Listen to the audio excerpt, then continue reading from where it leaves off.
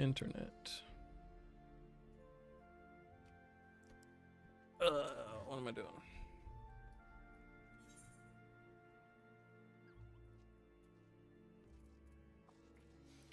Hildebrands in Idleshire. I'm doing MSQ. Timeen.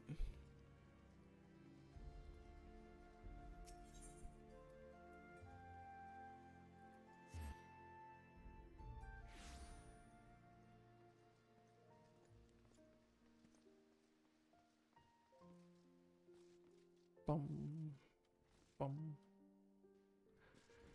bum, bum, bum. Good morrow to you, warrior of light. Lord Aymeric sent word that you would be attending the meeting in Alamigo, so I gathered you have not come in search of him. To what, then, do we owe the pleasure of your visit? I see. No, we were not aware Sir Estinian had returned to Ishgard, but as I expect you remember, he is wont to come and go as he pleases. Mayhap he came seeking an audience with Lord Aymeric, only to find him absent? In any event, I am afraid I cannot help you. Perhaps one of your companions has fared better. Don't tell me about my companions.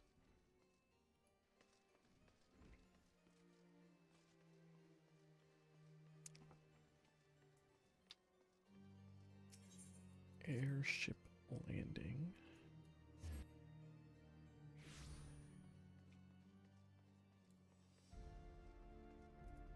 Alright. Daily switching a pet. Hedgehoglet. It's so small. I mean, for a hedgehog, I think it's actually totally normal. But for a pet in this game, it's small.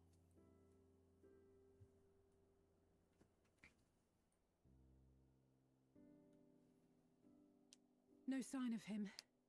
Not that I've ever met him before, but the way Alphino goes on about him, I'm fairly sure I could pick him out in a crowd. Speaking of which, it does seem awfully I don't quiet. know. If the erstwhile Azure That's Dragoon necessarily had true, returned to but Ishgard, okay. would it not be a source of general excitement?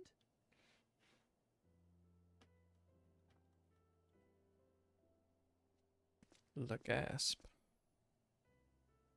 First the Scion's Coinkeeper, and now you. I'm beginning to think these meetings are more than mere coincidence.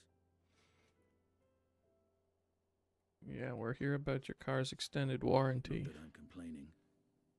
It's been too long. Too long? You look an ilm taller and twice as rugged.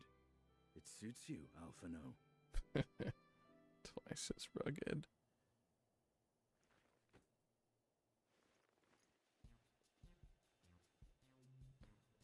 Quieter, though. Have you been giving him lessons on how to be the strong, silent type?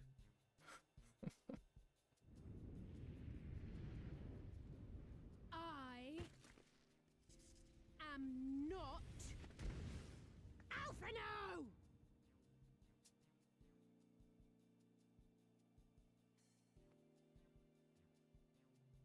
If the two of you are such firm friends, perhaps you should remember what he looks like.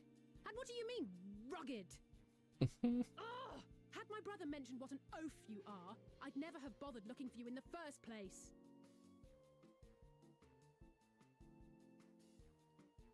Estinian Wormblood, the Azure Dragoon. He who fought and felled the dread worm Nidhogg at the Warrior of Light's side. To think the day would come when I should see this living legend with my own eyes. Would someone mind explaining what is going on? Is everything Apparently, all right? we're here to be a I prank thought I show. heard Alze shouting.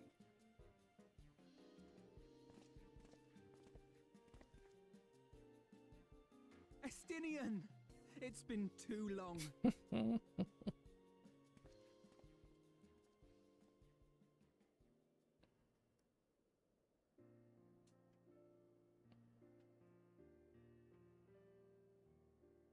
No, it's quite understandable.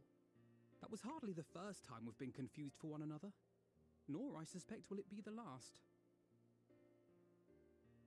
Well, I, for one, will not be making that mistake again. What I will say, for the second time today, is that you've grown. Inside and out. I can tell. One can't remain a spoiled little lordling forever, you know. Oh, I'll show you. At least someone's having a good time. You know, when we were growing up, Alphino would never befriend other boys because he couldn't stand the thought of not being in charge. But maybe that's changed. He seems just as happy around Estinian as he does Arenvald.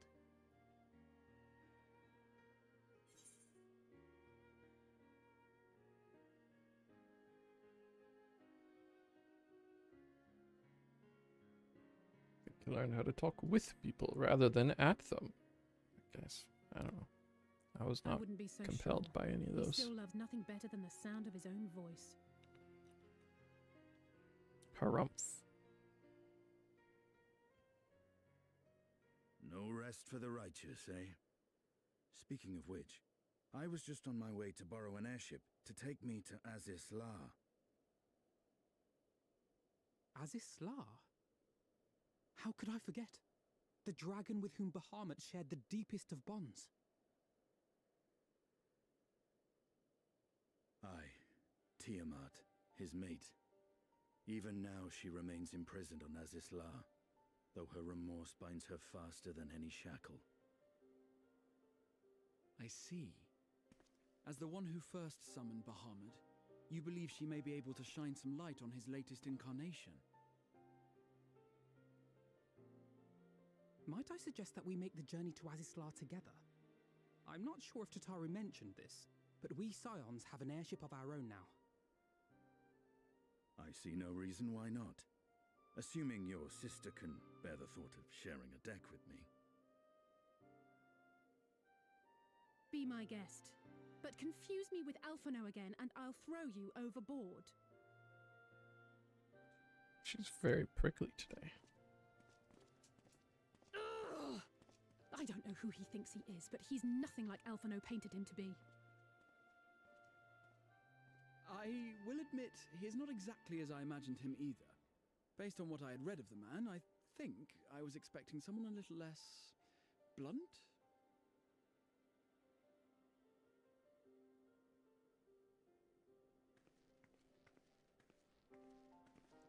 Honestly, he seemed affable to me.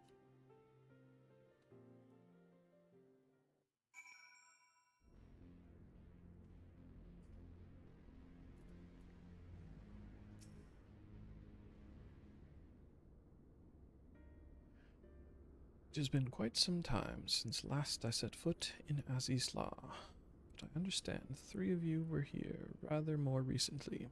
I don't suppose you chanced to meet with Tiamat during your visit? Alas not. We had no cause to set foot here in the Delta Quadrant, but I have studied the relevant records, which is not to say I wouldn't appreciate a first-hand account of your dealings with her. Well then, Fluffy is the person to ask. As far as I know, he's the only one of us to have met Tiamat face to face.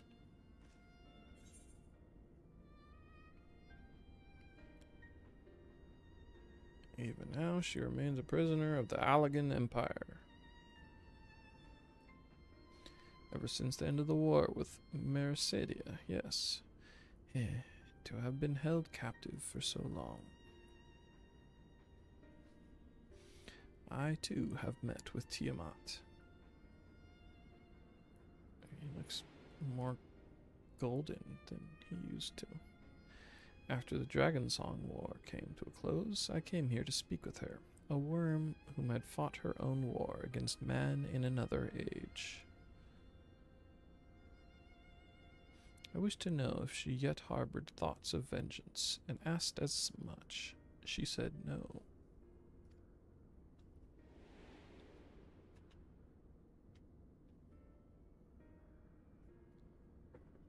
I forgot to take insulin. My hatred, blah blah blah, something something. But the guilt she feels for resurrecting Bahamut burns on undimmed. It torments her even now. I see. Then your original reason for coming here was out of concern that Tiamat had been forced to summon Bahamut.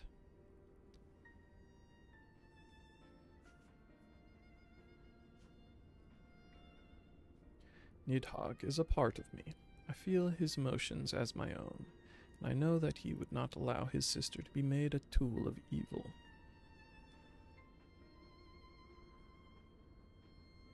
In his absence, it falls to me to watch over her.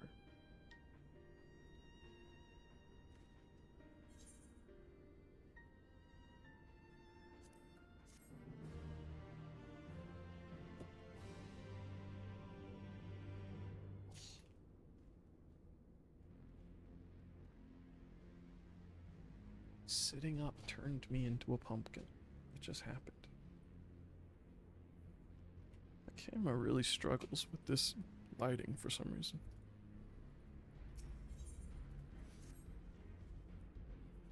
Tiamat awaits. This way.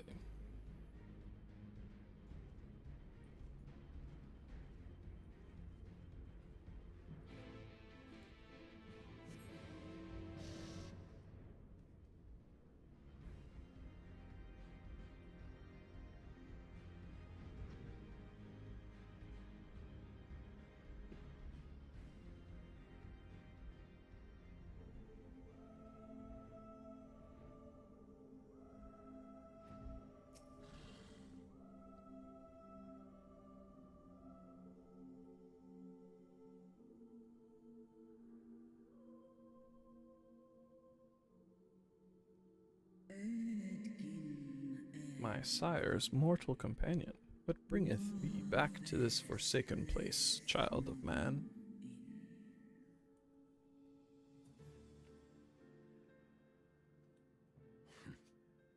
It's plain she knows naught of recent events. Perhaps you should enlighten her.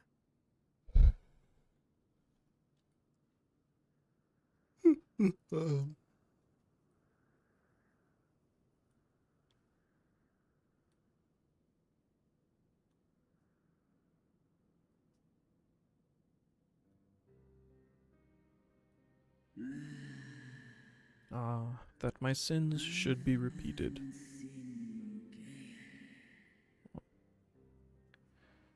Sins is the same word in dragon. I sensed not the faintest stirring. As to who could have called him forth, I know of none save the dragons of Mercedia, our children.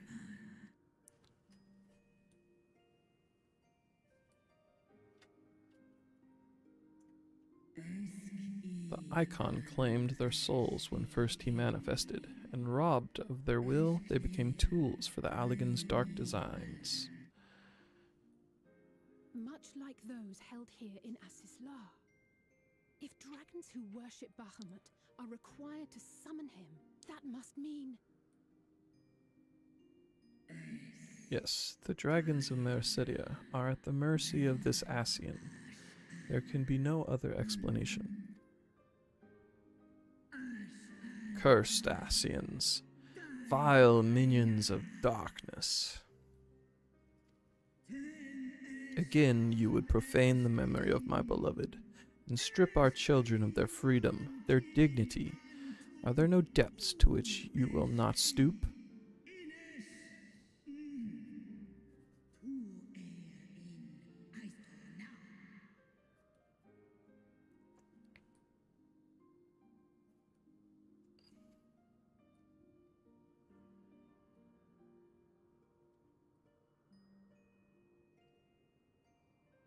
Your children's pain means nothing to them. They laugh at your kind suffering.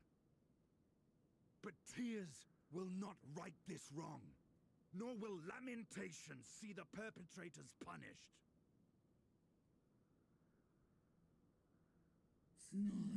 What wouldst thou have from me, Slayer of Dragons? Behavior befitting a great worm.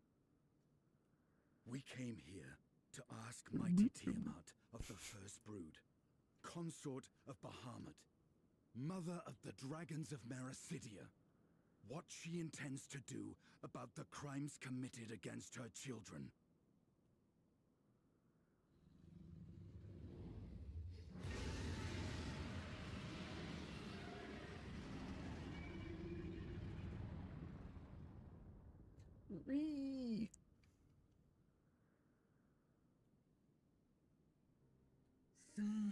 Were I free, I would answer thine insolence with fire, but words shall have to suffice.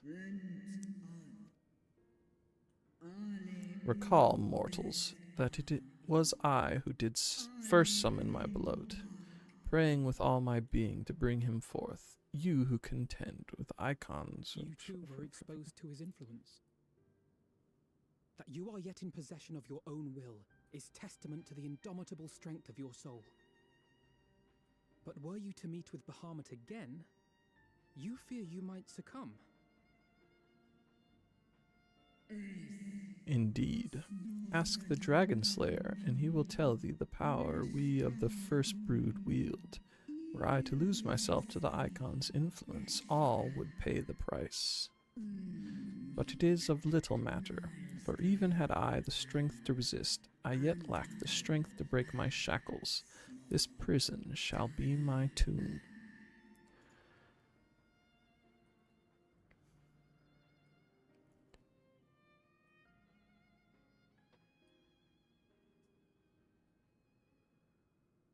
On the matter of Bahamut's influence, at least, I believe we can be of some assistance.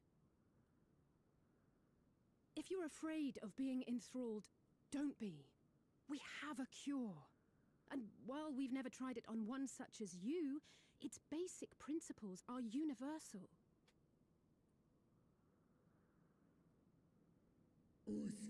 Speakest thou in earnest?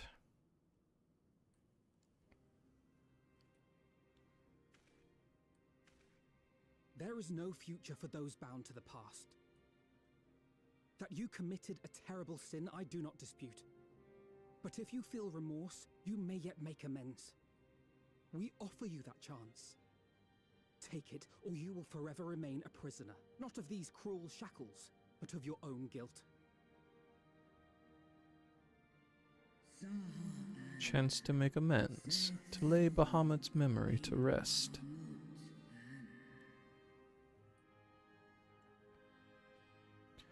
I wonder what they imagine makes noise in that dragon. Like, it's clearly not the mouth. When your own star faced annihilation, Hydaelyn granted us sanctuary. And now your foes would bring about her destruction.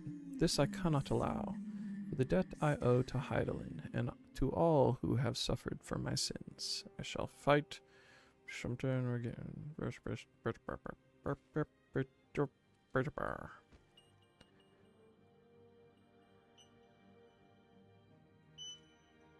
Oh, my diabetes machine's upset with me.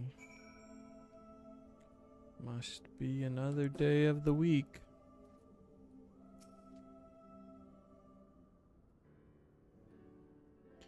While porksies have been shown to be effective in curing the tempered, Tiamat must be considered a special case. She is far, far larger, and immeasurably more powerful than any subject treated thus far. Were we to remove her restraints only to find that the process had failed, we would be hard-pressed to contain her. Then, before going ahead, we should learn as much as we can about the exact nature of her condition. Do you suppose we can find that information here? Why, yes, we can. We can indeed. The Alligans kept detailed records on all their notable captives, and I know exactly where to look. We shall leave that to you then. In the meantime, the rest of us can turn our thoughts to the removal of those shackles.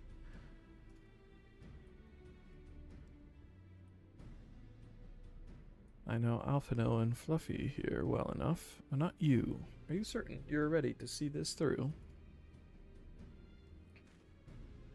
Rest assured, Sir Astinian, that I am both ready and willing to give my all for the sake of this star, though that is not my only reason for wanting to set Tiamat free. While I do not claim to know all of her sorrows, I too once found myself in a prison of despair, and I well understand how hard it can be to dare to dream of escape.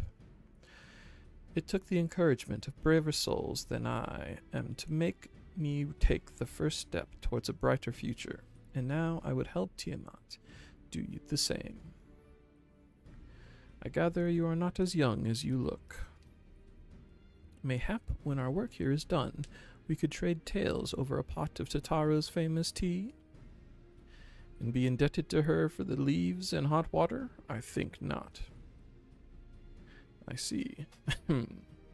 Turning swiftly to the task at hand, then. I believe the nodes governing Tiamat's restraints are located in the sector known as the flagship. Ah, yes, we are familiar with it. The Aetherochemical Research Facility in particular. Oh, you may wish to take this, a spirit vessel containing a small amount of my blood.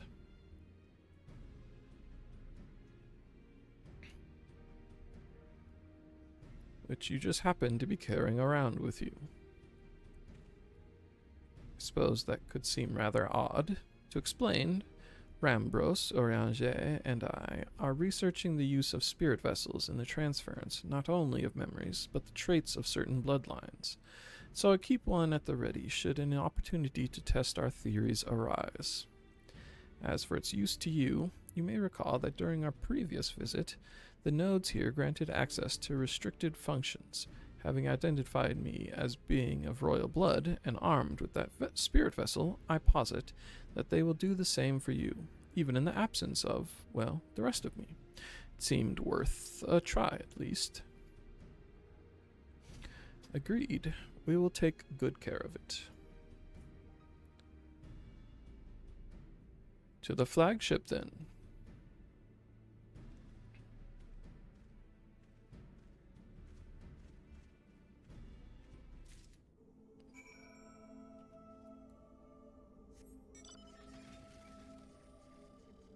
Bump.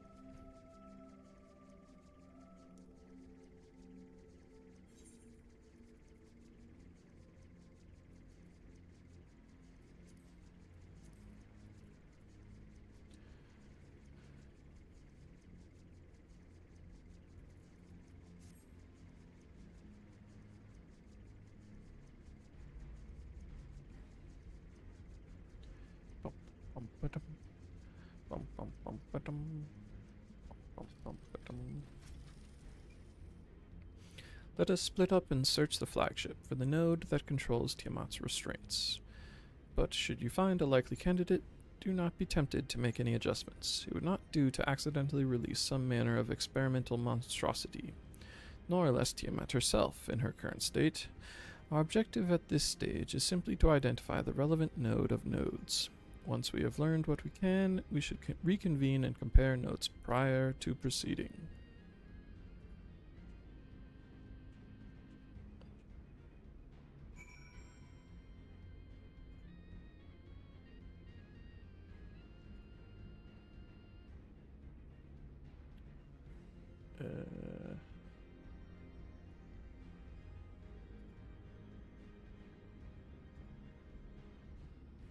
Hello?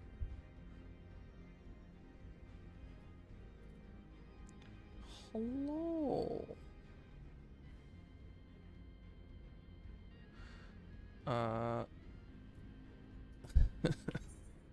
Yeah.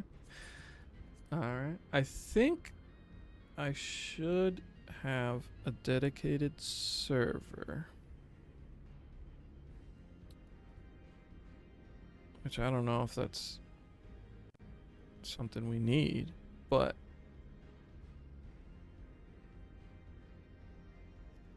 pretty sure I got it working.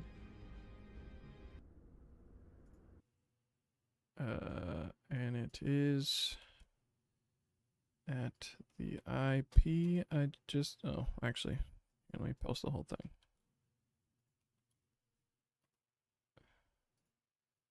At that IP.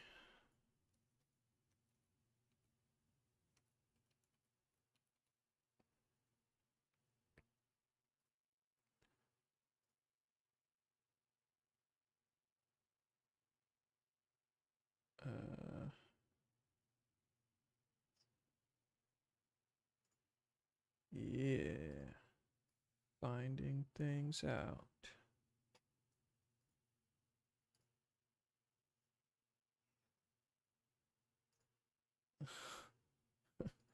Random, the best kind of character. I dig it.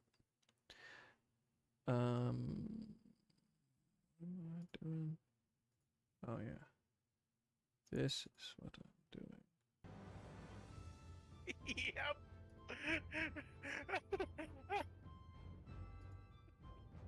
Are you a random thing? Is that what was funny, or is something else funny?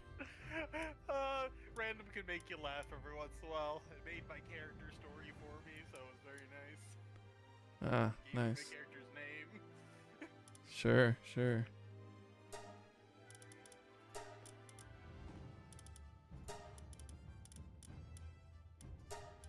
Where are we starting? I don't know. There's two way out of the corner. I never started over by like the Forgotten Islands. Those are like the harder starts. Sure. I think it might have. Oh. I think it might have auto picked something for me. Do you know which one you're at? Are you at like the normal one or? Oh, never mind, never mind. It was just playing a cinematic. Gotcha. Yeah, yeah. Like I don't want to start the same one. Sure, Start sure. Any of the other ones. We could do like the Sea Breeze Archipelago Reef, which is like goods, resources, and pal population, but it's like not 5-star, 5-star. All right. Okay, Sea Breeze Archipelago Reef. Yeah. I'd like to respawn there. Bottom of the map. Yeah, but not completely bottom. The one slightly above. Yeah. Oh my god. You are very big and green. Wait, did it pick Big Green as a random name? No, I named it. Okay. Should we be in a guild or rival guilds? I think I made it so we can fight each other. got an ADS down these punches. Big Green wants man. So, that's terrifying. I also think even if we do join a guild, I'm pretty sure I turned on friendly fire so we can still fight each other. Which means shooting guns will be very exciting. Yeah. And also I'm pretty sure pals, like, Oh god. Yeah, they use AoE ability. yeah, so it'll be nice and peaceful, I'm sure. Yeah. It's gonna turn out real good. That's a good start. Oh god, fuck this. Okay, we got a sprint button in this game. I just punched a rock for a little bit. So we got a bunch of wood up here. Wood is an annoying resource at the beginning of the game, so maybe we can just park near all these trees and... Yeah, I mean, like, that is a forest. Yeah. Did they fix this issue with these? Oh, what was the They issue? did. Oh, these made it less likely for you to capture Pokemon. Oh, They started the game off where you were at max ability to make them, and every time you picked one up, it turned on the percentage growth system. And it did it inversely. interesting. Yeah. I never even noticed. Yeah.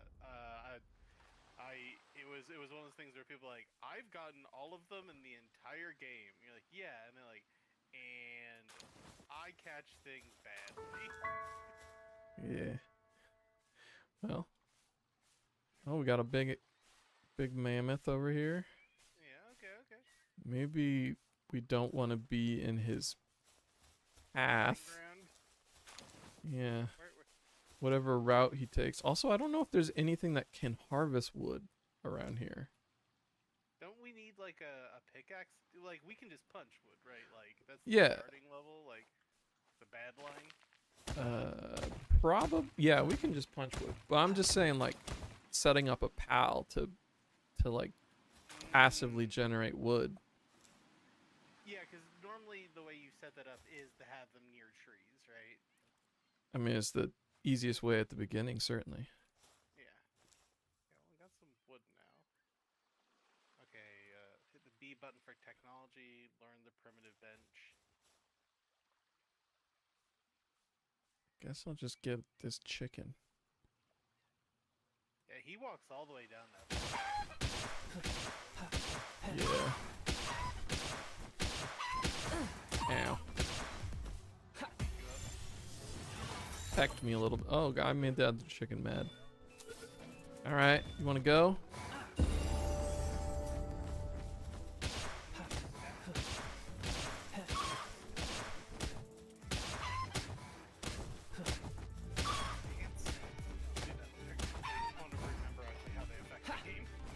Oh, the chicken dodged the Pokeball.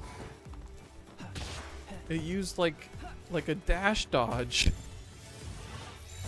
my one Pokeball, we got a chicken. Oh, yeah, I also got a chicken, so we each have a chicken. Yeah, nice. Come on, chicken. Alright, so I guess we can put. Oh, I think I joined you, so you have to place the base, maybe. The guild? I swear I joined you.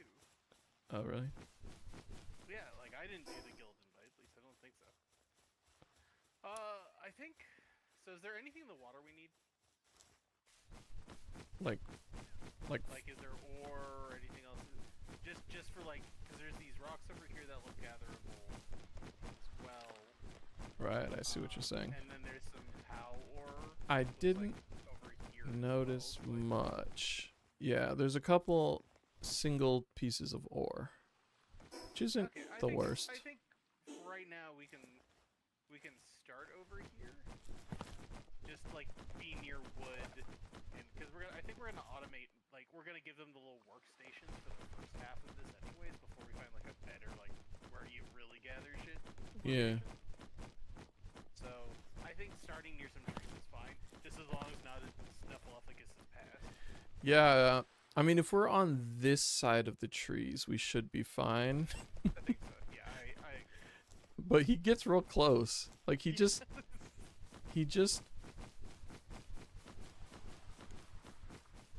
we can go explore too. like, came if you wanna go. up this way. So actually, yeah, I don't know if there is a safe space from Snuffleupagus here. Gotcha. So like, let's wander around for a sec before we double down. Sure. There's some mountable pigs over here. Oh, there's a Cativa up here. I don't have another Pokeball for him. And some iron. There's an Eric deer. Yeah. Eat deer. But iron's cool. I do like this space a little bit better than down at the bottom of the valley. Yeah, it's a little more defendable too, which is kind of the nice part of it, right? Like Pokeball. just being on this hill like gives us like a little bit of the, oh yeah, so like you can't be ganked from all directions, just some directions. Yeah. Because like eventually we're gonna get those like Team Rocket raids that occur. Ooh, there's wolves over here. Got your pack of wolves. So yeah, do you want to keep going up the hill and see if there's anything farther up the hill this way, or can we stay at this spot? Oh, staying there is fine. I'm just chasing around a life monk. Gotcha. Okay, well I'm gonna put a workbench down here and get started. Oh, I'm friendly firing, punching my own chicken. It's gonna be an exciting combat. Stop shooting him! Open technology. Tile dressing facility, workbench. Oh, Clea, so, towel box. Yes, I distinctly want to learn the towel box. I need wood for the towel box.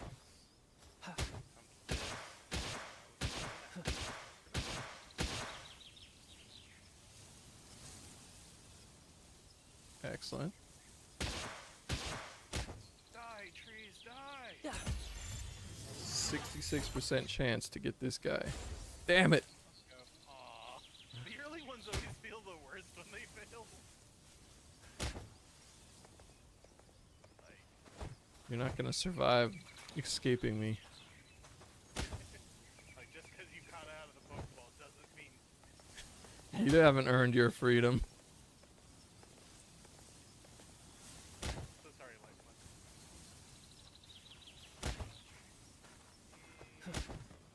I need more stone.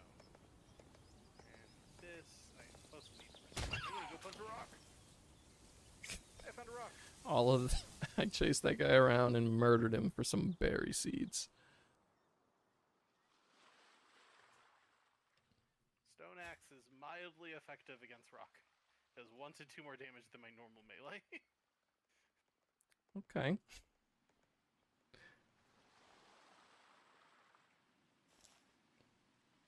I definitely need to put on some music this game. Not cutting it. Maybe music wise, though. No, not. I don't want to replace my tutorials.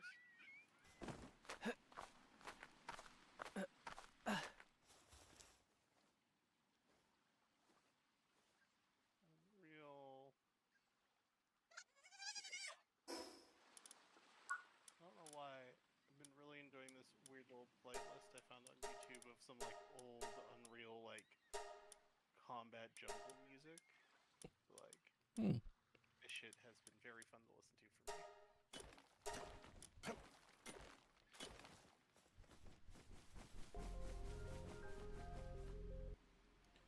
Booba dooba dooba dooba dooba.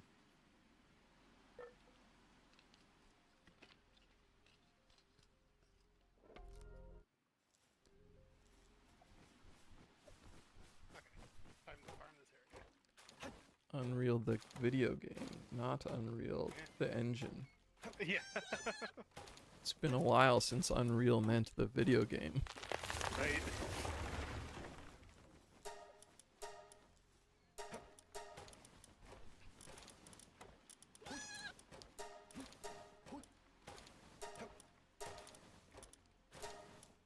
It just has a lot of like weird. I don't know, just like this is the floating music of like the PlayStation 1 era. Was this style of music? Sure, sure. I have been encumbered.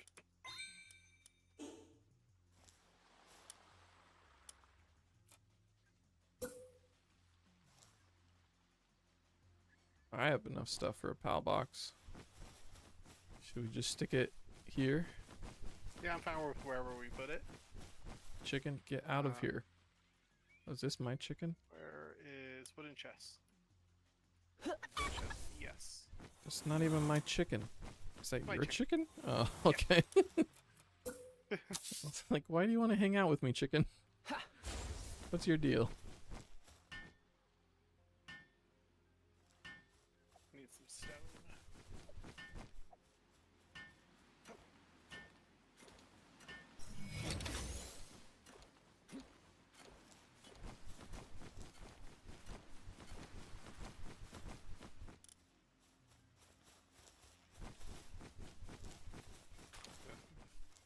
There's a lot of wood.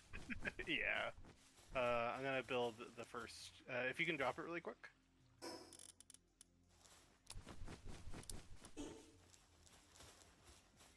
the back side of this bed.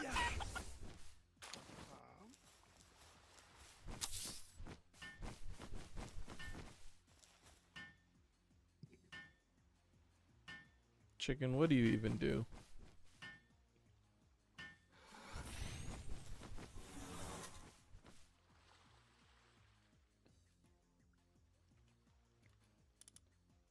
Okay, cool. Now it's got a whole bunch of rocks and lumber in it. Excellent. We're making our way. Not downtown. Yeah, we're already downtown. Yeah, we started downtown. Alright, I got some pal spheres. I'm gonna go get me a cat. Nice. We could make a hanging trap. That's true. I've never, like, used that on anything.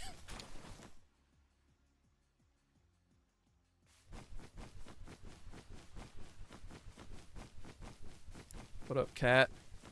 It's time. Fuck. Yeah. I'm gonna build us some weapons here in a sec. Chicken, fight the cat. Jesus Christ, get away from me, cat.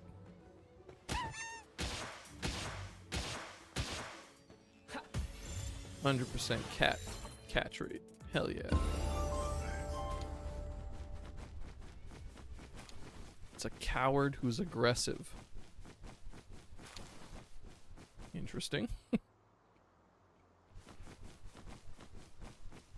There's a eagle statue somewhere. It's up on the top of the hill.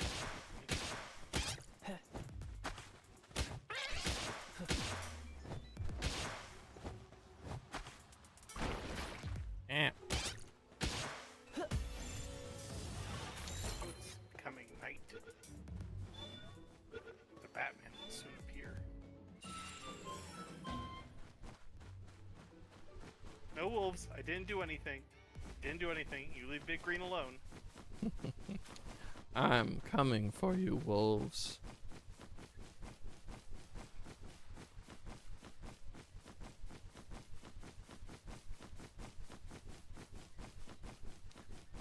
Once we get later in the process, I'm going to make a perfect land ball, just because I like doing it. Alright. I don't know what that means. Makes it, you make just a really, really big land ball. That's about it. That's all that it really means. But it's something I did last time I played this game, and I very much enjoyed it. Doesn't do much. It's just kind of fun to build. Great.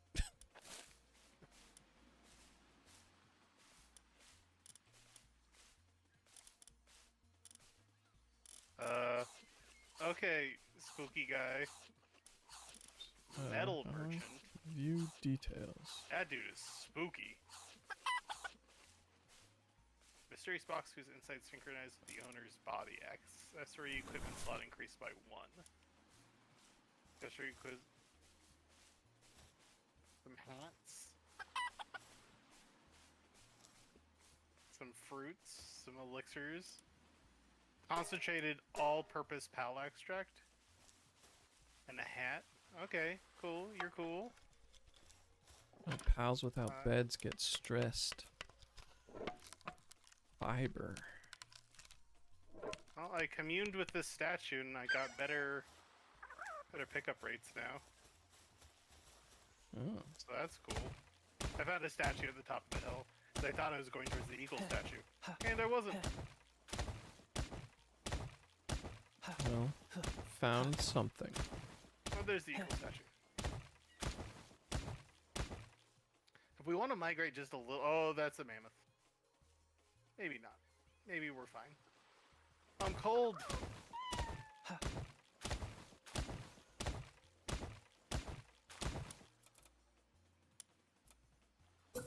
Oh, campfire is just wood. It's pretty easy. Gotta get to the campfire.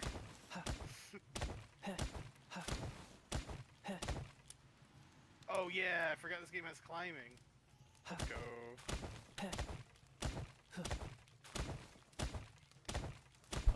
Punching, punching, punching.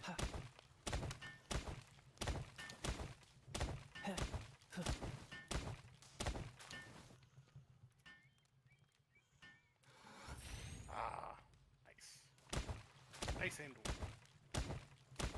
Now it's so comfy and bright at our house. Right? Found an egg while I was out as well.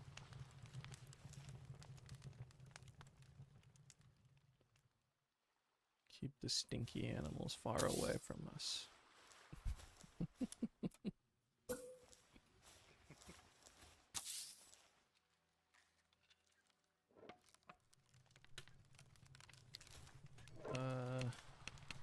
Oh, make a bed for us too.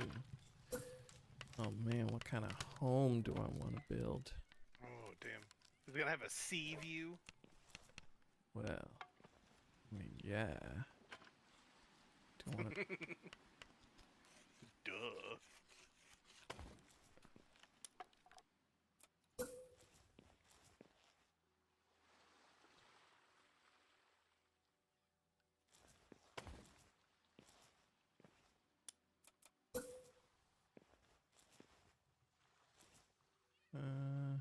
How do I want to do this?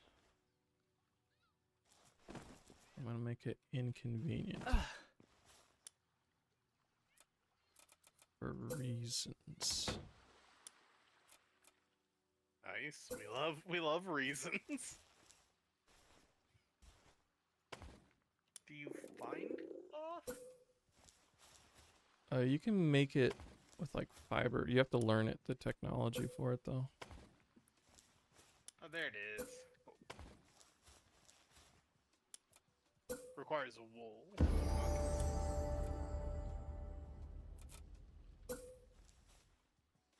Did you learn the feed box? No, Wish I not learned yet. that one too. And I'm probably gonna learn all the starter junk. You learn a lot of the basic ones. I gotta go get us more stone and wood so we can have some bows. I guess I could put my stuff in the box instead of just hoarding it. There's a quick stack is R. Oh, I hit Q randomly. That was the wrong button to hit.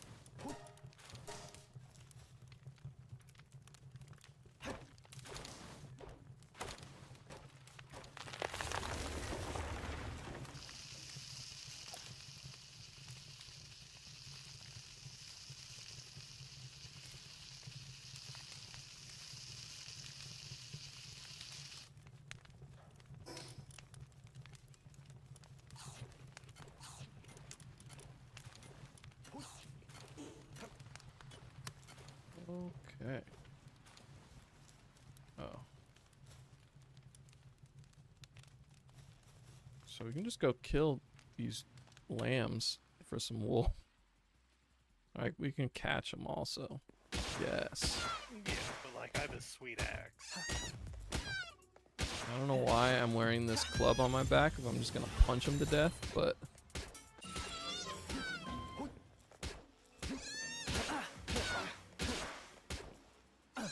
I saved you, Lamball. I tried to reload my axe. Yeah. Nice. That should be enough for one cloth, which is all we need to make a shot in bed. Yep.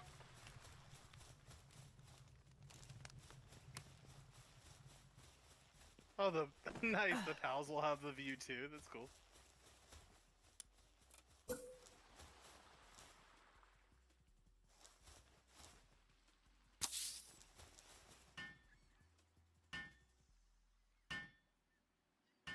Dink, dink.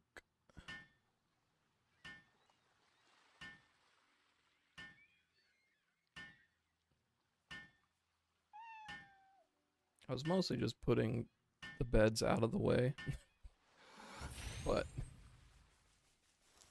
they will also have a view, I suppose. Oh no no no no! Run away! Run away!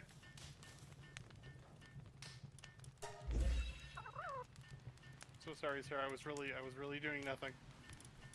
You have a beautiful neighborhood. Destructive insulated body.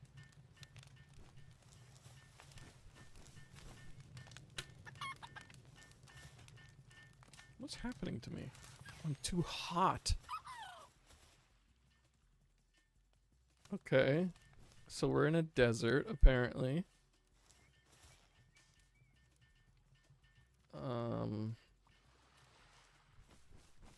Guess I'm gonna move the fireplace somewhere else.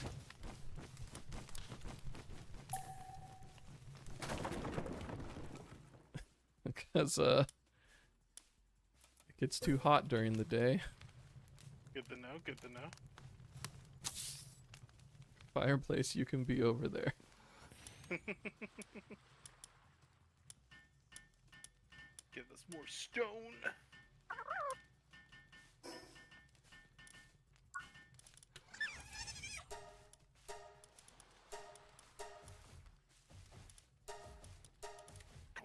Tink, tink, tonk, tonkity, tinkity, tink, tonk.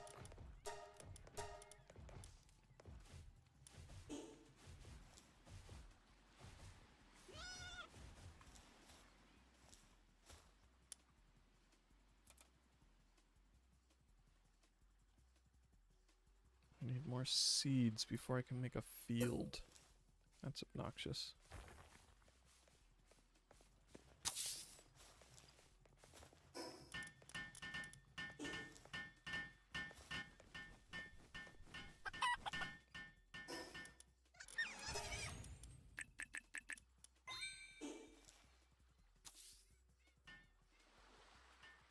Okay, got a repair bench coming in.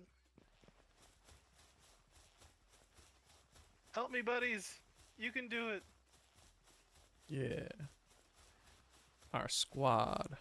I forgot about how much I liked that fact that we just run over tiny little hammers and like, we help! You're like, aw, you I really think you do?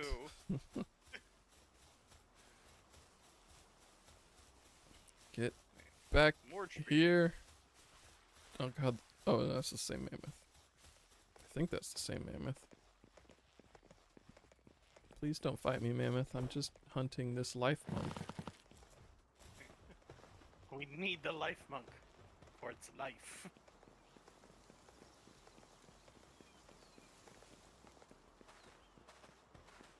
Yeah.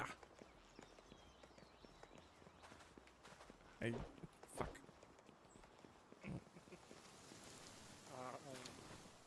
Okay, stats. Oh, he juked me. Do you remember how to use stats in this game at all? Stamina is, you know, running, swimming, all that junk. It's working, or attacking, Gotcha. whatever. Attack is just damage. I don't know about ranged. I don't know if attack helps with guns. Okay, well I'm then gonna do just stamina then. Yeah. HP is, you know, HP. Stamina looks pretty good because it seems to affect how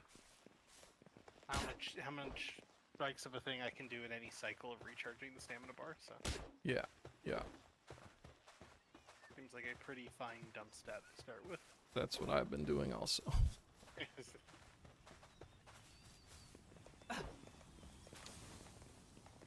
So I can chase down these life Oh monks. jeez, there's a boar that spawned in our area.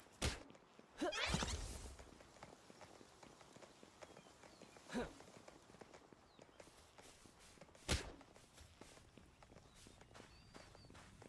don't know why. Uh-oh. And there's a random stranger wandering through too. Jesus Christ. Oh yeah. Right. Can you stop running infinite distance so I can hit you with an axe, asshole? Hell yeah. My little tree stump killed a wolf. Come on.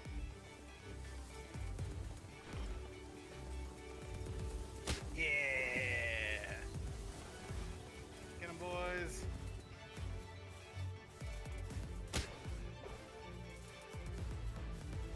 Where did you go?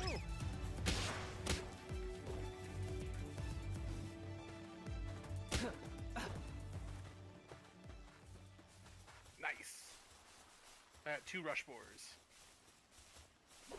Nice. Yeah, I wanted to catch those wolves, but I've been chasing this life monk. I'm not gonna lose my progress.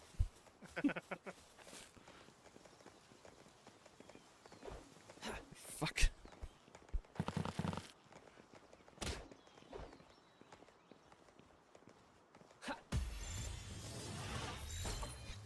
Better stay in that ball. Yeah.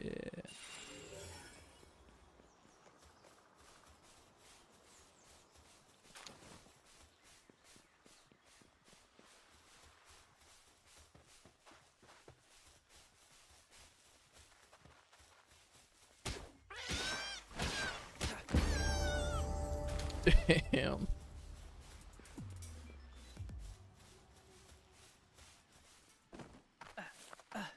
Hover away, Rushmore, hover away. So we have one Rushmore who's gotten all of the has like stronghold strategist, and the other one's a noble. So But they don't do anything.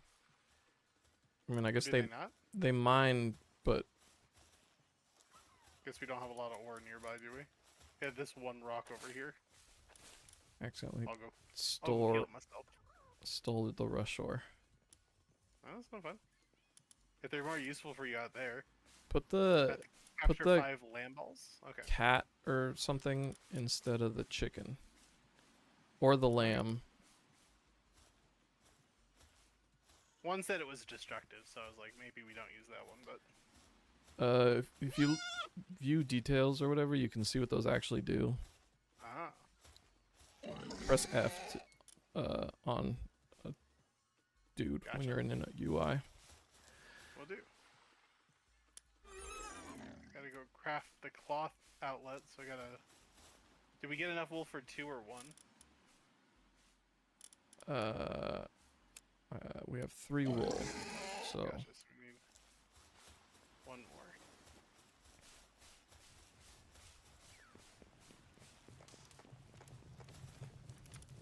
it's so hot over here.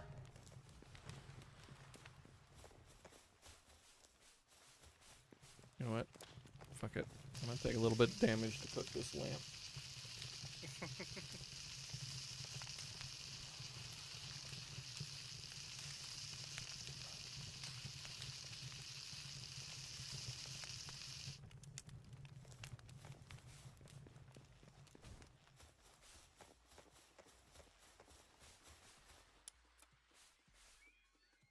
Oh, it's one of those mud guys. Did you get that? The gum moss? Is that Yeah. yours? Nice.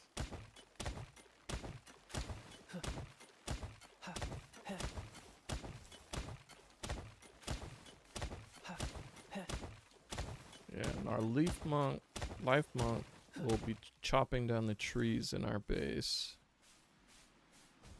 Ooh, that's good. We need something like a cat. I guess the lamb can do it. We can just toss the cat in, right? Like, Oh yeah.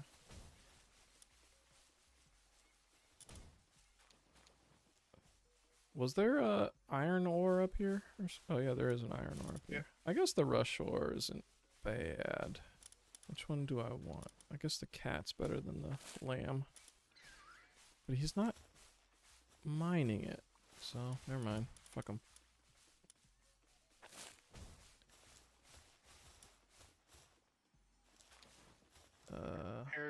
repaired the items. I need to go kill or catch the... I need to kill at least 1 lamb ball so I can make some clothing so I can run around at night. And then I need to catch a whole bunch of lamb balls for quests. Yeah.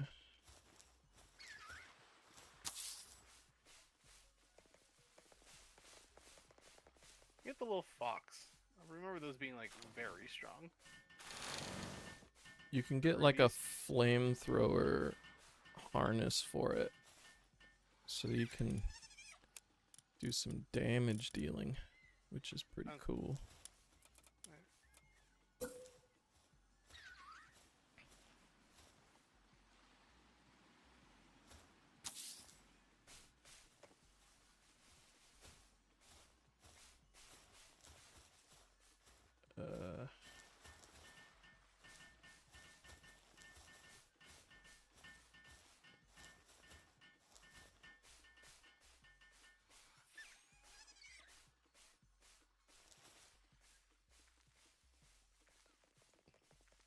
need seeds to plant? Guess not. Well, I caught it, but I died. Good trade. Alright, alright.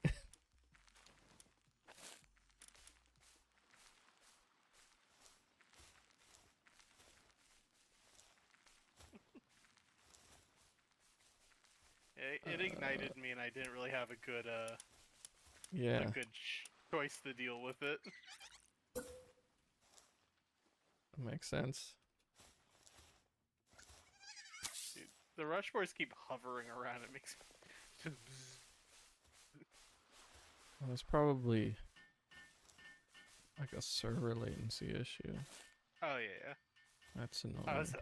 I was dealing with that recently on like I made this throwable in the game we're working on, and I was like, okay, and I was like, oh, why does it look like chicken? It's like, oh, because it's only on this server and it's replicating down, so every time it updates its location, it's pushing it, but there's no local simulation. I was like, okay, cool.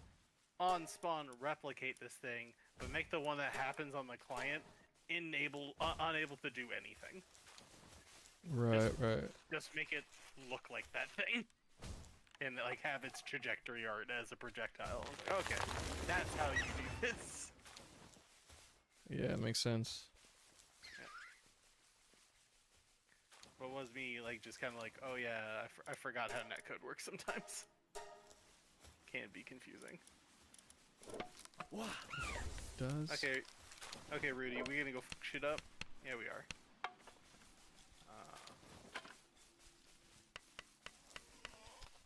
Okay, you got plenty of food in your belly. Base level 5, let's go!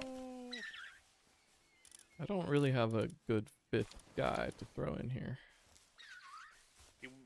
Like another chicken, another cat.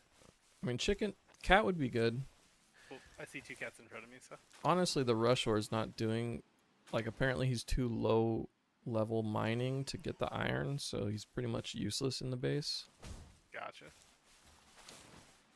Well, I can run around with him for a little while and level him up. I think it's a, like, inherent trait. Like, I don't think you can level up crafting on pals. You just have to get a better pal at mining. Okay. Yeah, like, oh yeah, gotcha. He can only do rocks, he can't do. Yeah. Understood. Okay. Well then I'm gonna keep trying to catch some of these rubies. I want one too. Yeah. Yeah. Oh, fight that guy. I don't know if there's a way to tell him to fight. Yeah, I swear there used to be, I just can't remember. Oh, you know how we used to do it? We need to go build the bows and arrows. Yeah, that would help. Got it. Got the hit. I didn't mean to do that. I'm so sorry. I'm so sorry again. I hit all the wrong buttons. Oh, you aggroed the one I was chasing just by fighting rubies, which really helped me out. Nice. He stopped running away from me and he started fighting you. Here comes my Gumas to back you up. Watch out for friendly fire. Hold on. That's gonna get really intense later on. Don't hit the elk, don't hit the elk, don't hit the elk.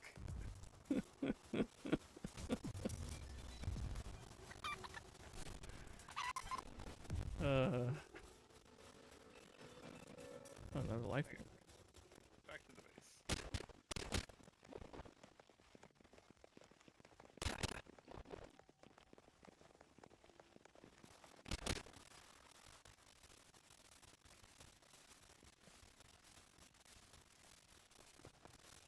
Next to the ocean. How is it hot? Yeah, I don't know.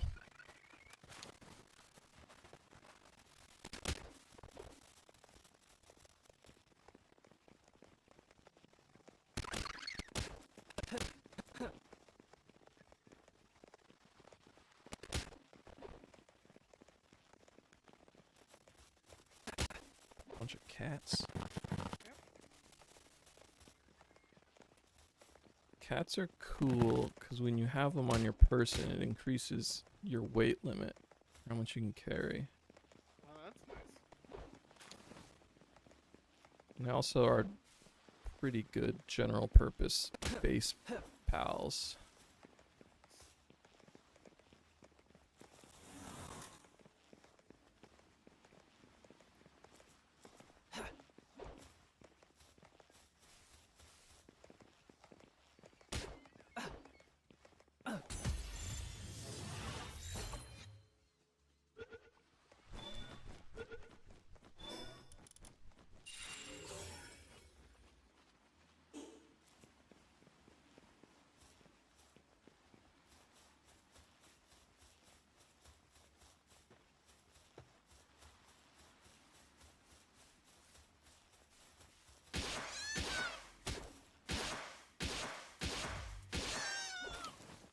Just murdered a lamb in cold blood. Good call.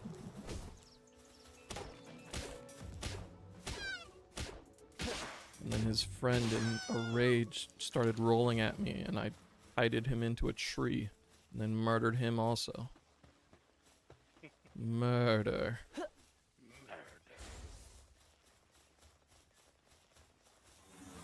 Where can I go to be cooler? Can I just jump in the ocean? Like, That should help. Are you near the fire? nope. Interesting. Just hot. Because it's not that hot down here.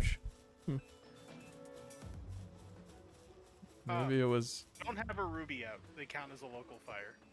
Ah, yes. That is the problem. What am I fighting? Oh, my Gumas is fighting a pig? Pig! They call me Mr. Pig! Yep.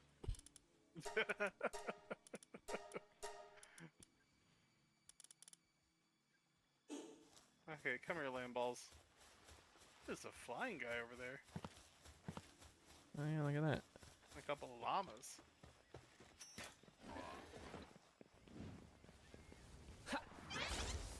This pig wants to fight me? That's my pig. Why did it charge at me?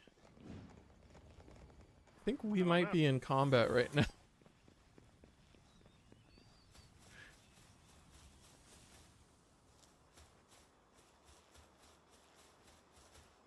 Ooh, ducks are pretty good, actually. Good job, pig. You came back. I don't know why you left in the first place, but you came back. He was trying to kill me. Yeah, which I don't understand, because I shot, like, a lamb ball, and then he was like, nope, I'm not doing that. Instead, I'm gonna commit murder. Has the same pig been out since you were fighting over there when my guy came to help? No, the ruby was used over there.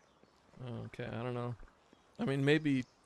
I don't really know how aggro tracks between players, so... Yeah, neither do I. I will tell you one thing, even with, like, remembering playing this game a lot, giving it enough time to sit and not be played has, like, I don't know where we are.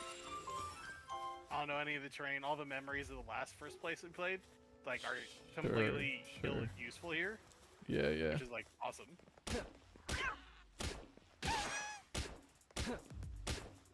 Please stop rolling so I can aim at you. Where did it go? Oh, server fucking screwed me! Oh, you can shoot your pals. I don't know what the heck? All the pals at the base died to something. Yeah, I think that might be a monster spawn. Cause like rush boar spawned there earlier, and then I've seen elks over by that area as well. Huh.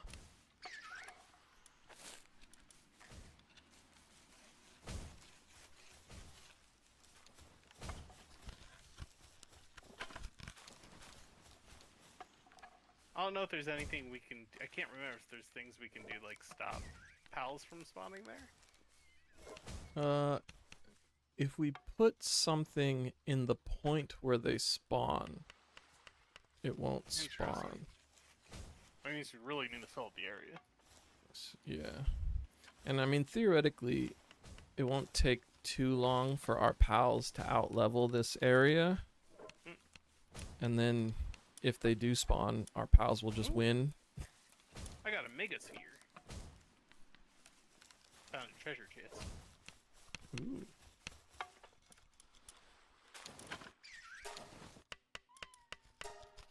I remember there being like a little dragon I liked last time. Hope I can find it again. It's like a boss monster or something. I thought was cool. Yeah. Hey, fuck! Get over here.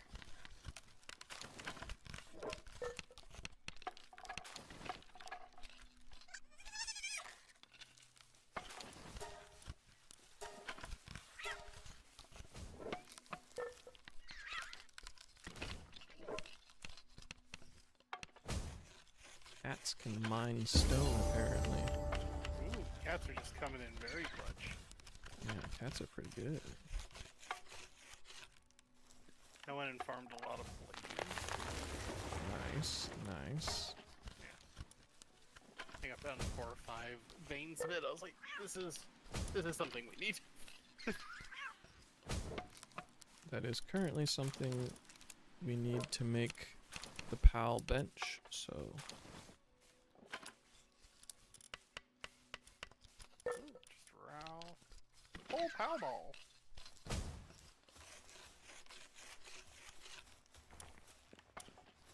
Another whole pow ball, yes please. It's one of those first boss monsters. I remember fighting your ass and you killing me like 90 times. Like the dungeon room ones, or the... The open world ones. I found one of the bosses. Yeah.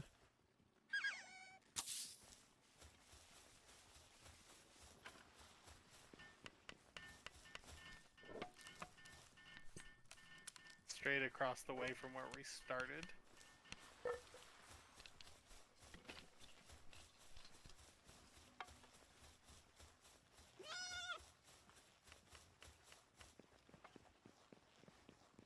Straight across the way. Yeah, like you go down the hill and you jump across. Sure. around the other side of the Oh, I see. The univolt down there. Yeah, yeah.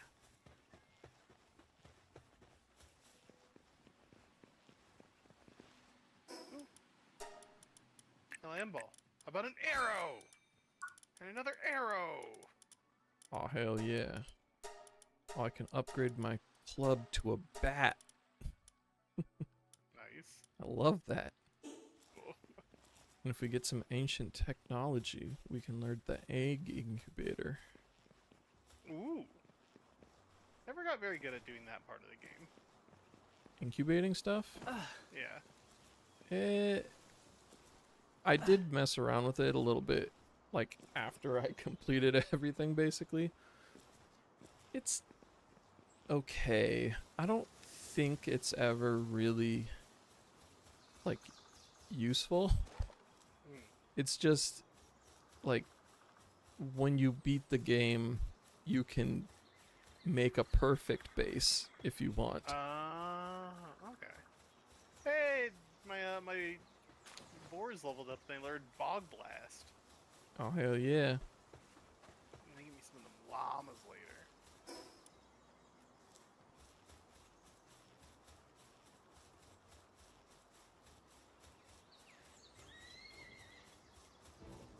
I forgot why I came out here, and it was to steal your palladium. Oh god. All Okay. my palladium is on me currently. Yeah.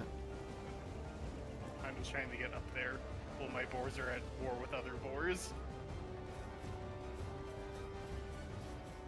My boar is currently thrashing like 2 other boars. Hell yeah. Get him. I don't know why. I didn't like hit them or anything. He's just like found them to be offensive. Well, the boars aggro automatically, which probably would, in response, aggro your guy on him. On them. Gotcha. Okay. Which also, just in case you're wondering, the Univolt across the way also is aggressive. Good call out. There you go. There's a lot more palladium. Yeah. Alright. What did I want to make? Oh yeah. Pal box. Pal gear deck. Oh, now I need more wood. There we go.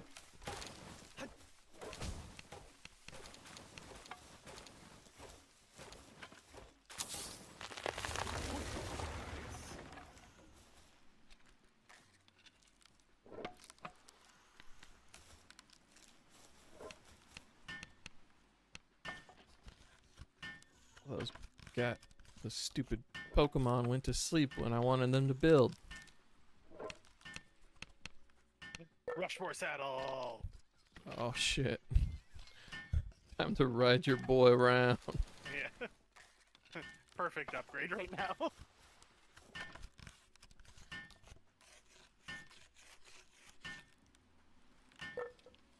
I am currently building the thing where you can make the saddle.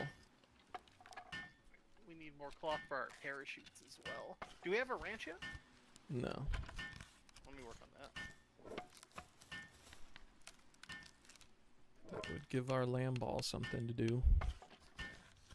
I mean, Lamball is actually a decent worker, but... I'm gonna build it over by the beds. Okay.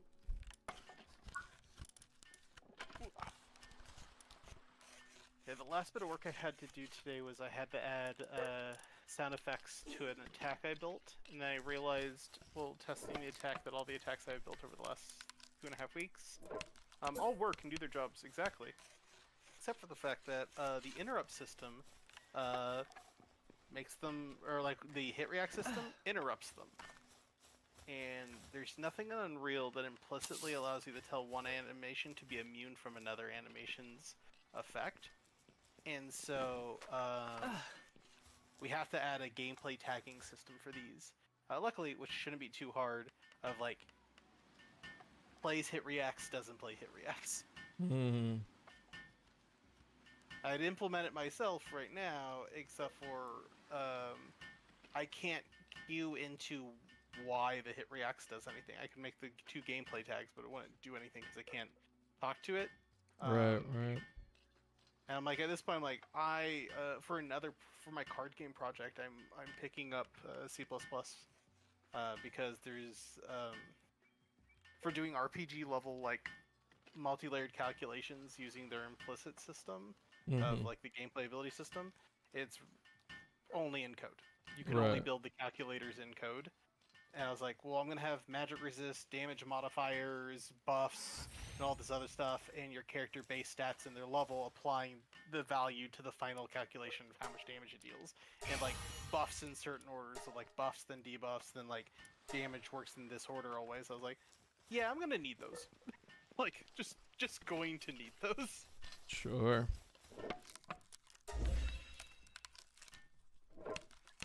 Base hit level 6. Let's go.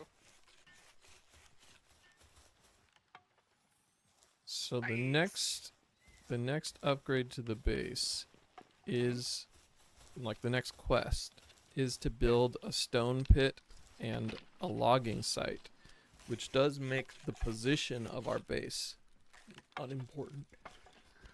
Yeah. So the question is, do we want to relocate, or do we just put that here and then have the scenery regrow? So, like, there is 1 iron ore in here, which is nice. Mm-hmm. Just like to have 1 early. We don't have like 2 or 3, but we have 1 at least, which is good. True. If we find another one, I think just keep an eye out for another place. Like, if you haven't been up to the Eagle, we can scout that place out and see what you think about it. Alright, sounds good.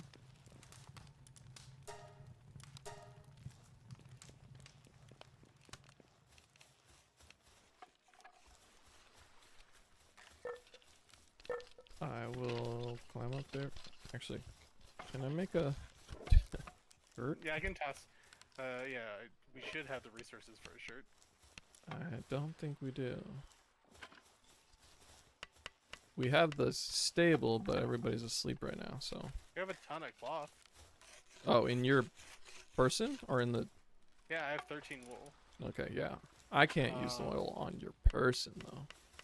Yeah, but it won't let me build this for some reason. Oh, I can build 13 cloth. Gotcha.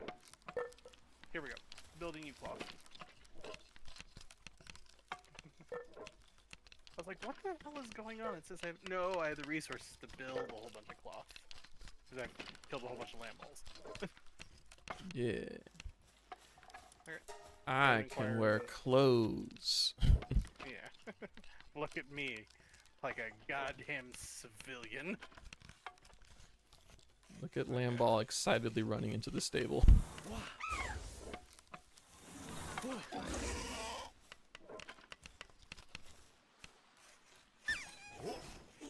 Let's go!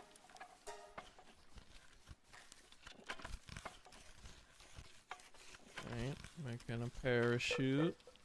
Oh yeah, parachute. That's a good idea.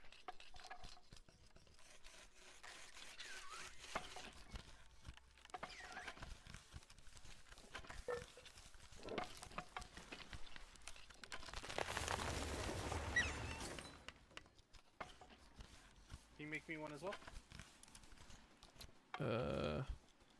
Need 3 more wood. Is that 3 more wood? Easily achievable.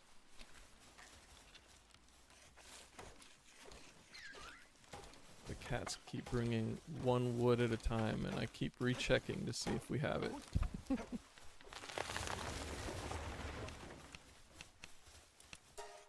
Alright.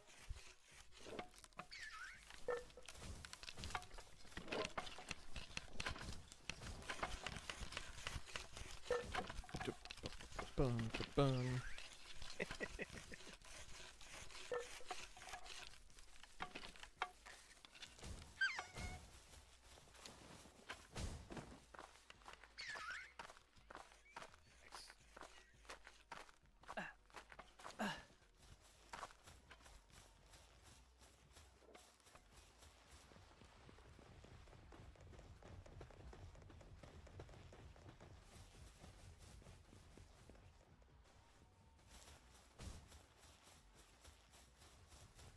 See at the top of the hill.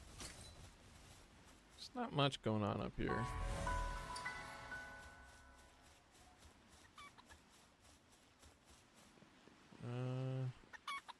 There's a church. Oh, with the medal.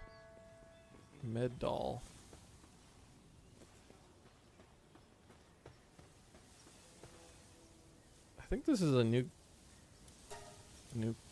thing they added. Yeah, the weird guy. Yeah, he has, except for his clothes is dyed gold, but other than that, he has the same skin as the black market merchant. But Yeah. multi-climate undershirt?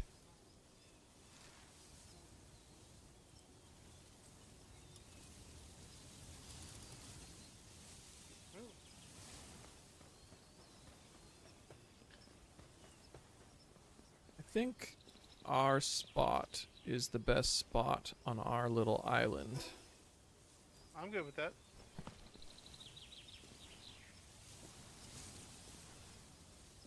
So unless we want to go off to the next island. Well, I don't think we're in any huge rush right now. Yeah. Like, I still think we have some basics to get up and, like, stood up and just, like, having this place farm pretty well. Sure.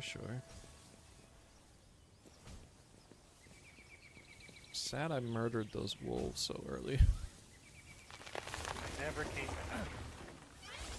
Need more stone.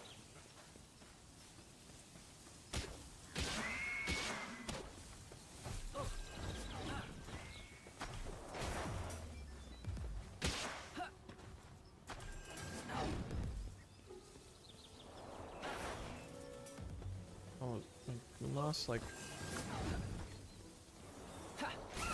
Oh god. Oh, it needs 50 stuff. 24. What's happening? I was fighting a How's it getting deer, rush for? and then another deer showed up. Crazy. Hope you live. 'Cause they can sing songs about you.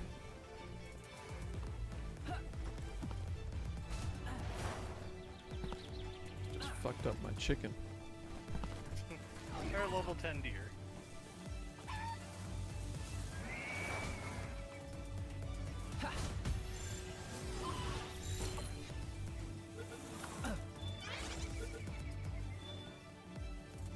Hell yeah. Did you get one? Yeah. Let's go.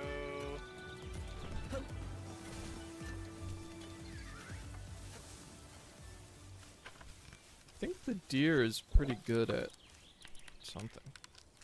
Level I know 2 they're very wood good starting gathering. out. He can gather wood real fast. But yeah, he's a good mount. That's true. Do we have a place for like their wood gathering already, or want to build it on this wall next to the rocks, maybe? For, Sure. Like, the logging and fun bit. Sure. I had nothing in mind particularly.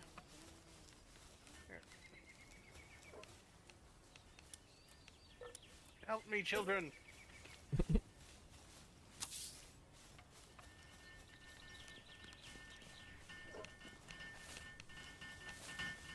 We do this for the proletariat, for the people. For the people.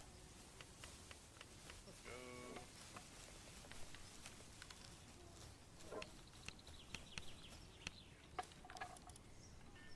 Need more wood. I put some. Oh, we need more than 35 for this, huh? Yeah, we need 50.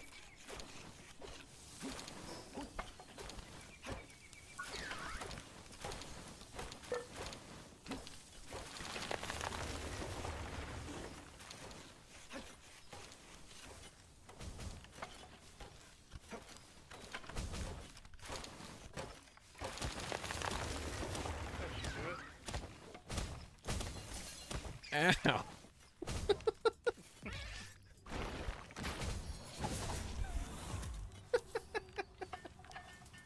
So I was standing too close to that tree, and, Yeah. and the life monks hurt me. And then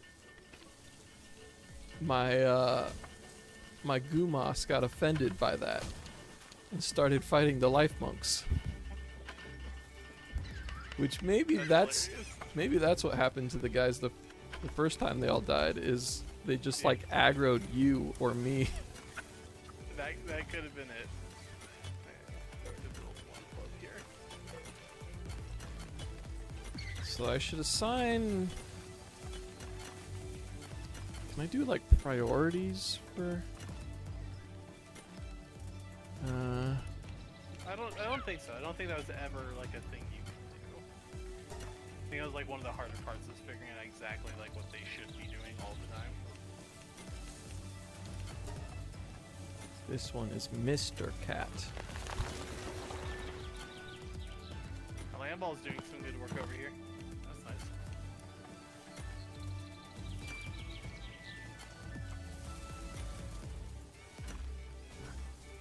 I feel like there was something you could do. I don't remember.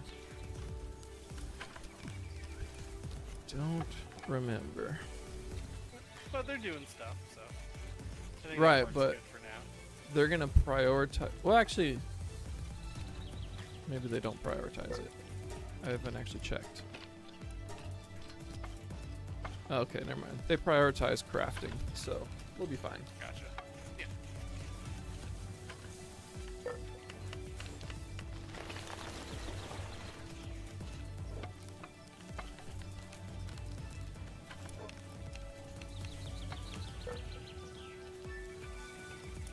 I think being on my rush board is literally slower than walking. Yeah.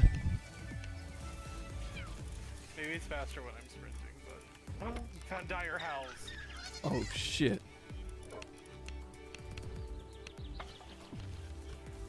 Oh, I don't have any bow shots. Fuck him up. Fuck him up, Rushmore.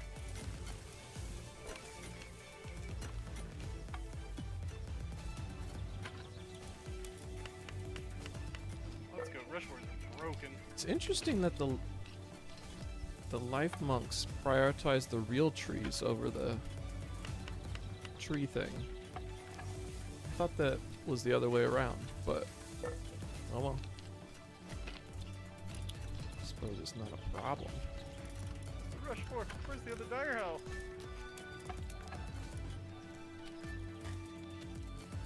No! Why are you blink jumping, you little bastard? I lost 3 spheres on this thing just, like, DCing.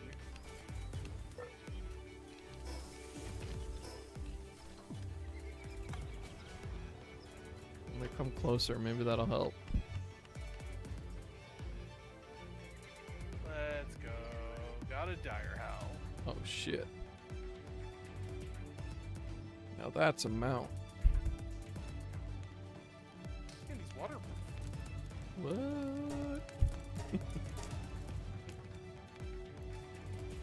Don't know what that means specifically for a dog, but it's neat.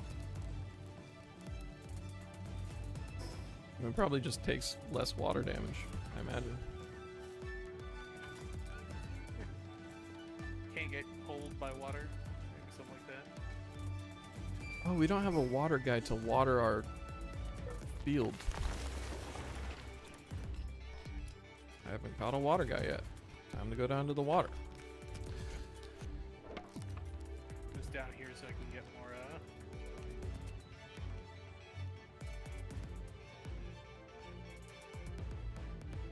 more Pokeballs. More Seems Palladium. good. Seems good.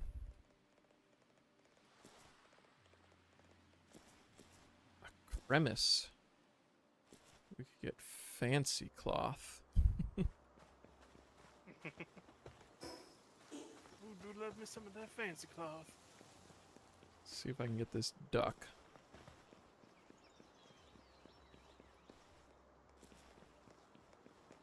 Whack! Ow. Damn,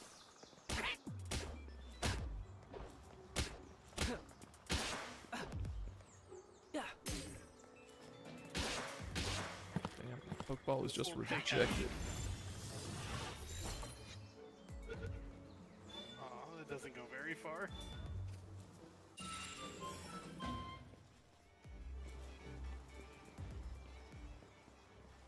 What doesn't go far? The reckless charge by the pig. I was like, it's a really like far move, right? Like, so I was like, oh, maybe I can use this to navigate around. Right. Just like dash around constantly. But I was wrong.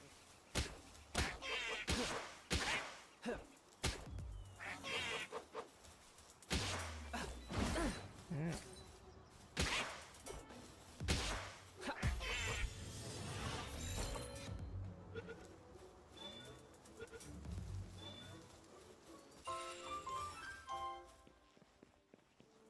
Whack.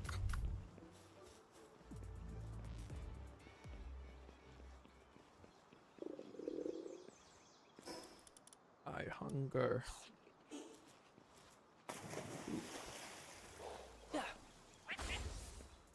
Level 2 mostly dead flax growing can help me here. I'm really on balls.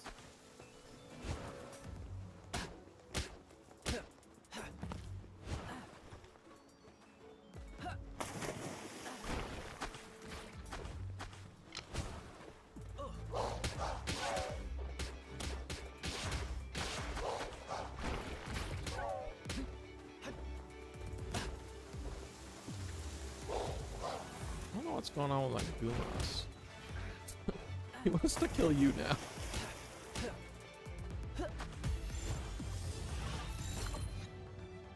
Maybe friendly fire is a little more than just basic friendly fire, like. Well, I mean, that one was the wild wolf wanted to kill you. Oh, yeah. No, I wasn't talking about him. I was like, if your Gumas came at me and I didn't do anything, like, we'll find out as it goes.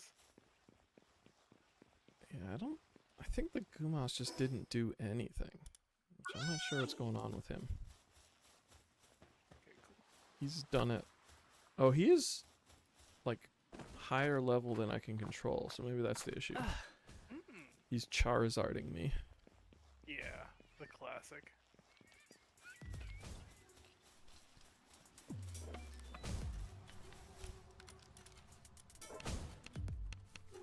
Infinite stamina.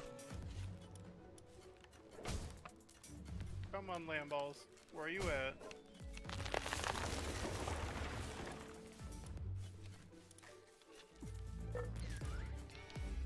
Need your precious, precious Lamball meat.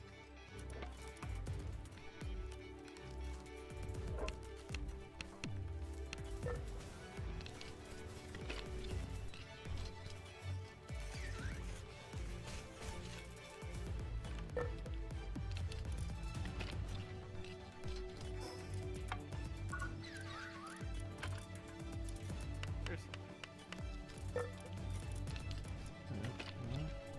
High enough level for...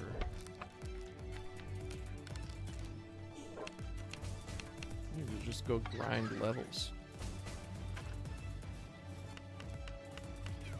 Oh my god, game. The rollbacks are killing me.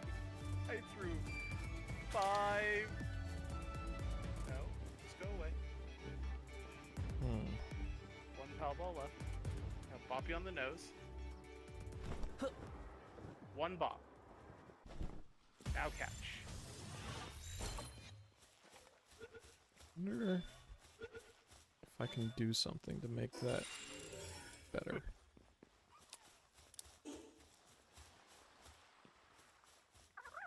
Like how we have the plan to construct a workbench over here.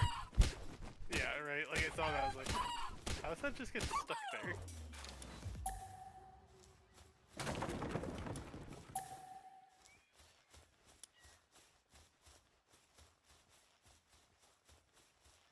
I could take that Nightwing. With the sweet bat I have. Yeah.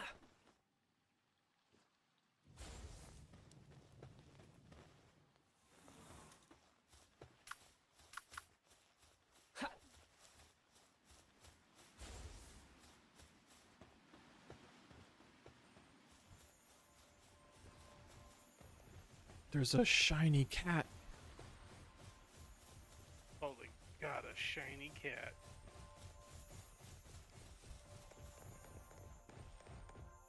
You gonna try and catch it? Hell yeah, I'm gonna try to catch it. And then I'm gonna name him Mr. Cat.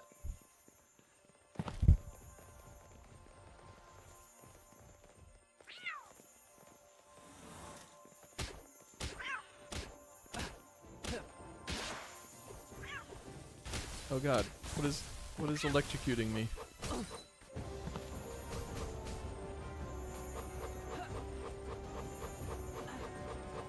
Cats have aggroed each other, I think.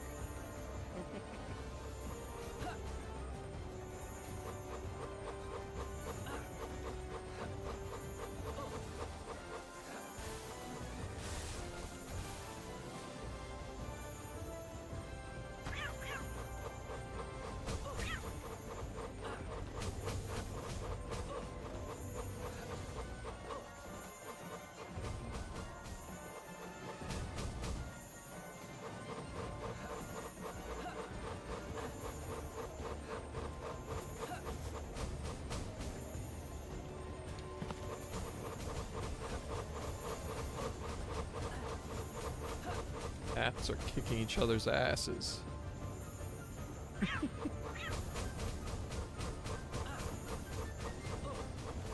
Yeah, I can't even use the workbenches. Really? They've just stopped required handiwork. That's something I don't have. Shouldn't be. Maybe I can assign more like memory space or something to the server.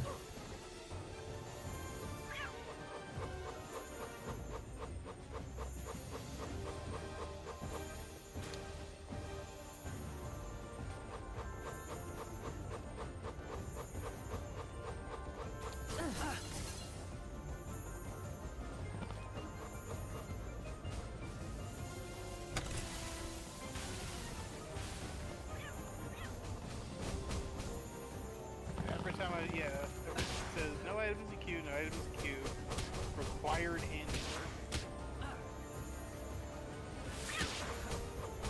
It's like, I don't understand.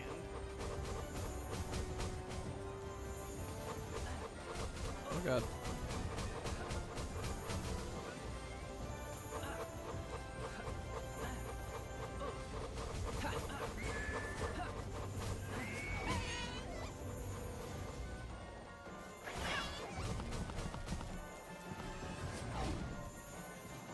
I was kiting this shiny cat around trying to figure out what I was gonna do, and then I remembered that there's Pokemon in this game.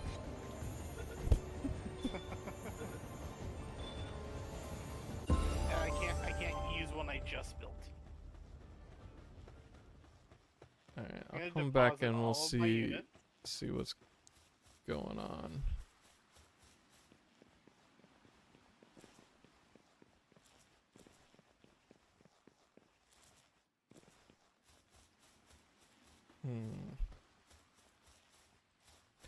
Herm.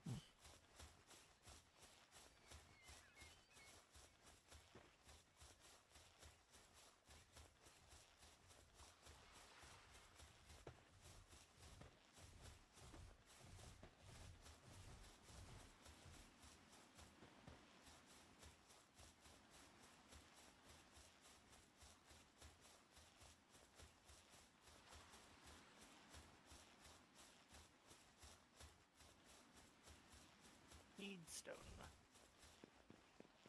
Alright. Is it... What were you trying to do? Trying to... Trying to make some POW balls or anything. They all just say required handiwork above them. I built like a whole new table just to test it. Try to do it again, real quick. Sorry, 1 second. Gotta deposit all this shit. Yeah, there's a reason why I put that over there. Yeah. Yeah, they're working now. Okay, so yeah, it's probably just a memory issue. Let me see if that's a thing in the settings I can change.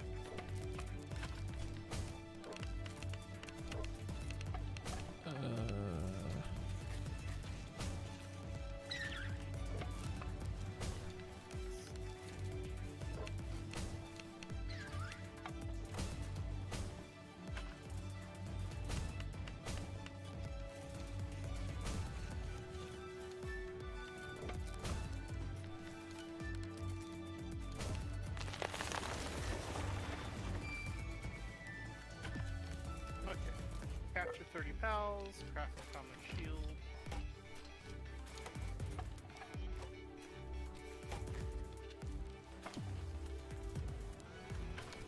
Need more palladium. Yes, sir.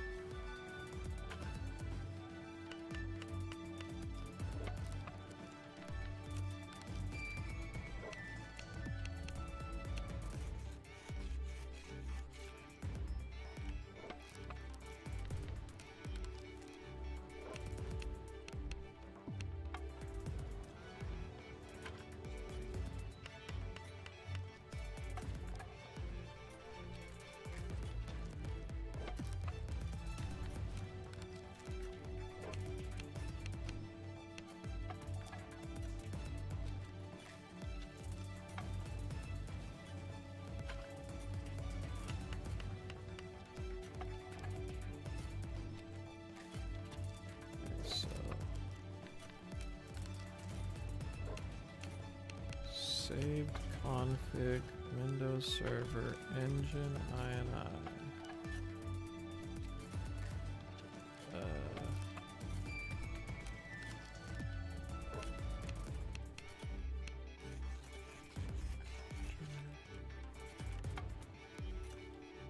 After the what the hell? Ooh, another third test. WYs/config. Oh, audio. WISE is game developer standard for audio content.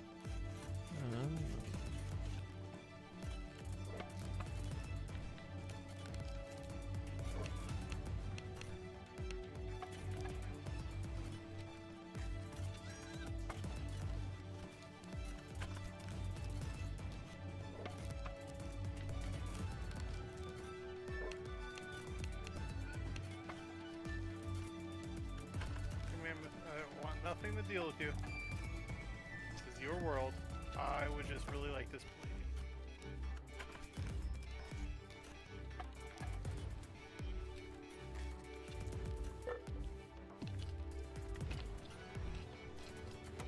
Very considerate, Mammoth. I thank you for your rest.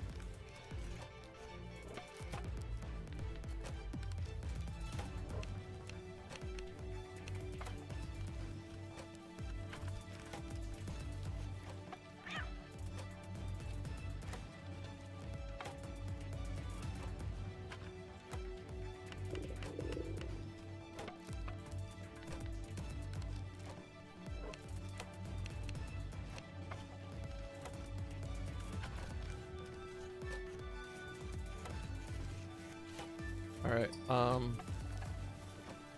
I think I'm gonna reboot the server real quick. Possibly I increased the server tick rate, so hopefully it'll be better for you. Nice. Okay, I'm good for a little quick pause and restart. Works for me. Is there a way we have to trigger a save? Is that a thing in this game? Not that I remember. I don't remember there being a save feature in this game. But all of our guys are running somewhere crazily. That's true. You might want to exit the server because when I shut down the server, it might not save your character. Okay, so I don't see anything that says save, options, journals, respawn. And return to title. Game will automatically save when returning to the title screen. Cool. Great. You have left the server.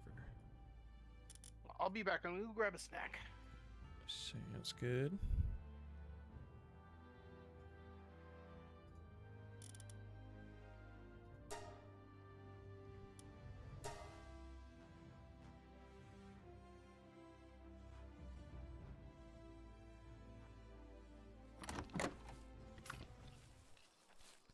I probably won't see any difference, but let's see if what is happening to me. What the fuck?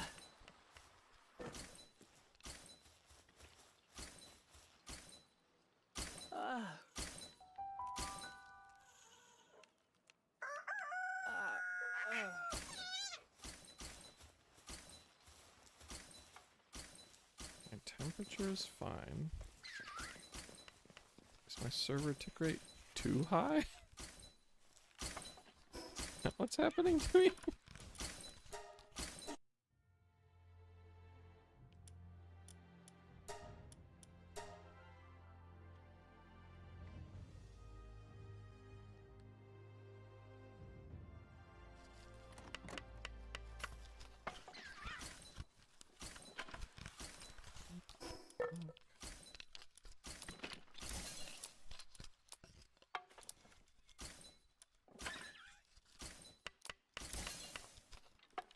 I'm not taking damage. It's just my shield?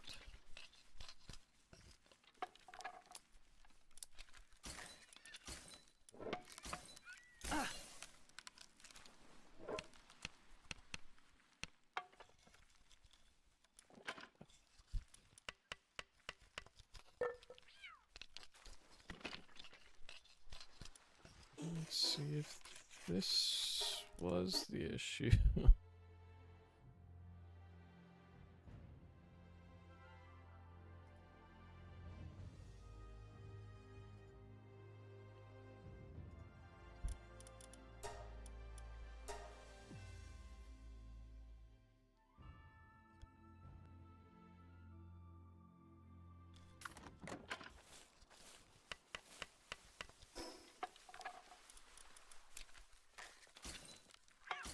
What the fuck is happening?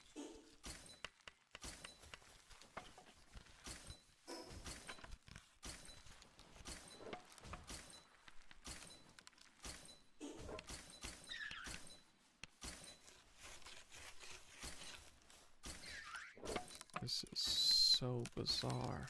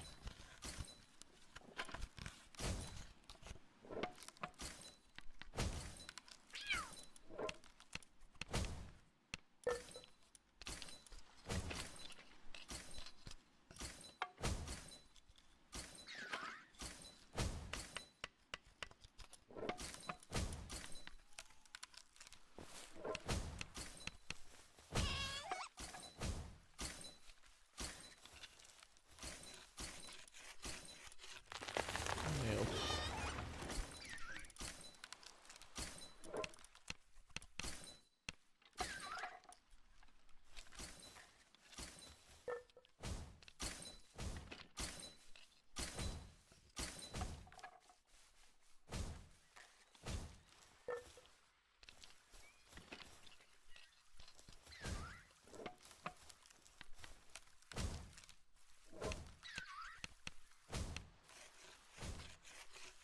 Oh, stop breaking.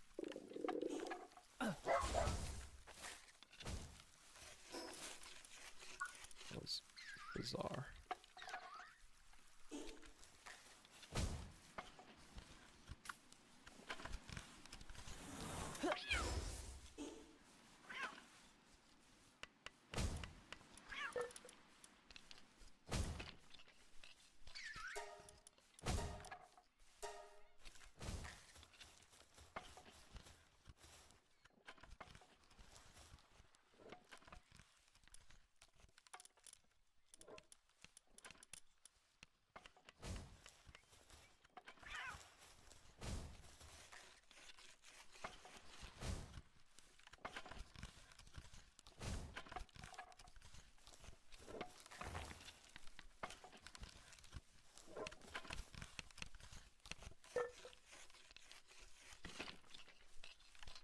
Okay.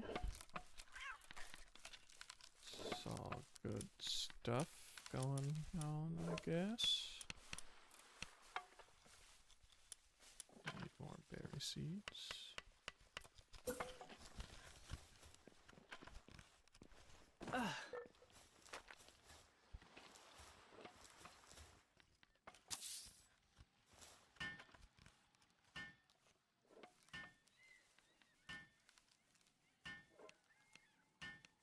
Okay.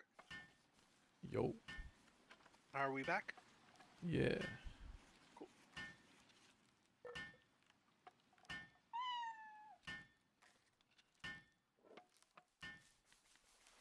I added my shiny cat to the base and it immediately ran into a tree that was being harvested and died.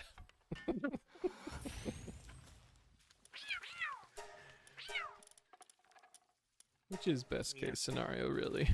Really looking forward to, what this cat's gonna be able to handle for the team.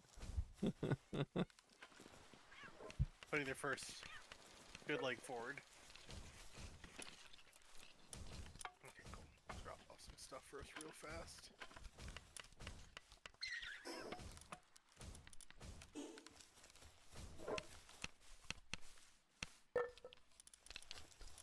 Go over to the food area and drop off some muffins.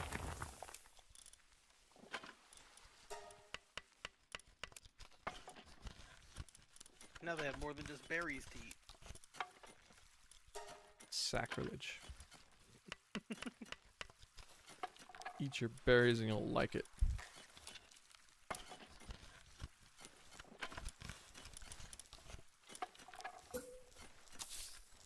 No, I was thinking the same thing. Which is like, we should probably have a second one of these, right? Like...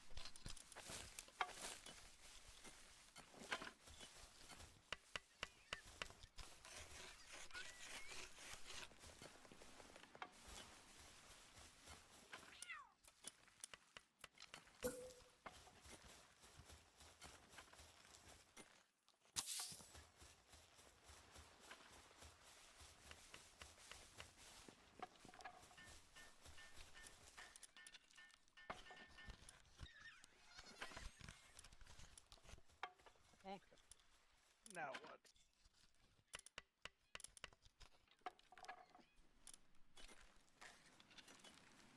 I'm gonna try and grab, some of my guys back.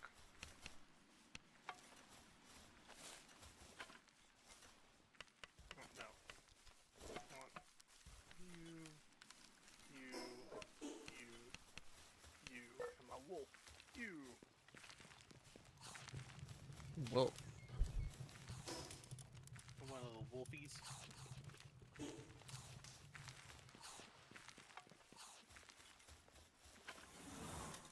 Oh, I haven't crafted the Thomas shield. I would've got all that palladium to craft the Thomas shield. Hmm.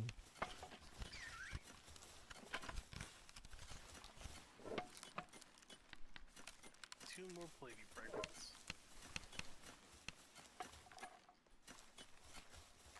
Alright. I guess I'll just go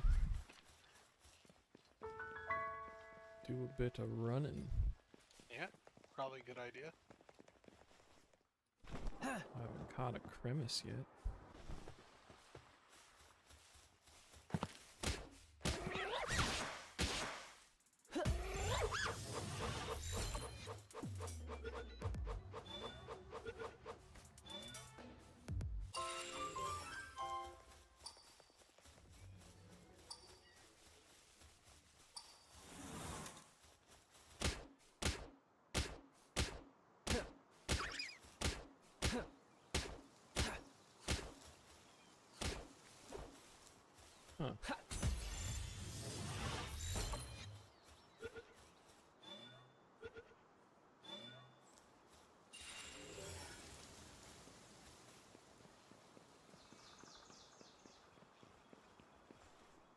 Huh.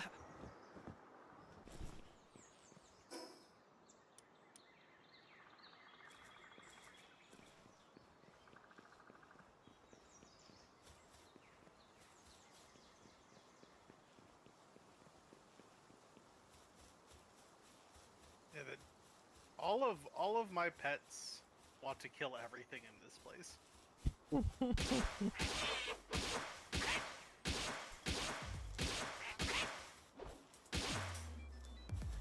Personally, I kind of enjoy the extra dynamic, but I can turn it off if you hate it. No. It's like I'm wondering why. Like I'm in your guild, right? Like Yeah. I mean, I assume it's because something either hit your pet or you when they were trying to harvest. yeah, like he spawns angry. Yeah, I don't know. It's weird. Let's try a different one. Let's try one of the rubies. That ruby immediately is like, I'm gonna throw fireballs at this life button. When I spawned at first, for whatever reason, my shield kept breaking. And I wasn't taking any damage when I took off the shield. But it just kept damaging my shield over and over. So maybe something similar has happened. Like it stopped. Like it's like I'm getting aggro from something constantly from the guys. Like I'm taking a little fire damage or something. Yeah, I don't know. Something like that. Okay, I gotta capture 30 pals, and then I also gotta. Do you know what fox sparks look like? Because No. I mean, I assume a electric fox of some kind. I don't remember though. Dang, so much berries over here.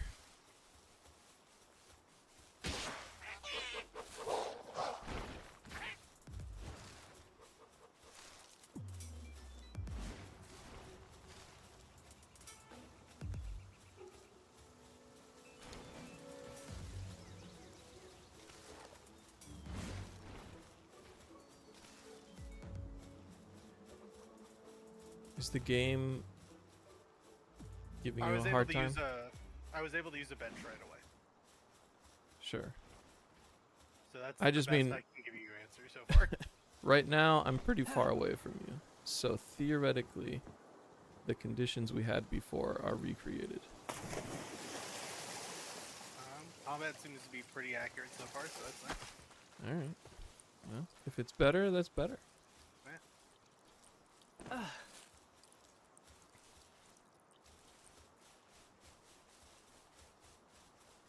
Saw a life monk trophy thing, but where was it?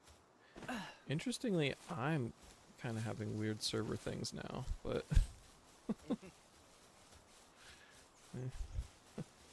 whatever. I'll mess with it at some point. Oh, there's a dungeon up here. Nice. Ooh, got we one of the alpacas. The what? The The sheep? alpacas. Oh, yeah, yeah. Okay, so things are level 17 here. Might be a little out of my depth.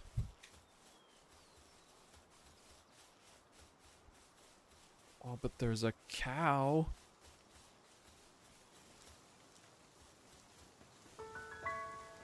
Dude, the cows are awesome. Cow's only level 10. Nice. Got two of the alpacas.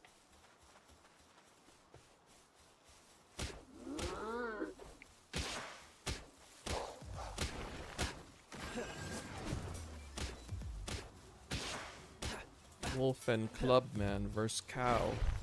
Ooh, found another one of those little squirrel babies. Nice, nice.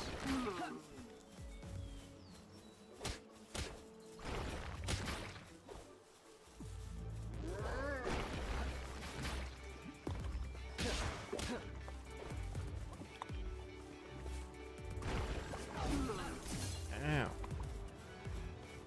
I did not successfully dodge that time.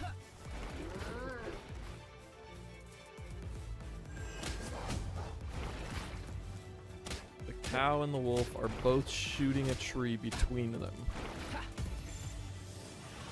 I was losing first. This tree.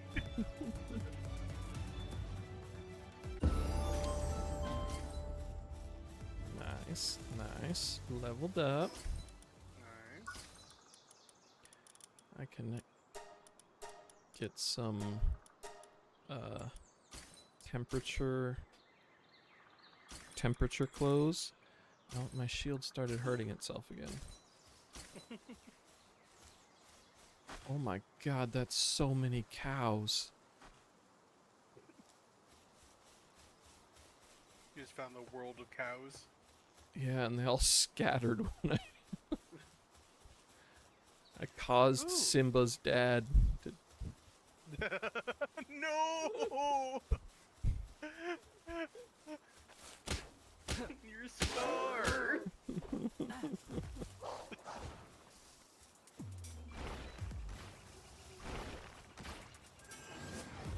Uh-oh. I don't know if I'm going to do so well against a level 12 and a level 13 cow.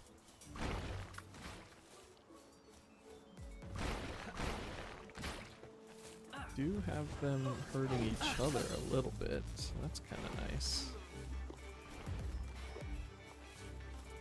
Use my superior tactics.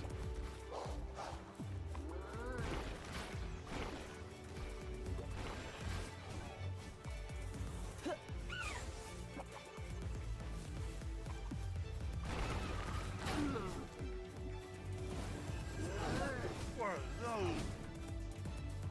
What the fuck are these?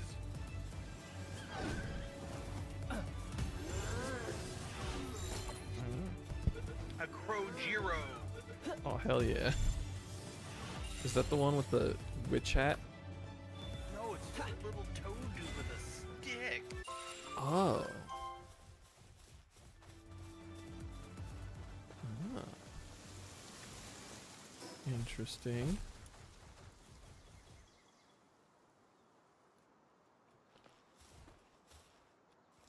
Hell yeah, got one.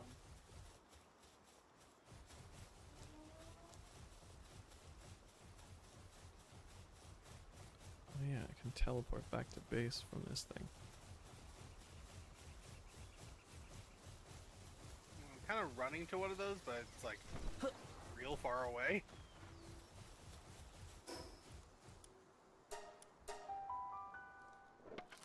I did find a new Pokemon, so that's cool. Or at least one I'd never seen before. Yeah. I think there was a Croagunk before. I don't know about Crojiro. That sounds new to me.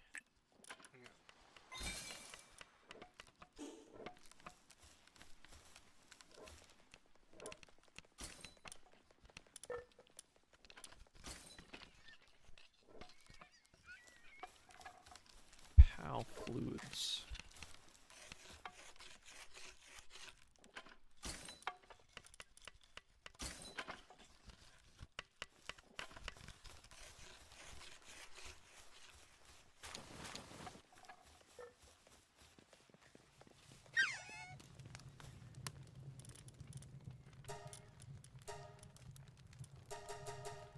I don't know why this direwolf can't get a ranged hit with its melee attack, but it definitely won't.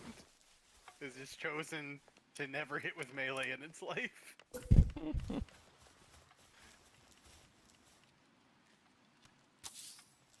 Also, the second it was done spawning, it tried to run back to the base. Huh. Like, once it was done with this fight, it's like, I want to go all the way home. I'm like, what are you... What?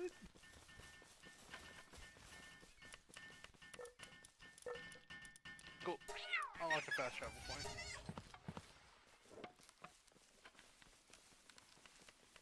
What are those? Little bunnies. Hey, bunny, fuck your eyes.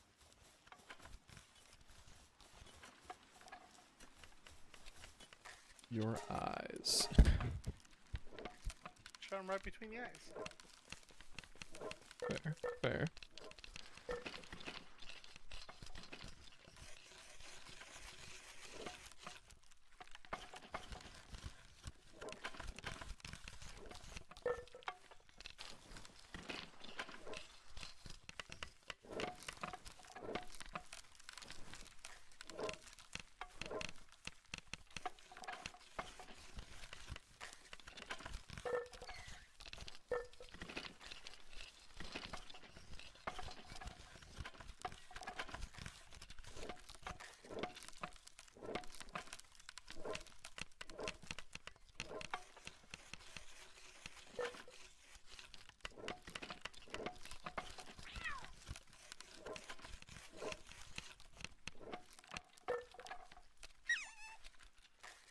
Okay, dear.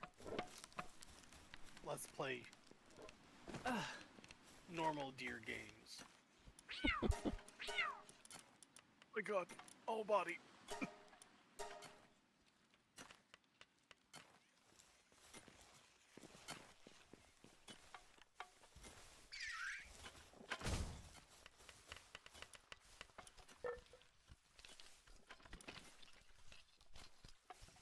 Primitive furnace and hot spring.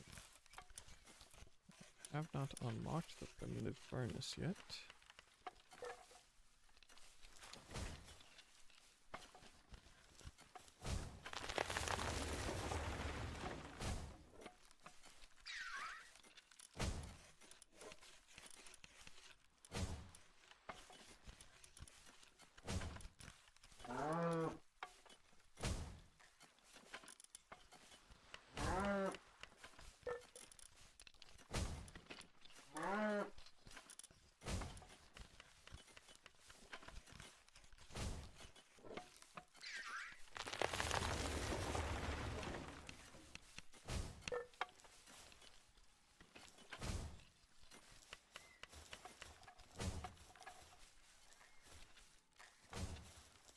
Oh yeah, got one of the deer.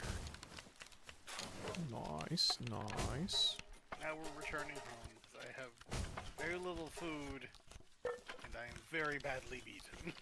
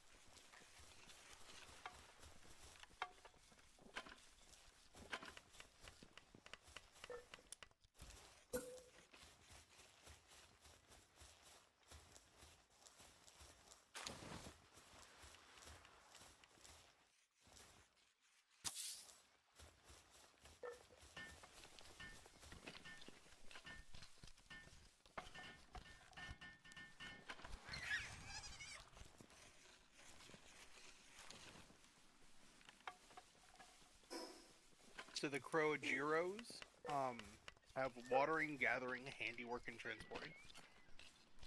Pretty good. Seems better than Fuak.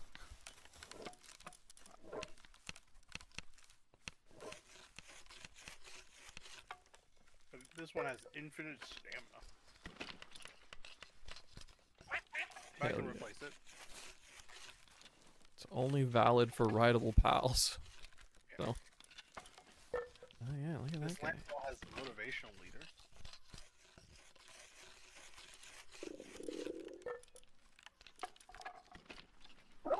Damn, makes our work speed 25% faster. Holy crap.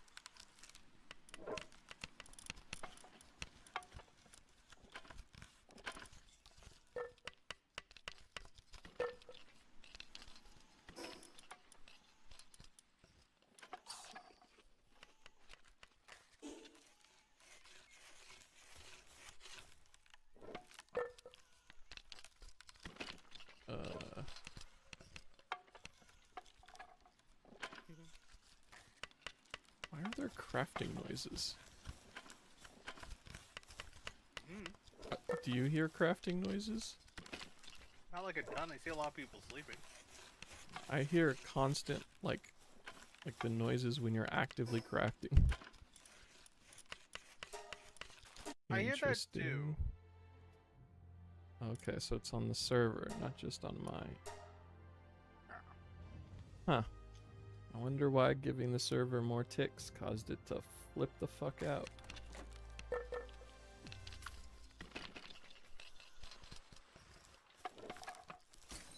I feel like it's located near these things. Yeah. Well, whatever. I didn't even see there was a level 23 Bushi boss up here. Oh, wait a minute. That was the dungeon that I found. Yeah. Dungeon.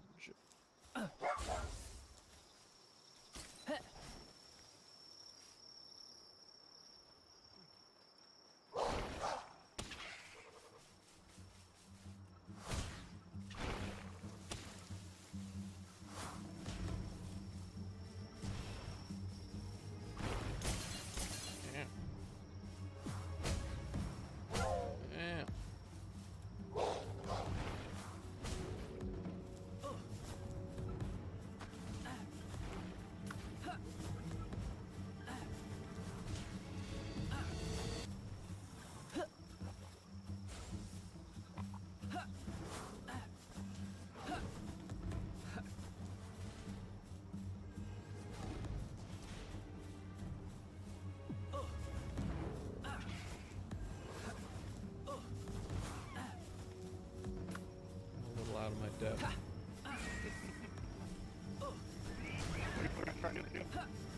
Fighting two cognitos that are pretty significantly higher level than me.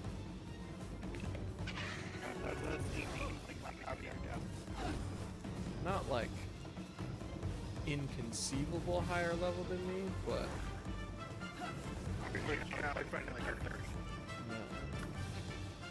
no. 14 and 17. It's still a fight. Oh god, Luke Mon has found me and he's also 17.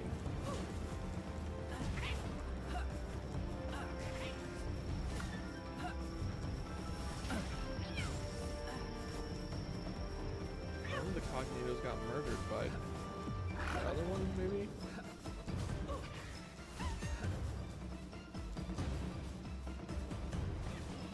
And that's my last Pokemon.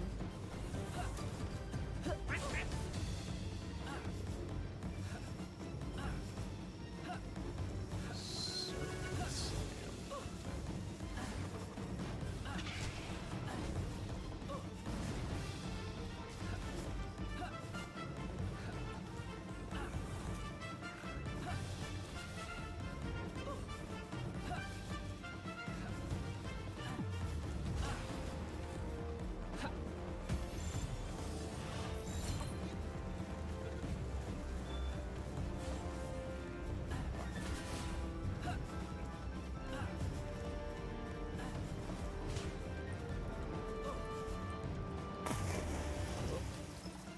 Found water.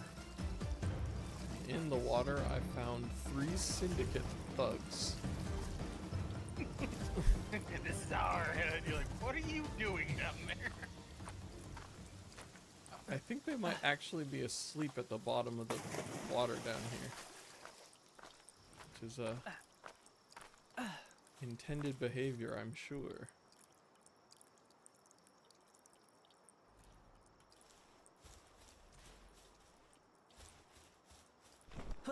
Alright, now all my guys died.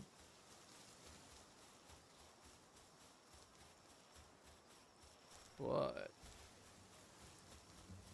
the Not Loop all together. Mon has made the Cognito very low. Oh, damn it. Oh, Wait. there's a chance. Can't see. It's part of the problem. I have.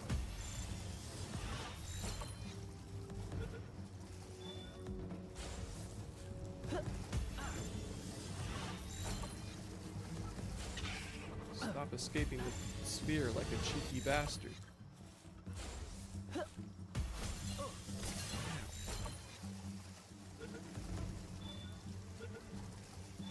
Hey! Don't have any more Pokeballs. Or Pokemon. Hell of a place to be. Might be time to go home.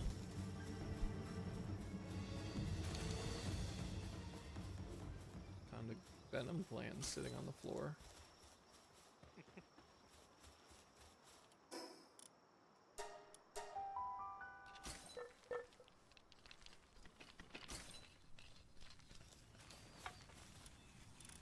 What's this guy do? Just shitty logging. He does have a logging trait though, which is kind of cool. That is kind of cool.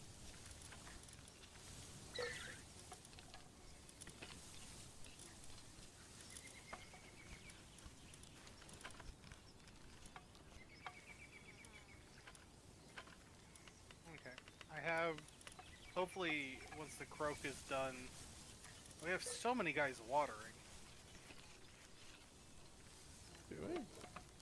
Yeah, the life monks can water or planting. My bad.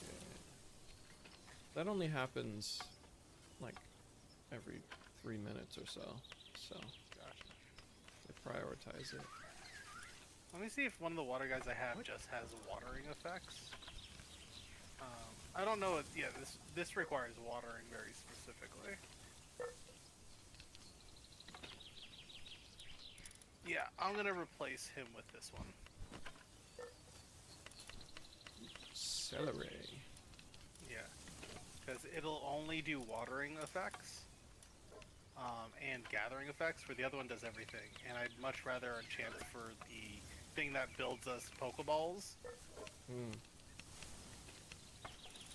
to catch, you know, their interest. Sure, sure.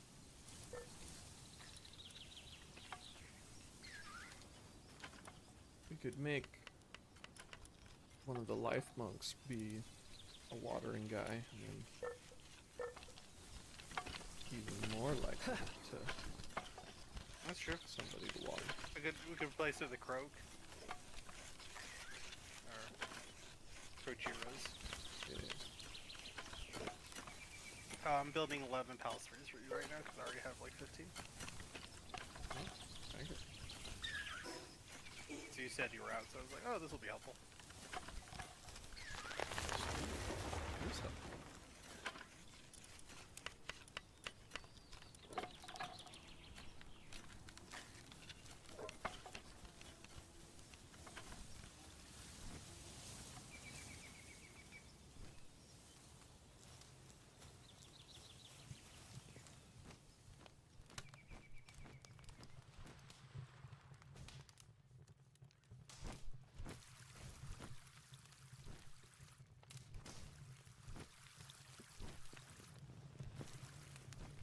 Wasn't paying attention to my own character. I almost lost a duel with a chicken because I was starving during it.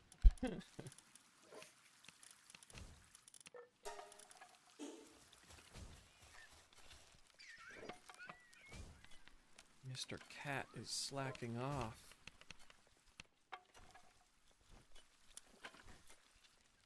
Alright, we need Motherfucking cat, get over here. pal fluids. There's some wet mans.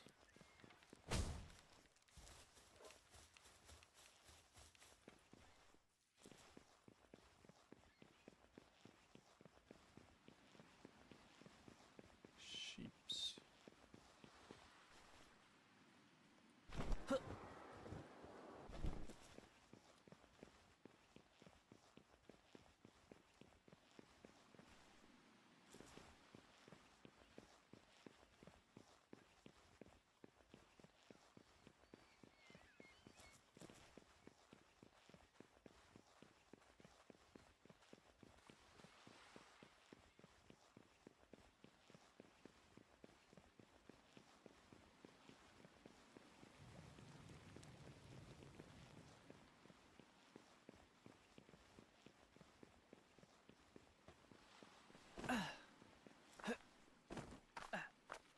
Guess it's not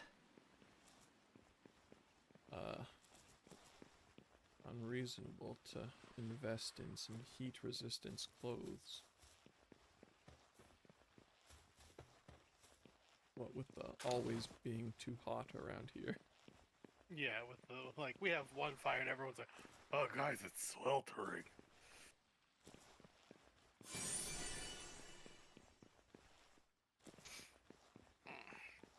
It's going to be...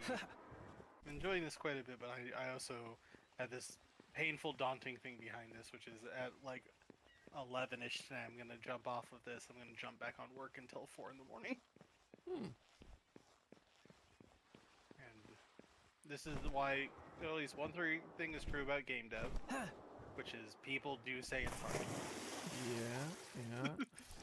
That's something I've heard. Like, at least that is a known issue. Not Doesn't great make it on the work-life balance. Yeah, kind of bad at that. You doing anything for work right now? I think last time you told me you were just kind of streaming and seeing how that works out. Yeah, that's basically it. Fair enough. Pop me a chicken. Pop me another.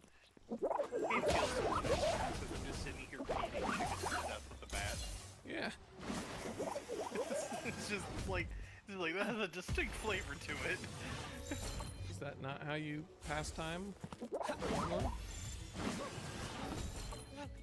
Oh, we know each other so well.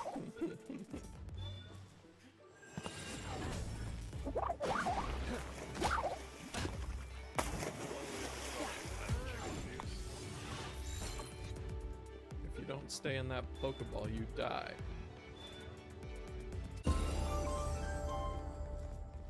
That was... my cow finished off the Pokemon before he phased out of existence. But the, like, catching thing was happening. So I was being literally... like, that was literally the truth. If he managed to break out of the Pokeball, it would kill him. Yeah, it's like, it's gotta be instantaneous, like...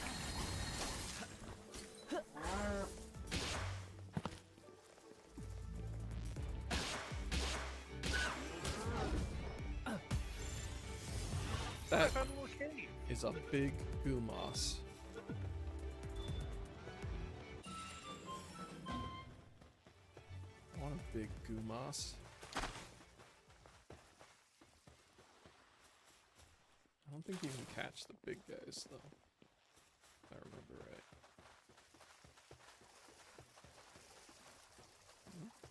Didn't say anything about.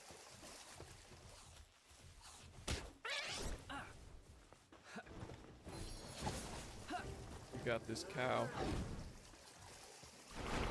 Battle cow. Right.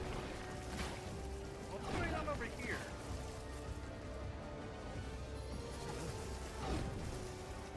These two Mamorests? Oh, they're Mamorets? fighting each other? Yeah. Yeah. See if I can code me what's dead down when the other one's almost dead. Yeah, that's a kind of a universal palworld experience. Is people trying to snipe the Mammorests. During their fights. Nice.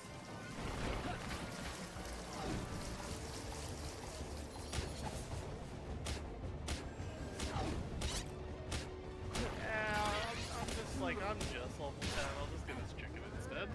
Yeah.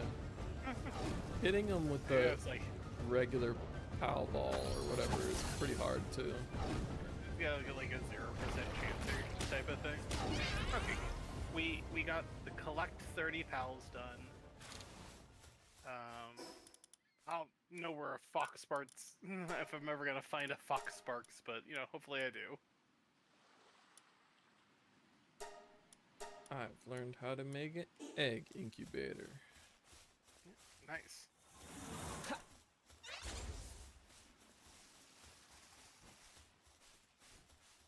Ooh, new Eagle Point. Let's go. And another one of the chipmunk things. Sweet. Chipmunk. Yeah, one of the statues. Yeah. Very nice. Very nice. I also found a statue. Nice. And a feathered hairband. Mm. Which it's not a thing I found, but it is a thing I learned. Ooh. Caprides.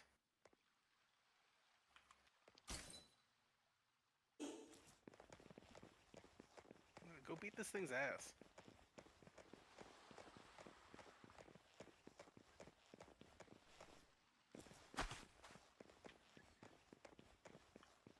Somehow I managed to kill the boss instead of catch him, so... Nice. Whoops. That's This deer okay. is not fucking around.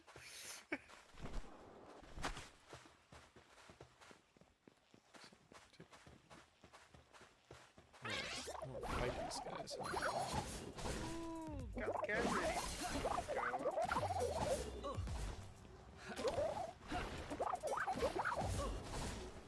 Give me your fluids.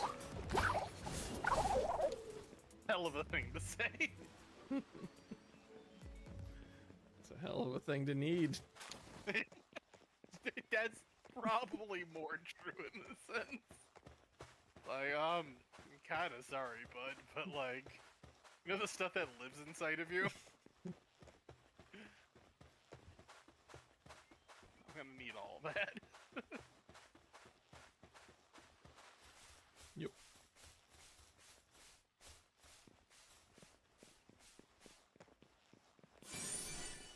deer is fucking savage.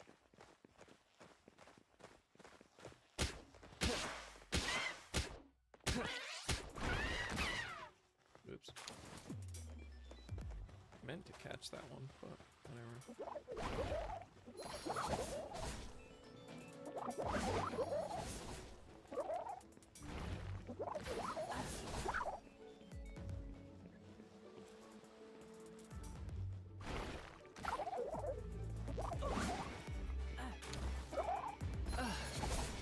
Oh god. I got him between my Gumas and his rival.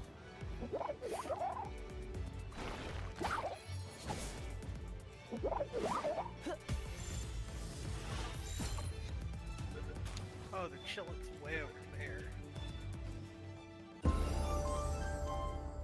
The Omnivolt here. This level 11 Gumas is special. The level 11 Sweepa. Oh, can I catch the Sweepa?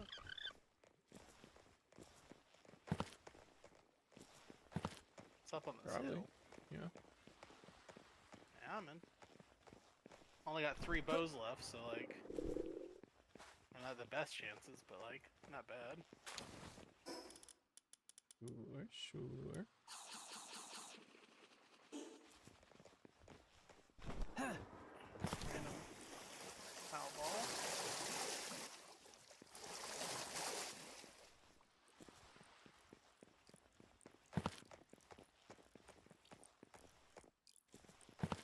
It's crazy to me that this game's getting sued for patent and not IP. You know what patent they're claiming? I don't think I've seen it. And the company that's getting sued, whatever, Pocket Pair, they're like, we've no idea what infringement we've crossed, and no one has told us anything about what we've crossed while we've crossed it. But I also didn't read through the whole Sure. document yet.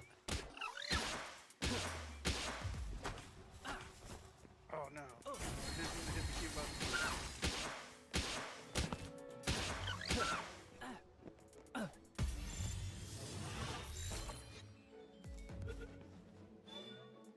Sweep is supposed to be. There you are. Majesty of Fuzz. Get that carpet on legs.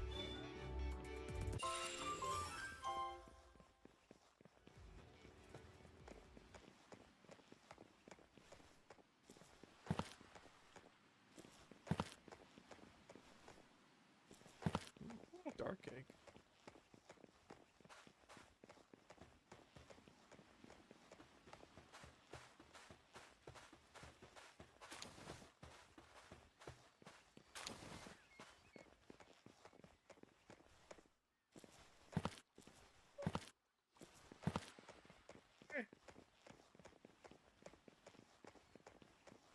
Ruby, you got too distracted. I need to run.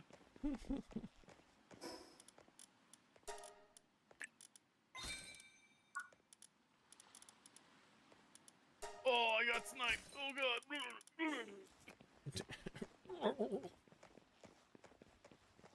I've learned. Yeah, I don't think I'm up for that shit yet. I've He's learned got the a squad with him. best way to get through. Oh, that's true. He comes with a bunch of little ones.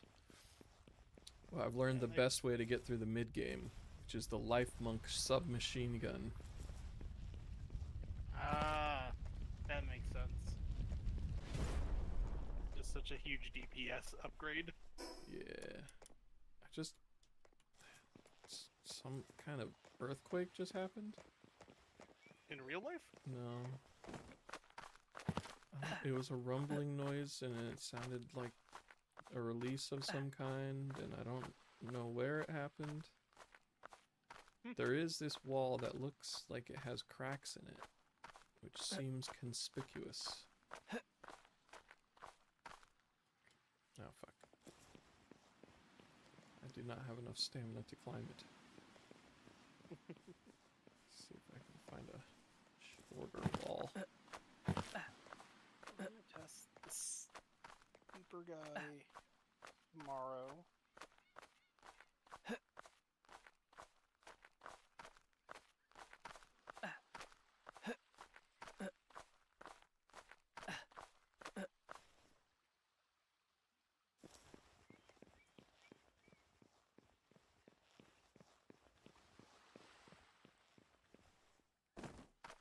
the point in only leveling up stamina if I can't even climb up this cliff?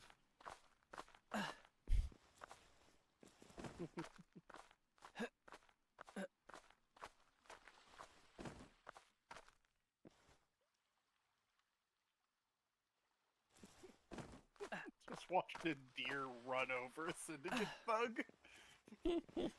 Just like full on Hell yeah. loud. Guy flew off a cliff. Get that ass. I'm like, nature's taking it back for us. Big green appreciate nature. That's nice of Big Green.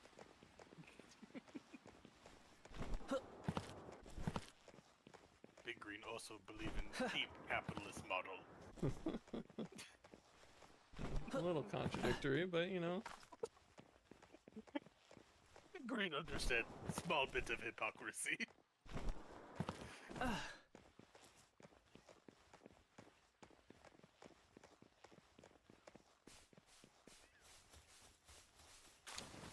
Saw the life monk statue, and oh, here it is.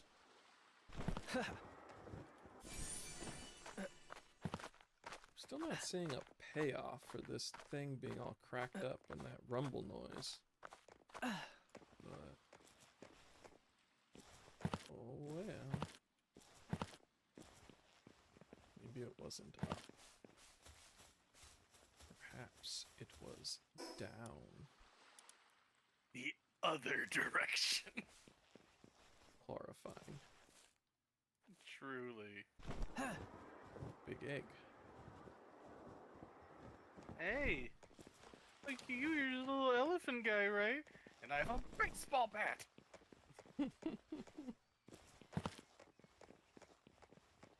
Beating up baby elephants with a baseball bat. 100% I am. You think the ocean will protect you, T-Fant?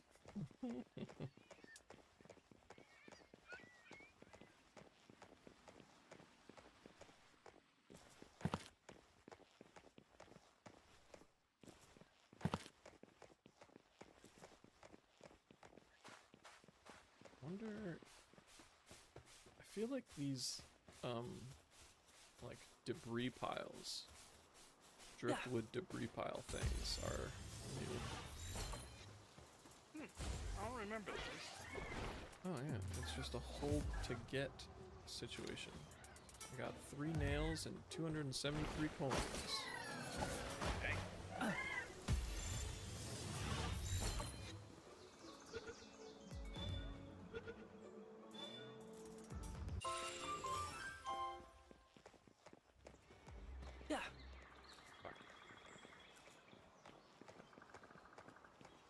Pengulet started running before I could aggro him.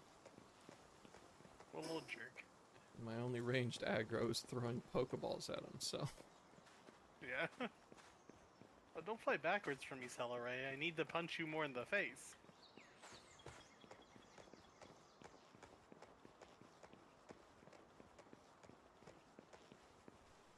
Did you get a capture feat? Yeah. Yeah, I think I'm going the same way you went before. Jesus Christ, this guy is... Okay, I'm sorry. Celeray, you have to die.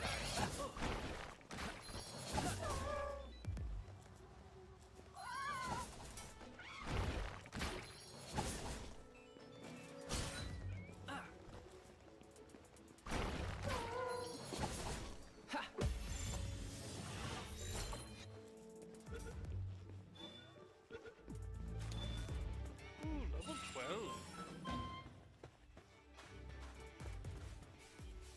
Ooh, yes. Okay.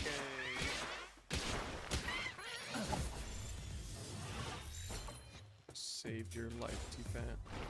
Oh, no, you escaped. Never mind, you died.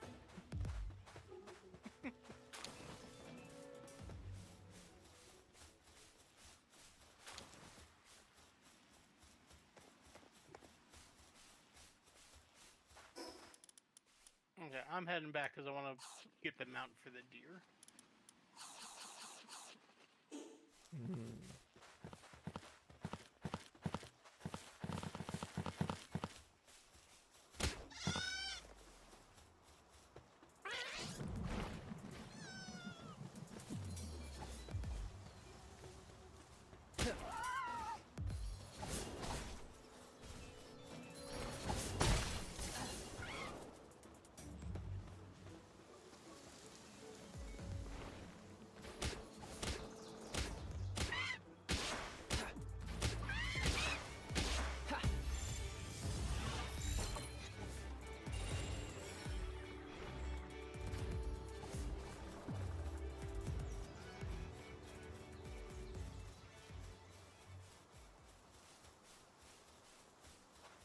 Also, I think I remember when this game first launched that you could put people in Pokeballs.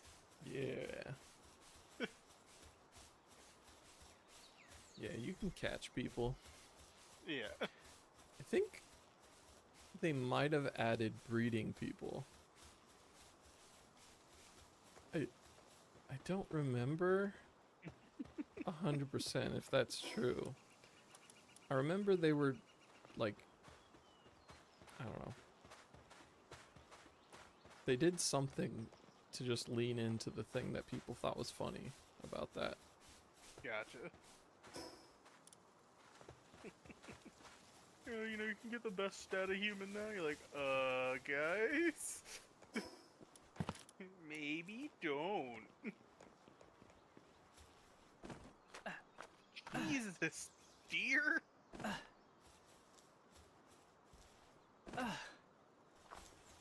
Is your deer doing a murder?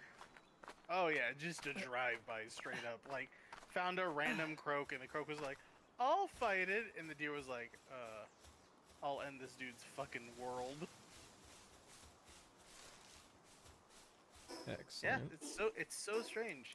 They try and run back to the base from here. I think they constantly think they're fighting. Wonder what's going on with that. Maybe something we'll Google. Something just internet. Tell me what the fuck is going on.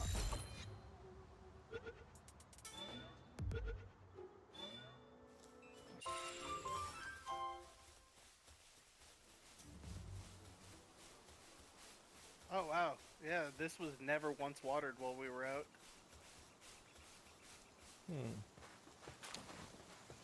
Getting really distracted by stuff. Maybe it's because the stable is taking priority. Does the stable take water? No, but picking up the stuff that the stable generates takes, transporting. Gotcha. Maybe we can find a character that's just like all transporting or all watering. I think maybe? the T-fence don't do anything but water, if I remember right. Let's go take a look. I captured like 4 of them. Oh, they are just watering. Get the fuck out of here. You two.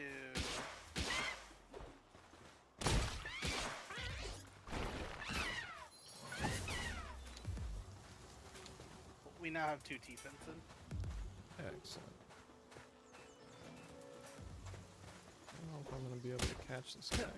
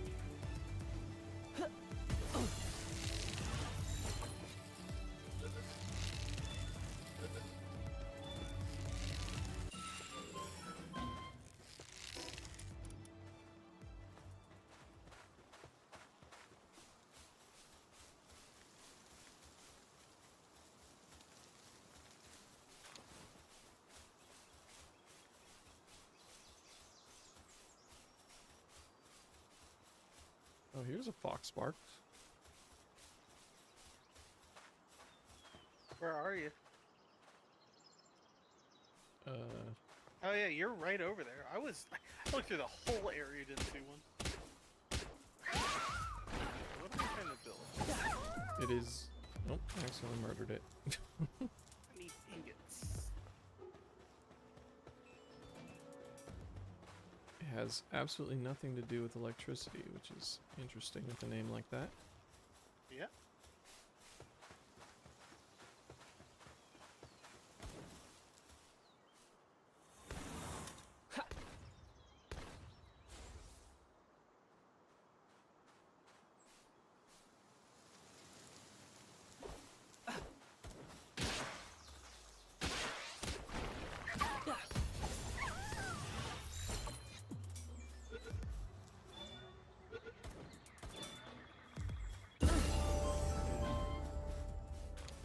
This poor fox spark's got collateral damage, dead. Need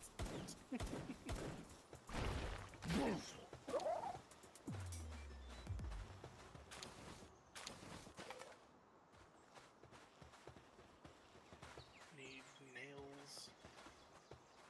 Okay. So, I'm just going to continue this process.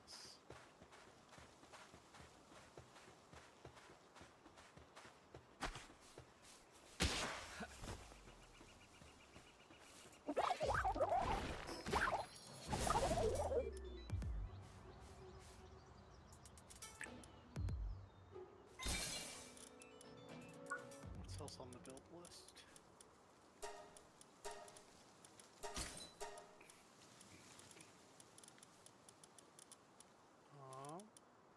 Audio and VFX and kinda not really doing that. Damage box. That does cooldown after attack. That does work. Technically, select object and place POI. So I was redoing the gather one, and then I needed to do the boss one, then I needed to do new tool.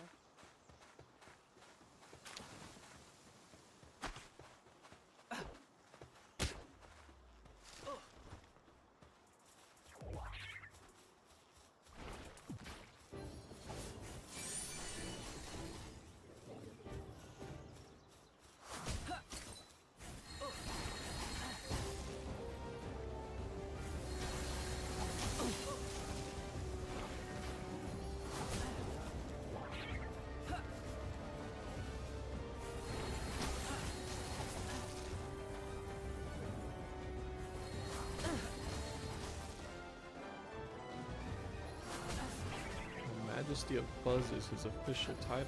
The Fox Spark or something else? The sweeper. Oh yeah. Thought you were just saying that, but no, that's what he is.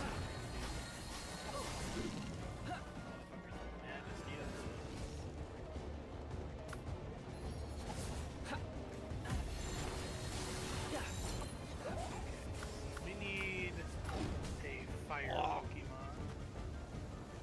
So one of the rubies gets to slot in now. Shit.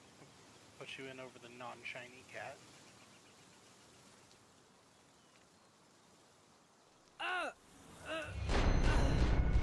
The sweep has killed Nathan. Damn it.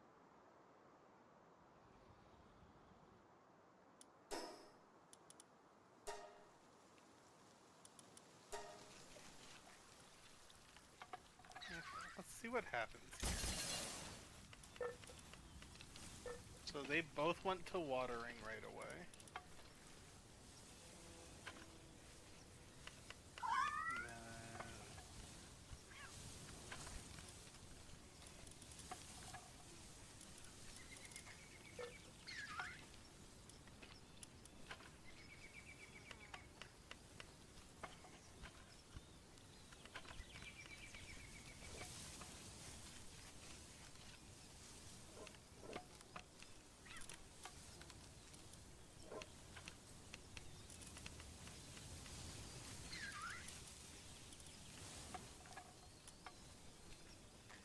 finish the water, and one of them immediately goes over to the thing. All right.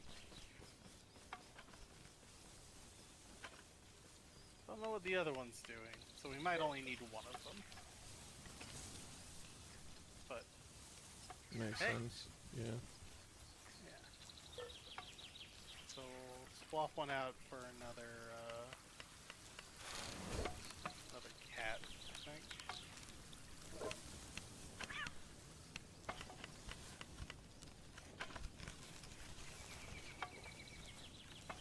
And we have one ruby doing the fire stuff.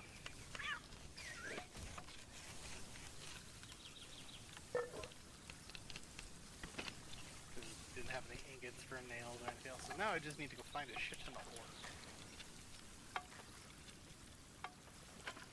So that's a new high priority list of things. If you find it out there, definitely try and get some more, because we're gonna need a lot of it coming up here. Alright. Do we have anybody that's a level 2 miner? I don't think so. I think those are kind of rare. Yeah. I have a level 2 logging. but not mining.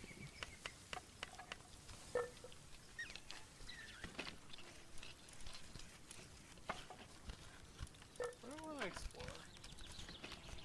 How much bigger the map got? I remember this thing was fucking huge. So, the cool mountable chillets over there. Don't really want to run over there. I died That's a dungeon. west. That's a sleeper.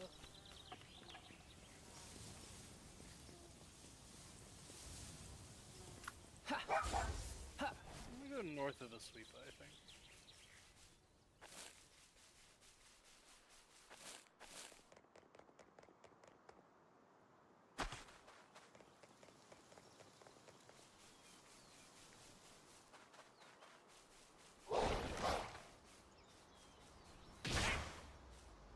What the fuck? Okay, But so friendly fire. did you use a movement ability and get hurt by it? Yeah. Yeah, maybe not the most well-developed friendly fire system. Yeah.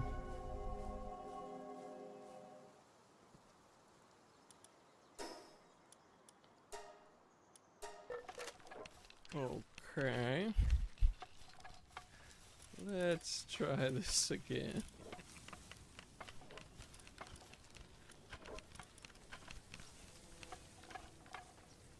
Goddamn nails take forever to make.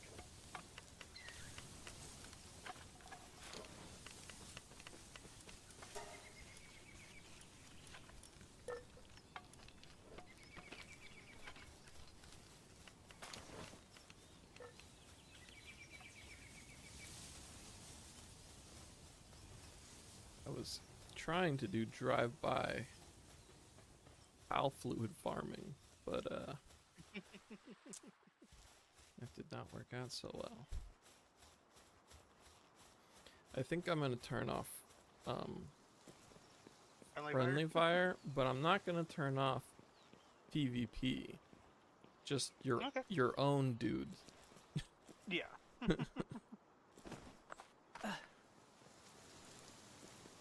we can have some epic duels later. Yeah. If it was I got murdered by my own guy in combat, then that's my own fault. But Yeah. me getting murdered by using my guy's ability while riding him is You know, not great. bit much. Yeah.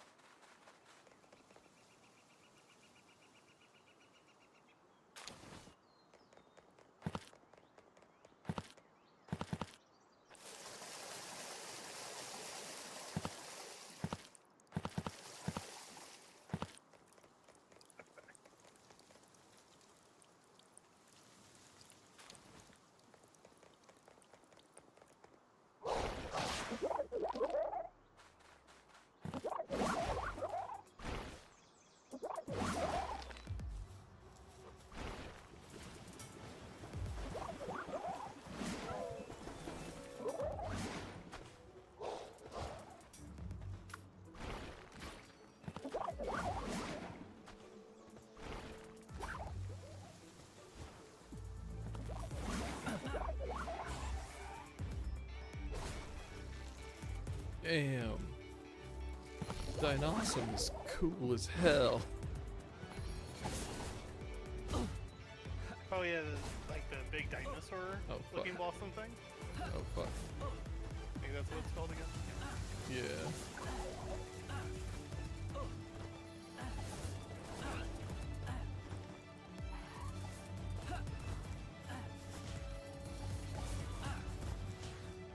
So we should keep our eyes out for like a second base location as well, or anything like that in the future. Yeah.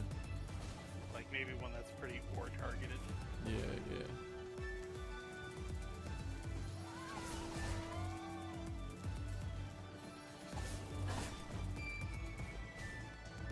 This Caprity's hunting me down. I don't like it.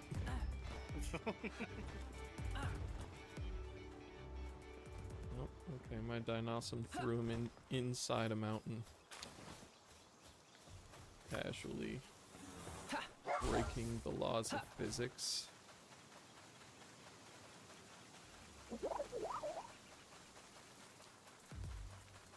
But casually doing it. You know, it's cool. Yeah.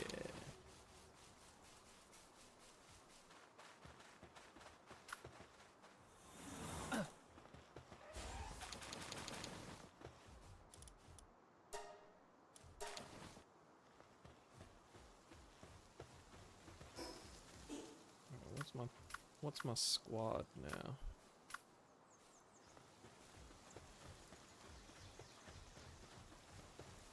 I want to catch this Swee.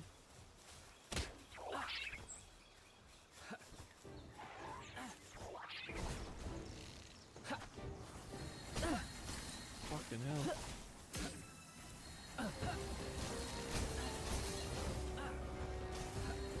It's not going well.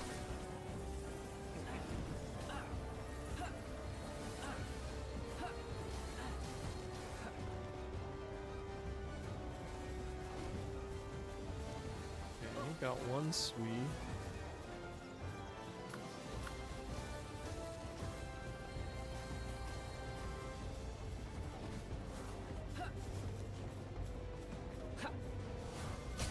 When I collected like another 25 ore. Nice.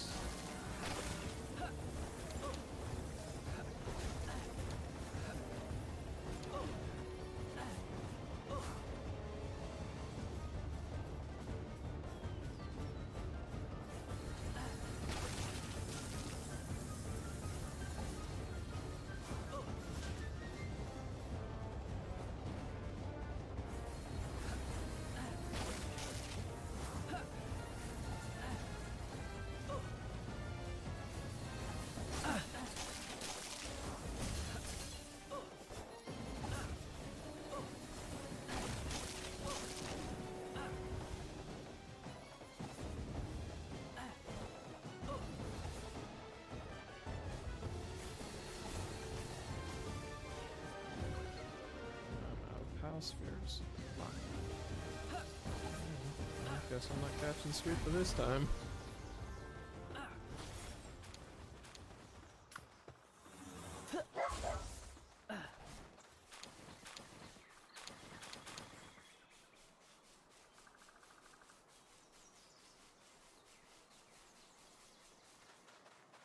Okay. Oh, did you put a mark? I don't think so. Something marked on the map. What was that?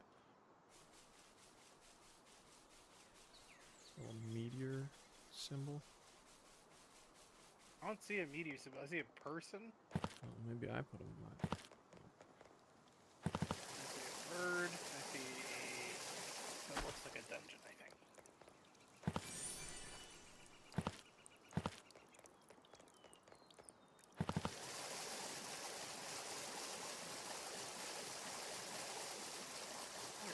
And off we go.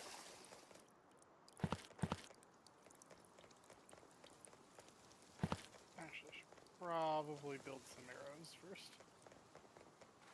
Or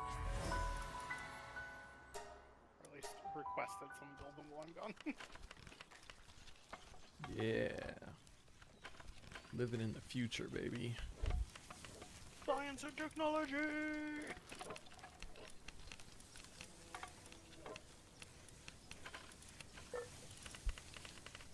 So many fucking deer!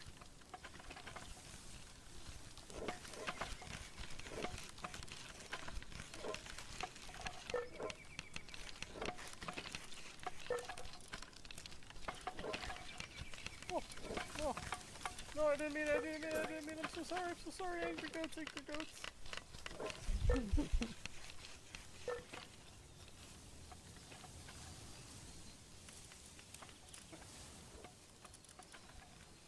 deer is too strong.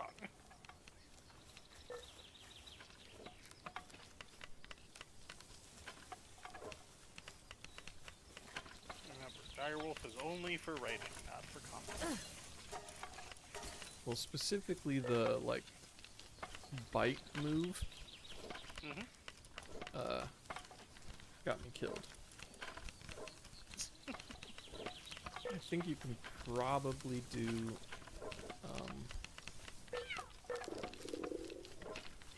most projectile moves. I'm not going to say all projectile moves, because I don't know.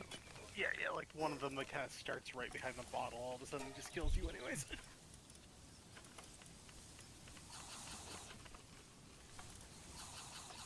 Yeah, I'm just stacking ores so we can keep progressing the technology. Oh, my fucking weapon got damaged, god damn it. That was an interesting screen game. Why are the cats not mining? Oh, he's resting. Okay, that's fine.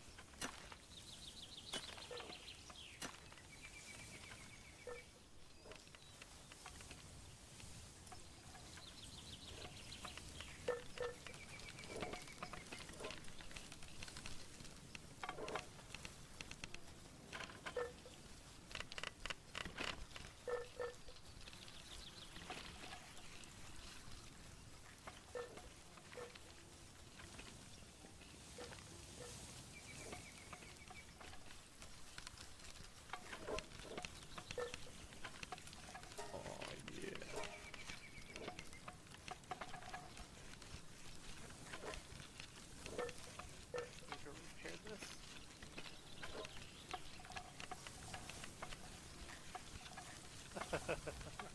Don't mind me.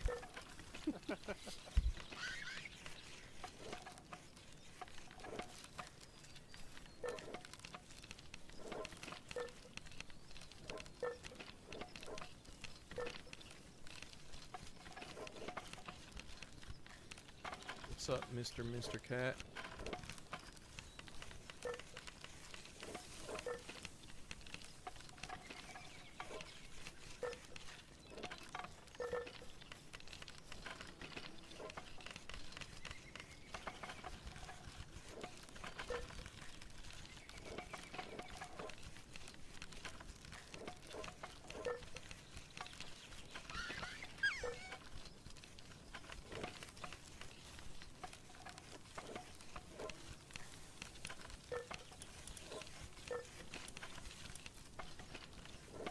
So with more stone, I can make a couple incubators.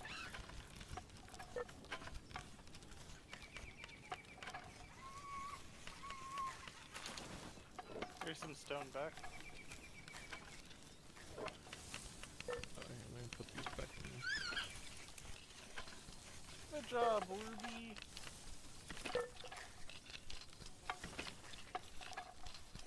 Need the ingots. Yeah, I was trying to put him in the box, but we're out of box space.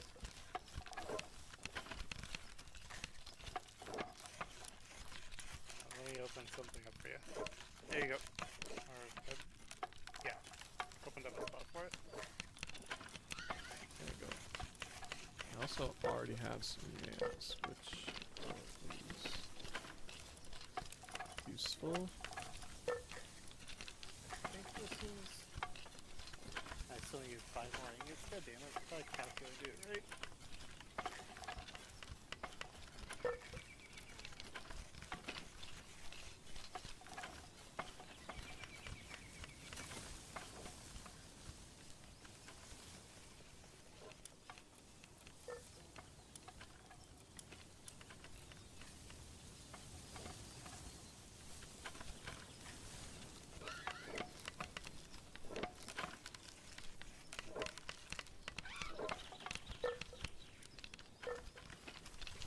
stone for hot springs, too. Did you pick up the stone again? No, I didn't pick up any new stone. I will double check though. I have 9 stone I can drop. There it goes.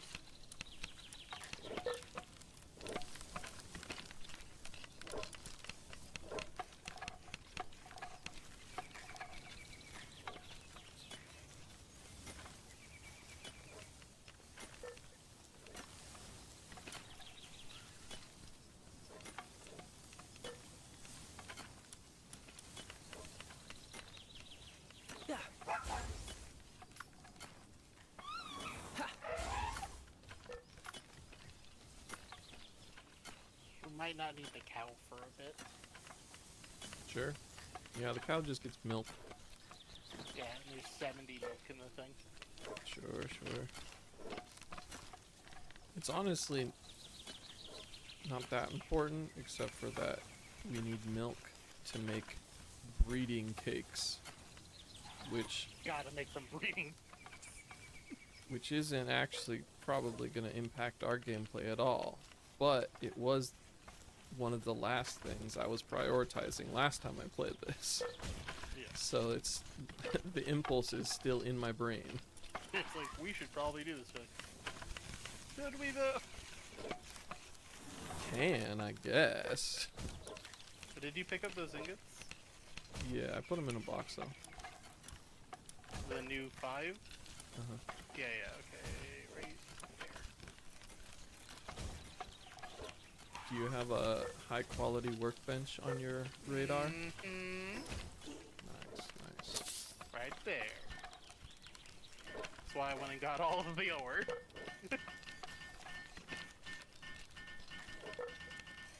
You can craft things. If you're in the base, you can craft with any of the things in boxes in the base.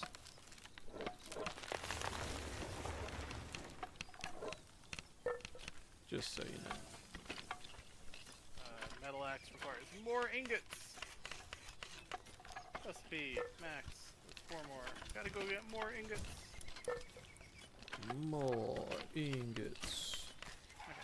Okay. Pair.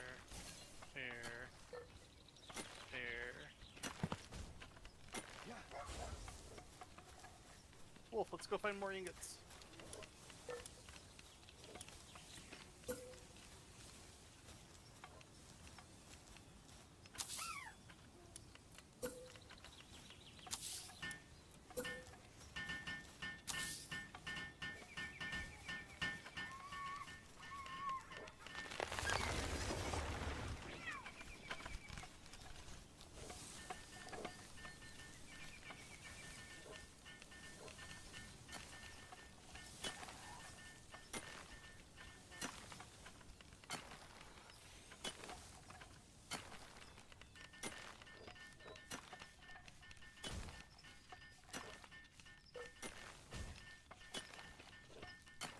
Oh jeez. Can't believe I missed that jump. That sucks. Find yourself at the bottom of the cliff. Indeed. Very quickly.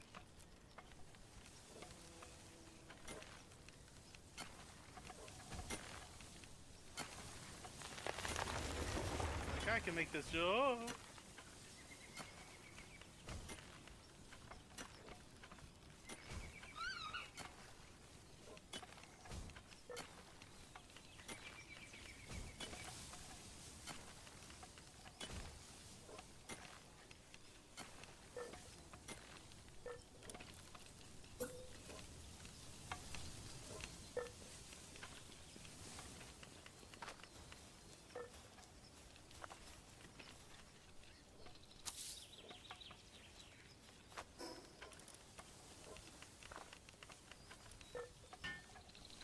That looks like ore to me.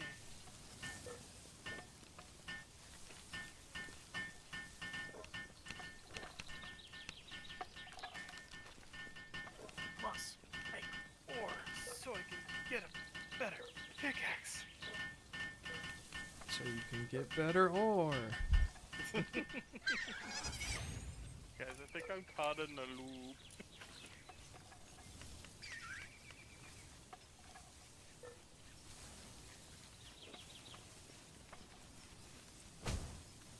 So, I tried to explain to some friends that are not friends, colleagues, that like we just need a compass, and we just need stuff that sticks to the bottom of the compass, like Helldivers is like actually kind of like palworld.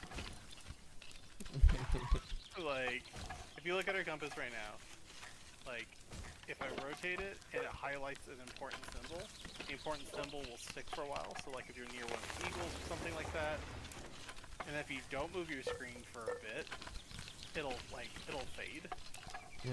Like if it's been off screen for a while, it's like you're not paying attention to this. We don't need to have this symbol on here all the time. Sure. But like the little extra arrow there is like, hey look, so like what is this for? And you're like, oh yeah, it's to tell you that it's corner trapped until you rotate it in and it slides in. It's like, man, just some simple little shits. And then it's like, oh, I just wanna know where I'm going. Oh, I now know where I'm going. Okay, Direwolf, prepare to break your knees. Ooh, nope. That is a little too encumbered. Stop.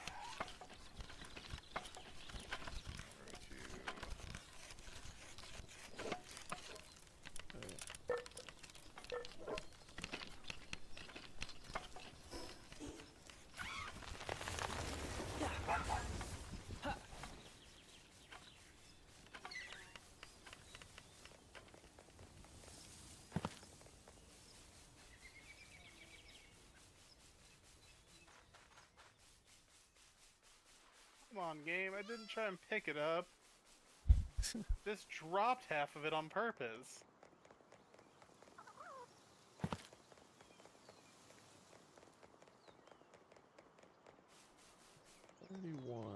Probably still out of range, even with a submachine gun. Probably.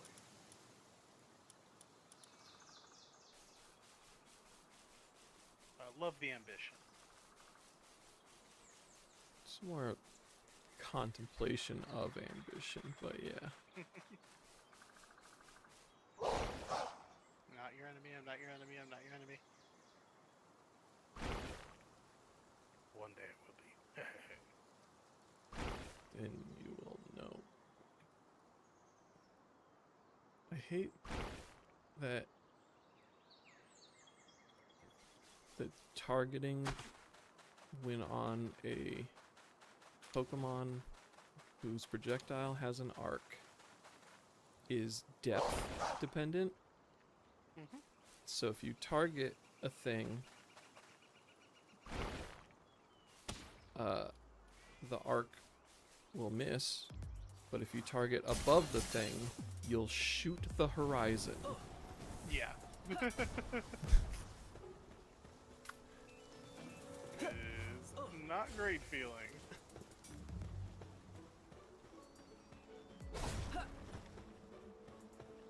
Oh, I didn't make any Pokeballs.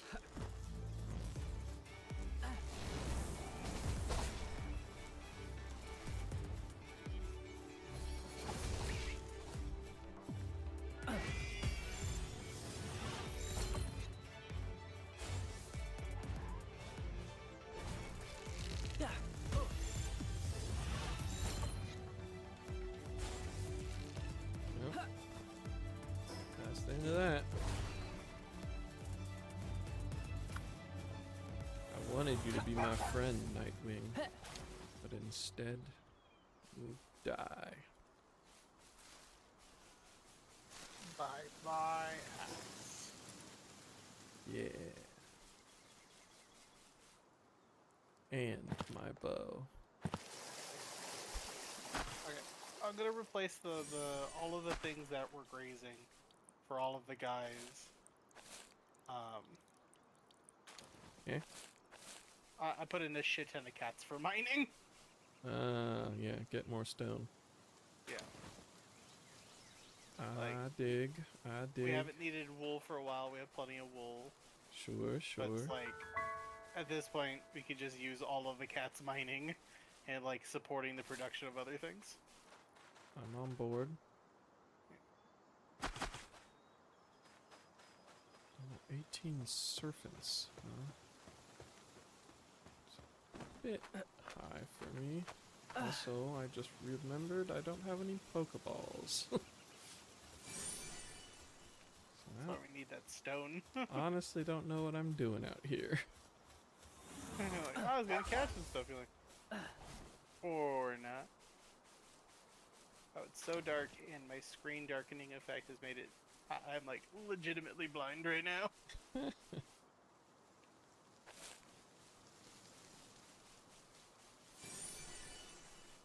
Ooh, or in the base. Love to see it. Oh, a syndicate base. Fighting a bunch of Ribunnies. The danger of the Ribunny army.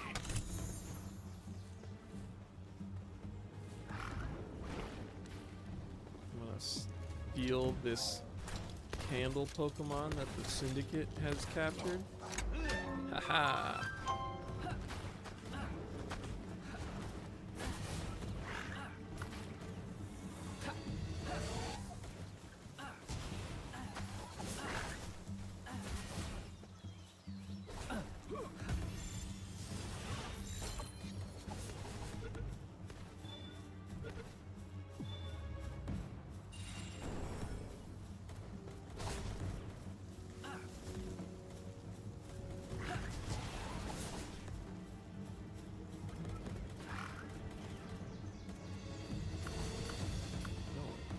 This is a time for submachine gun. War? Yeah, I was right.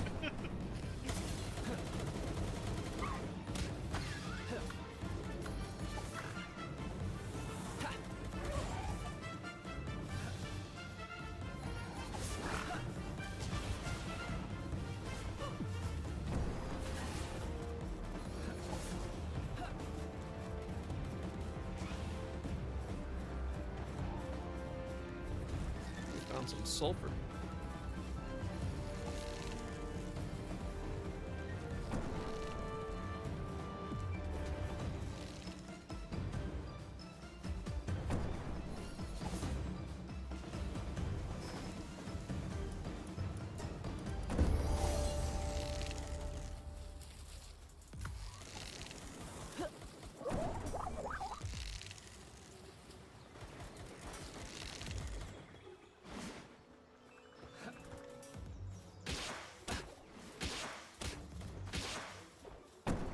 Oh my god.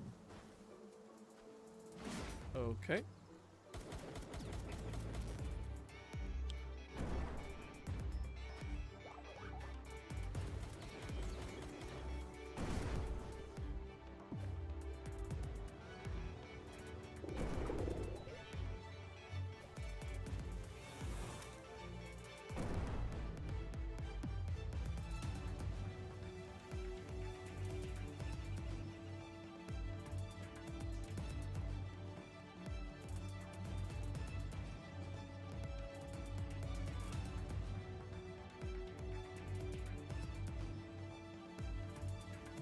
So, when a grenadier runs up to you, you don't have a lot of time to react. Good to know. If they throw it at their own feet, turns out That still works.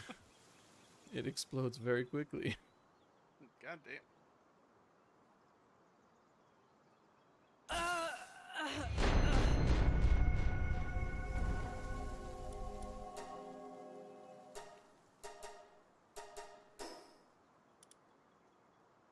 So, technology.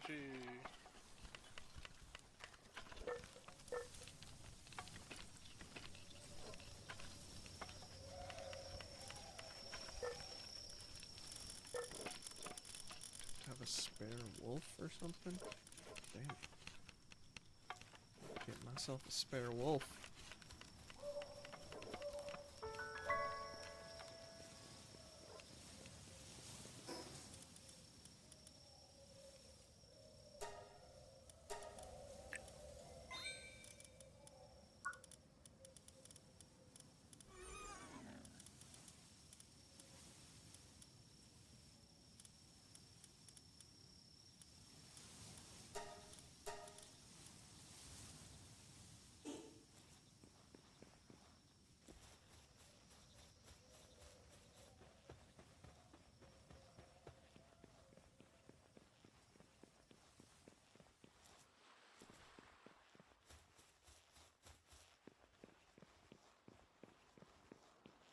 That's right, my cat army, my beautiful stone building cat army.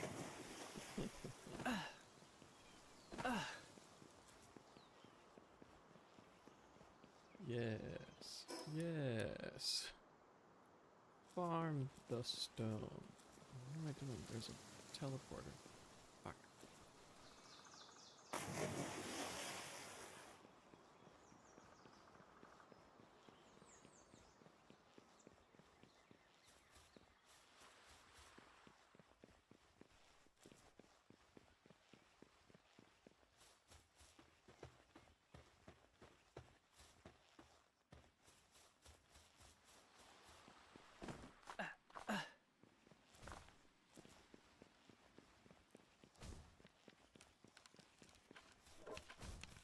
We did it! Got a pal base upgrade. Aw, yeah. More cats. I think we're out of cats. I have some cats. Don't you worry. Went out and got a whole other plethora of them, so we can have 7 cats. I mean, I do have 2 more cats if we want. Oh, I can, no, we're good. I think one got auto-applied, because... Unless you already put one in. But I was like, the frog does damn near the same thing. Oh, yeah.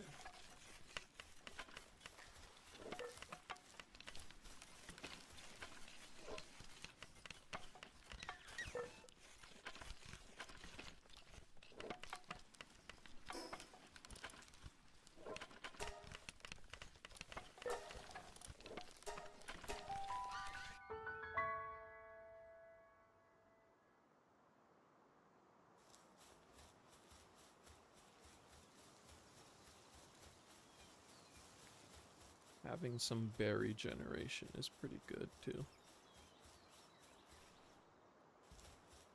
Just so we don't have to worry about the base killing itself. Yeah. And berries come from the farm, right? No, oh yeah, the fields. Yeah. Yeah.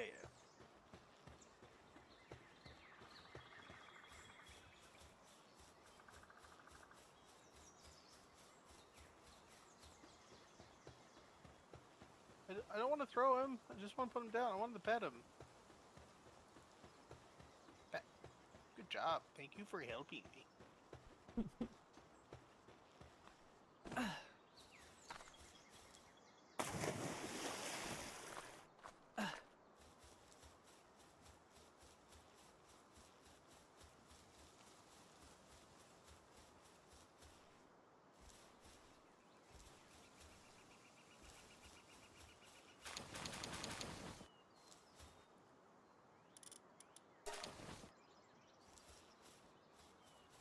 I have a grenade. Interesting.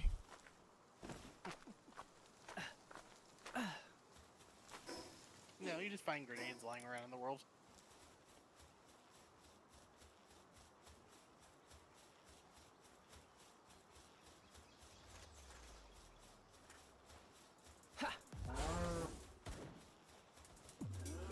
Cow, I'm being attacked by the mafia. It's not good. Oh, the meteor is literally aliens landed here. We have some Xenovaders. New space Pokemon. Nice. Level 15. And some space ore, it looks like. Or something.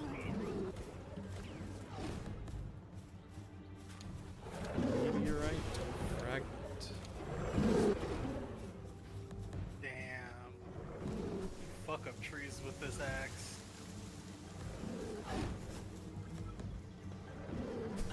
Let's go.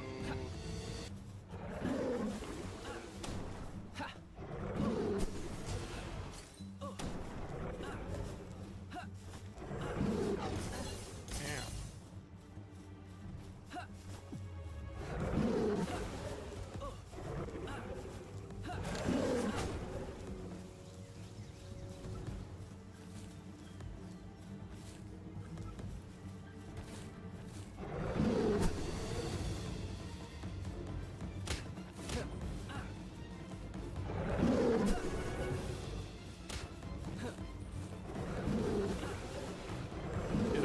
cow. I'm fighting an alien. The classic rivalry. Cow versus alien. Historical in all ways. I caught an alien. Otherworldly You did? cells. Yeah. Dude, that's cool.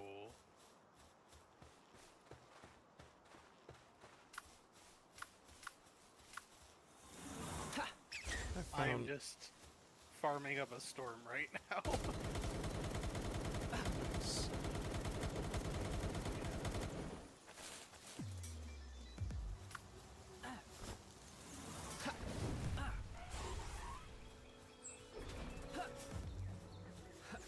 Oh god, get away from me.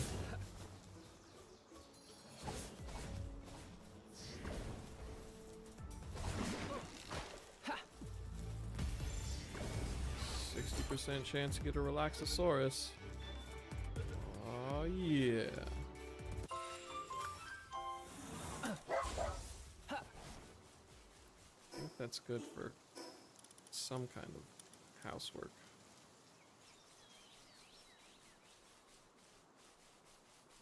I wonder if this will spawn more aliens if I don't harvest it all the way. Because I don't have a pickaxe and I don't want to deal with that. Training manual large? What is that? Oh.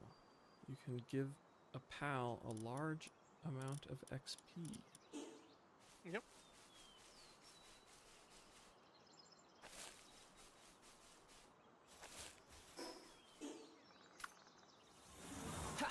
Cow, there's some more mafia. You know what to do.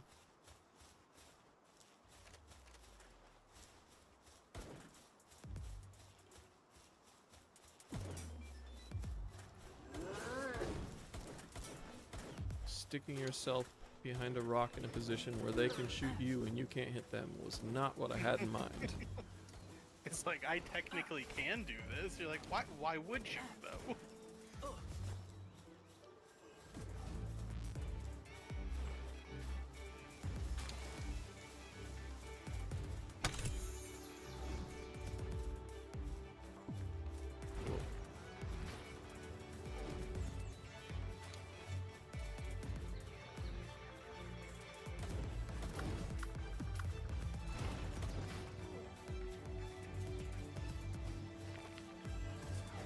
Okay. We have 520 pounds of rock now. Excellent. We'll have a lot more.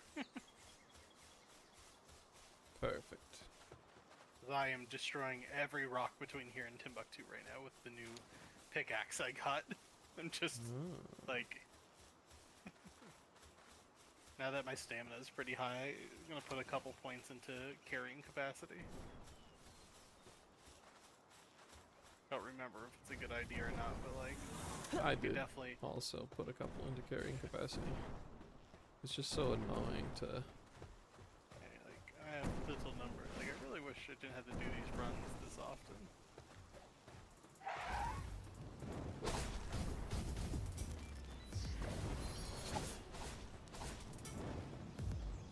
I shouldn't be in here.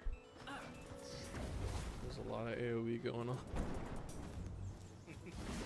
Why are you attacking me, Relaxosaurus? I think I need to get into some fights now.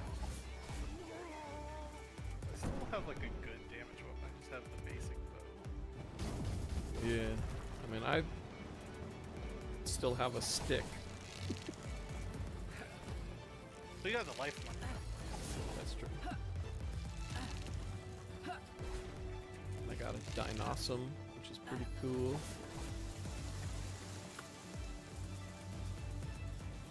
I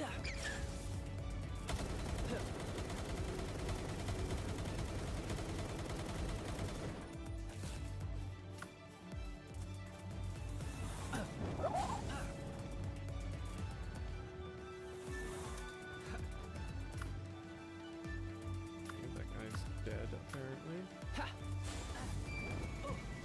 This guy's level 7 or level 20. I didn't even realize.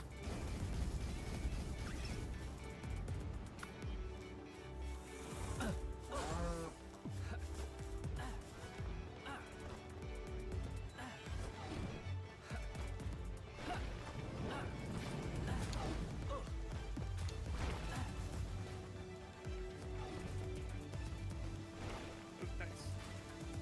That's exactly what I was looking for.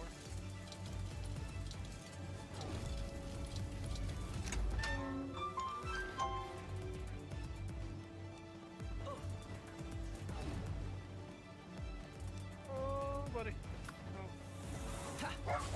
Go play with the mammoth. I do not want to go play with the mammoth.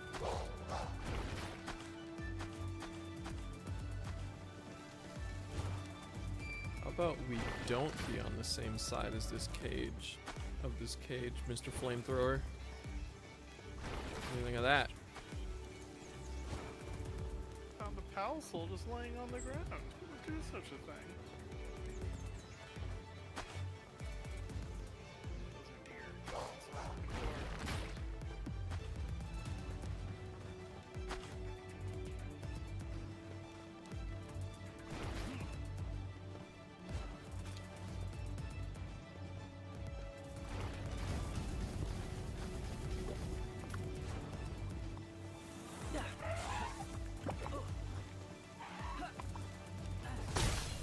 Now.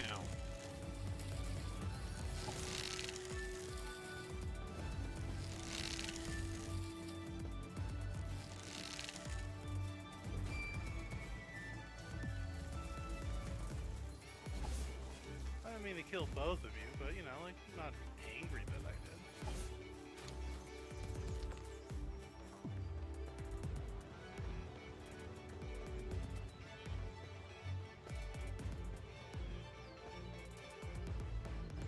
Please stop chasing me.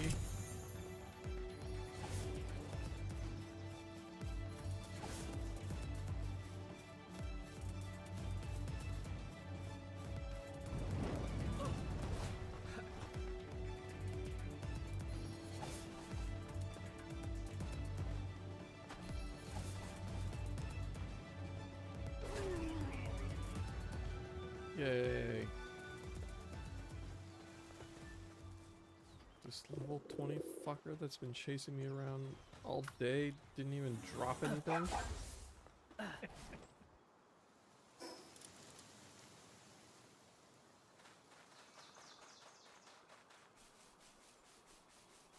Ooh, treasure chest. Whoa. What is happening?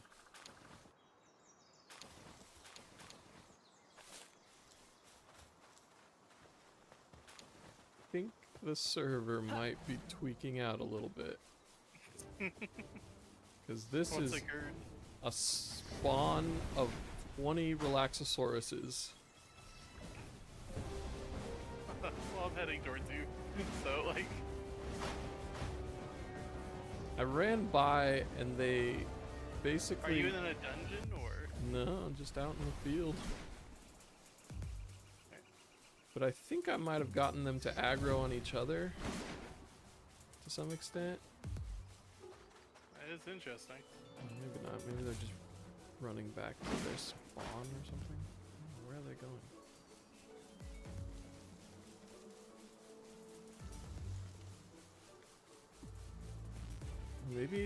Maybe it's intentional. It's like a boss Relaxosaurus with like a horde. Oh, it's like the sweepa boss. Yeah, but a horde of big ass dinosaurs. It's a little terrifying. And it's also not marked. I think maybe it's part of the alien meteorites like situation. That could make sense. I don't know why, but it could. Could make I sense. went same area. No, I went the very wrong way. Looks like I can get over. Oh! Dog doesn't take fall damage. Good job, dog. looks like a cat passive, but you know, why not?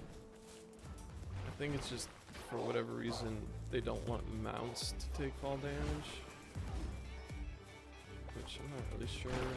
Maybe they just didn't want to write dynamic enough code so that birds wouldn't kill themselves falling from the sky or something. Oh, I see that line very easily. Like,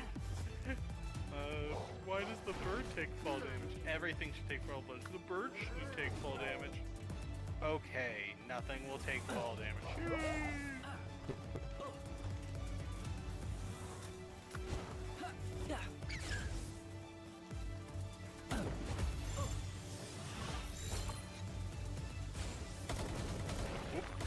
What? Wait. Hiya!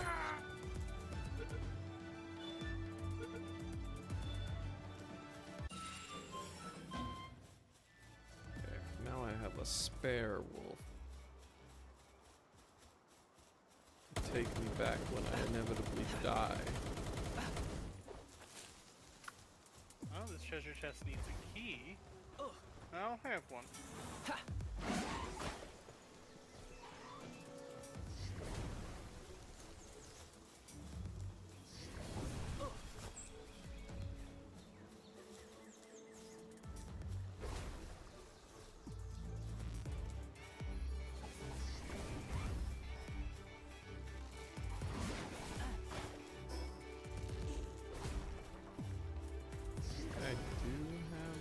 I have a couple copper keys. But, That one was silver. okay.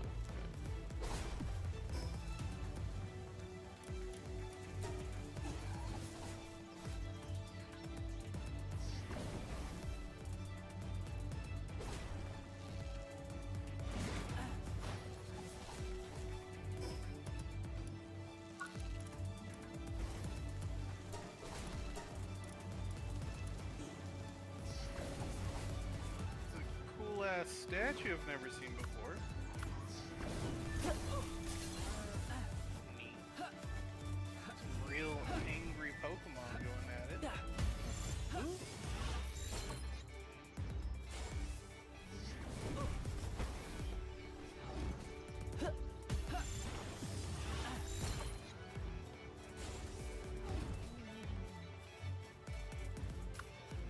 Now where am I? I'm right next. Nope, nope. You're over there. I'm still going the wrong way. I'm no longer dealing with the weird herd, just in case that's what you're interested in. No, I'm just wandering around. Like finding new checkpoints and looking for things to fight. I found an area that is above my level. Ooh, Dougie, run away. I just wanted more teleporters because like I just had so few. Yeah.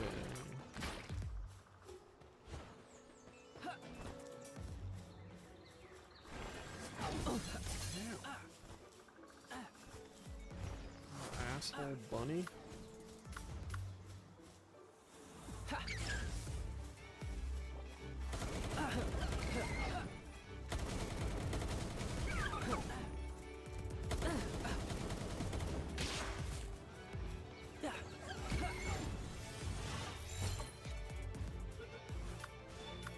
The Leaf Monk machine gun is less good than I remember.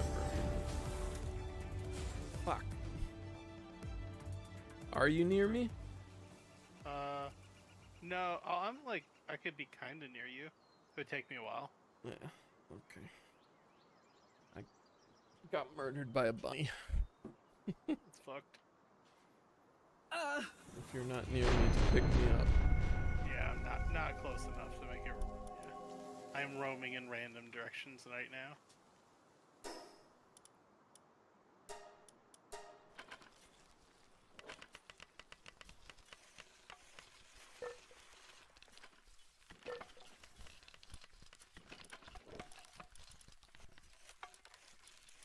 Found obsidian. That's level 29. Okay.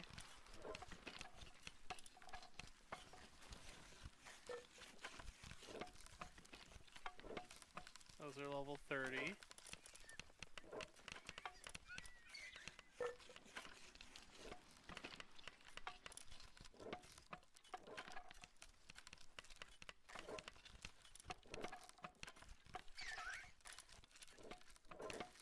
is a fucking ocean I've accidentally swam into.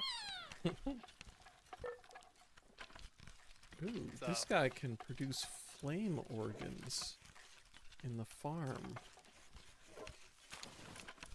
That's interesting. I wonder if there's a water guy that can produce hal fluid. That's what we need.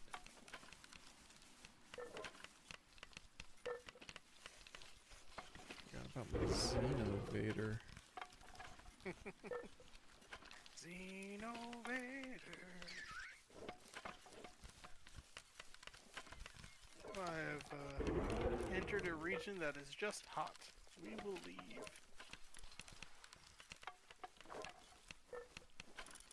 We do apologize.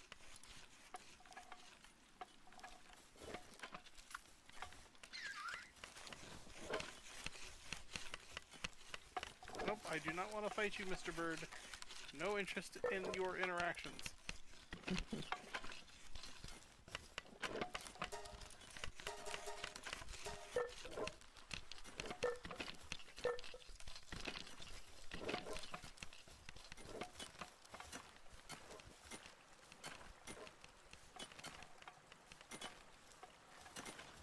I was hoping I'd find one more little teleporter, but it does not look like I'm going to. So, I'm gonna teleport back and call it a night. Good start to it. Fair, fair.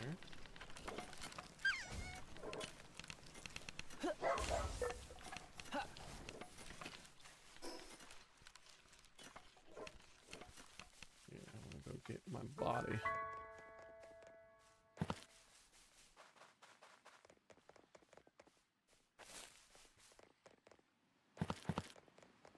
Because I don't want to lose my body.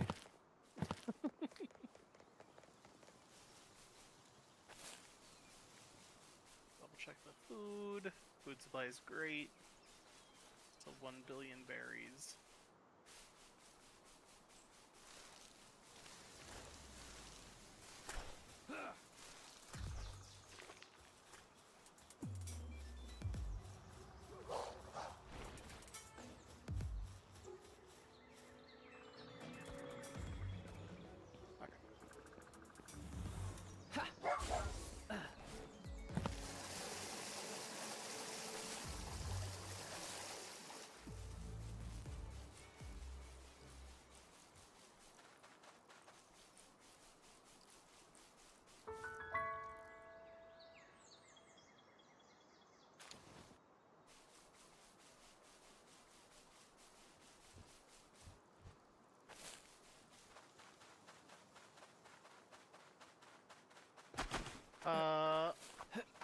I will. What do you want first? A metal axe or a metal pickaxe? I guess pickaxe. Cool.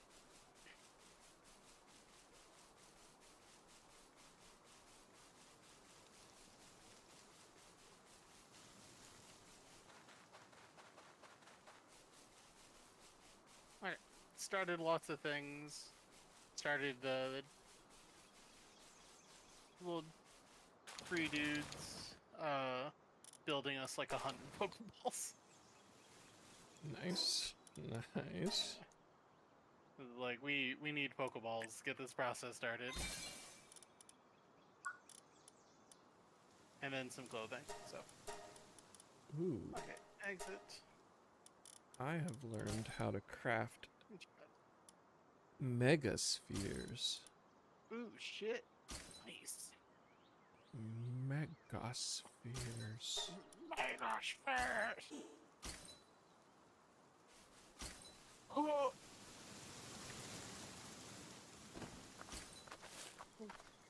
What?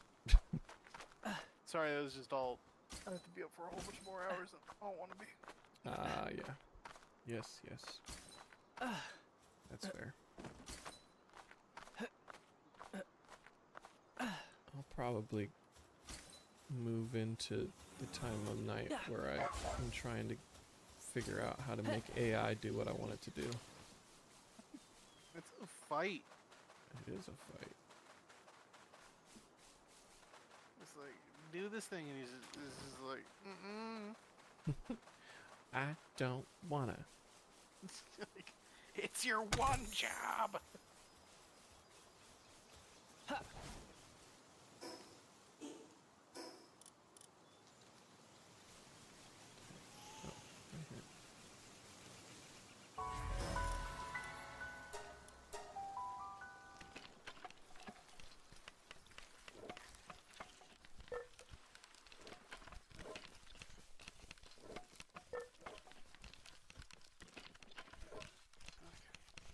Do a tiny bit of reading beforehand.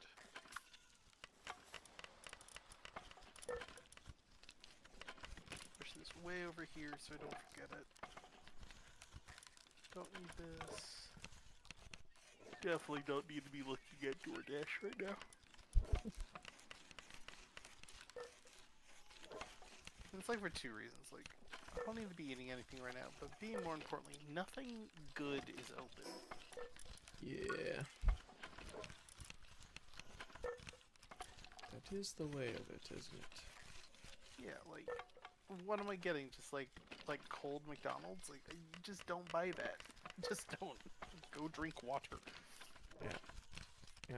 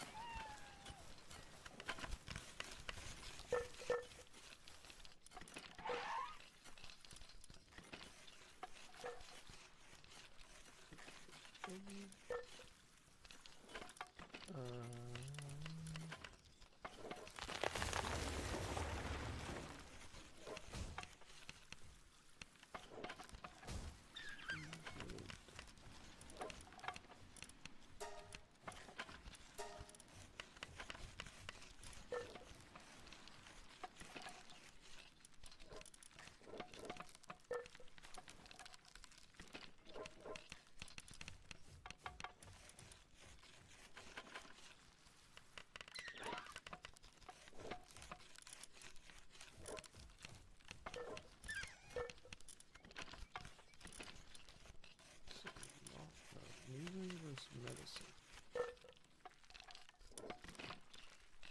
Right, we have a medicine thing.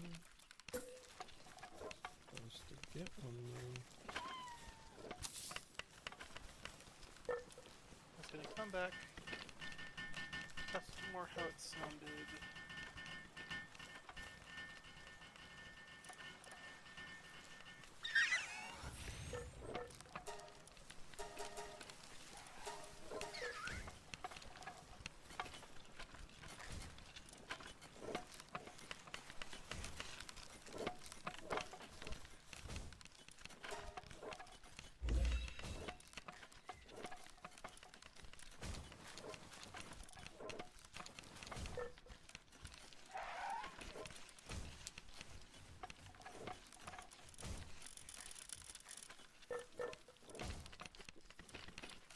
Kind of a ruckus, but I don't mind. Bit of a ruckus. Yeah. I kind of like it. So. And the other first person in audio can do any tuning and whatever else they want to do. If I need to make a custom attenuation field, I'll do that. Some of these assets look anyways. Attenuation function, attenuation shape, inner radius, fallout distance, enable specialization, spatialization, yeah. Spatialization, panning, 3D stereo space. Okay, cool. Enable reverb sound. Yeah, so it just makes it super physical space based. Build a custom one of these. I don't apply my custom one for their weapons. I had to apply their weapons for weapons. Oh well. That's all good then. We can stop there. Go straight to the flamethrower. Combat. Sentinel.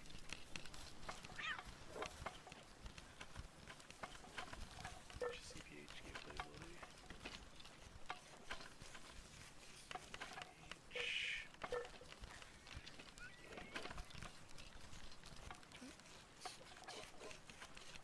VP, no,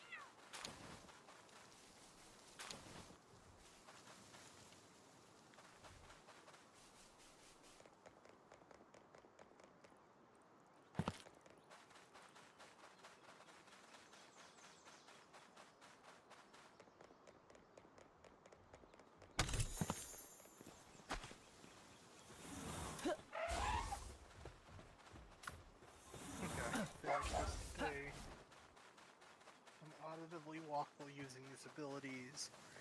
So if I gave it a nav2 movement request that is just add a character and don't let it update so it goes in a straight path, and then make a decal that predicts that path and draws a line on the ground. And then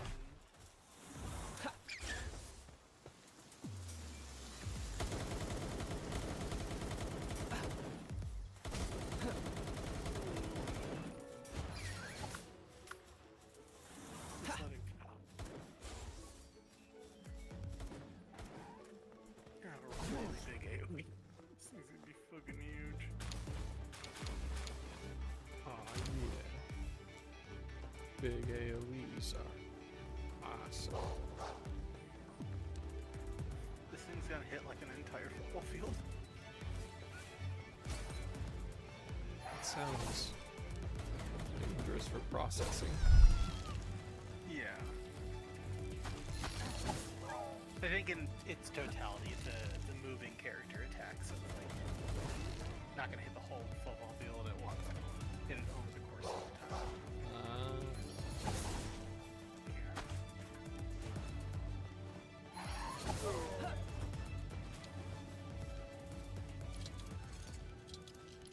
What's the description of the ability say? Let's make it to spec.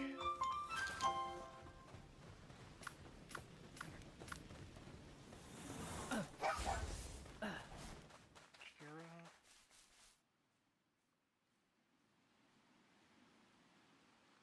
Work. So that one's done.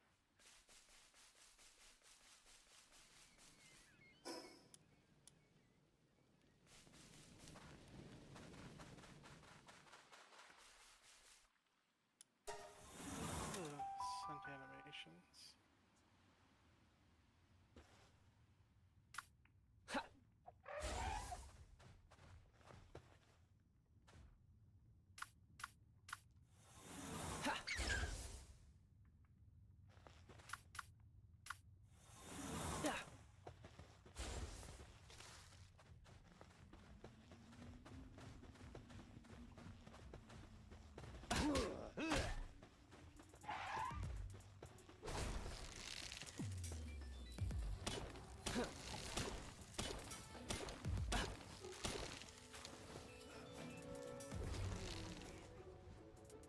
Okay, so they're just in the wrong order, but this is on my work list, so that's not a problem.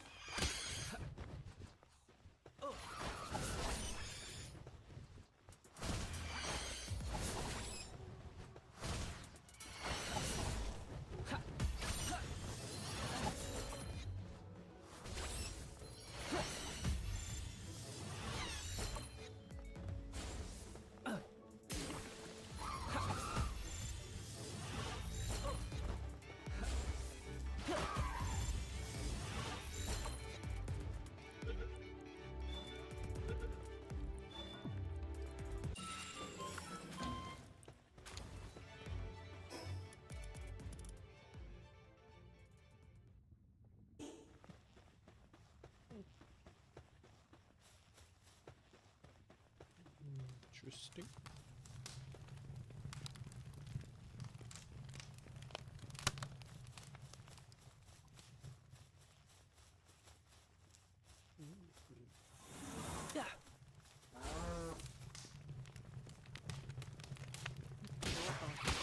Reinforcements building. Oh, there's no spawn thing in it. So if I close this right now.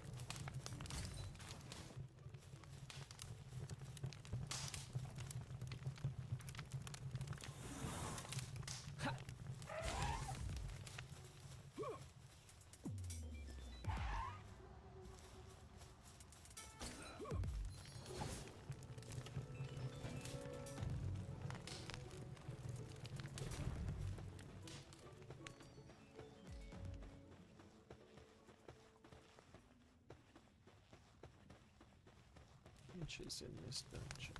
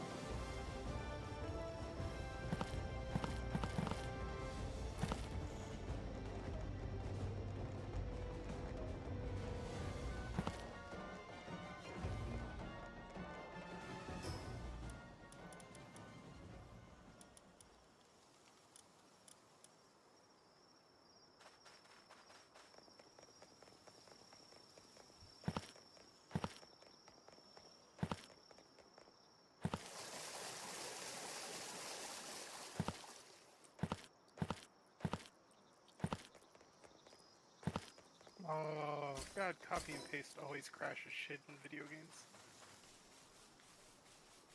What? I accidentally deleted the particle effect and hit Control Z, and then trying to reestablish where that particle effect was inside of an animation as a notify crashed the engine. You know, an engine they've been working on for 15 years.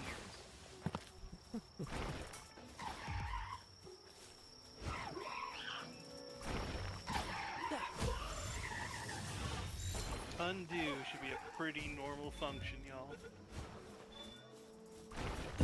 That sounds wrong.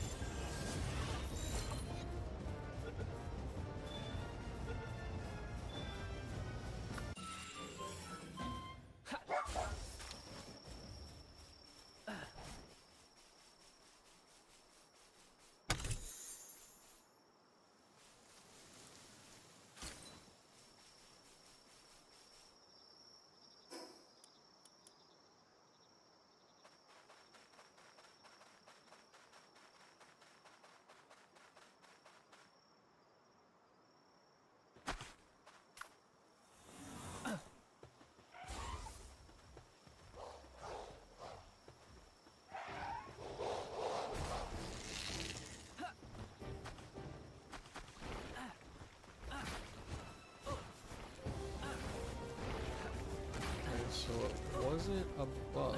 Apparently there's now just nests. Oh. Ooh. There's a bunch of eggs, and then one big guy, and a bunch of little guys. So now I'm fighting a pack of dire owls. It's kind of neat.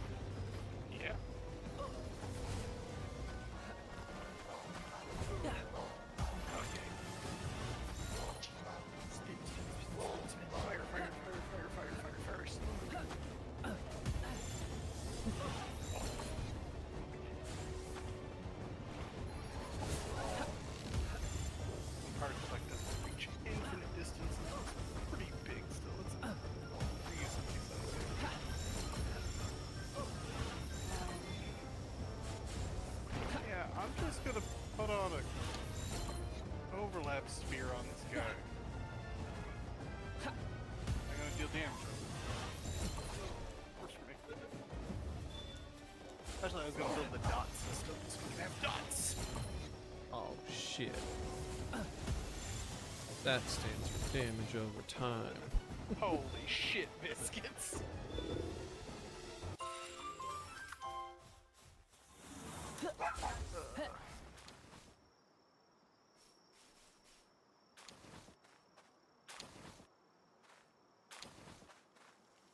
I just got some dog coin.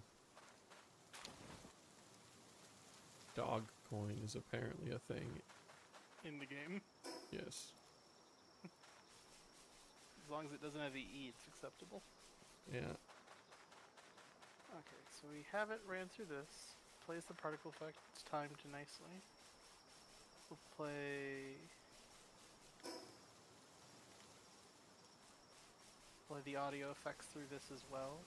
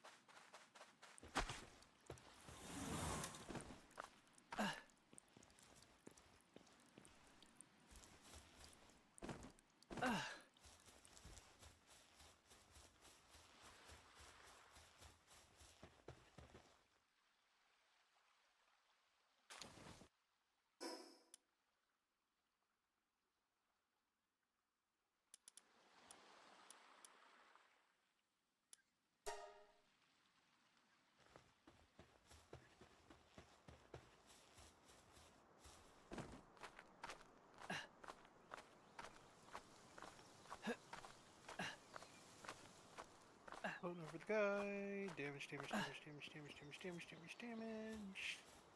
Lots of dots, people dying. Huzzah. Okay, here's the question. That's right. There was a thing I was gonna do. I don't need the question first. I need to check the thing. Confluence.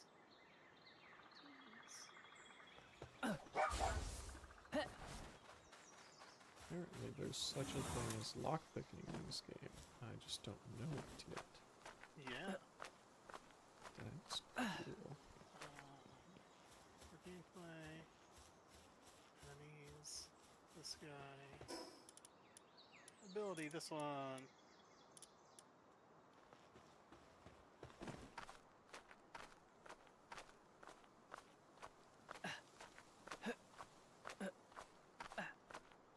Cool. Okay, so that's awesome. This ability is so much nicer than I was expecting, where I have to like display things. It's so much more ambiguous, and I'm so okay with that. Because in the text for the exact description of this, it says it will pick a player at random and begin to move toward them. This will continue for a while, and when the attack is finished, it's done. And I'm like, yes.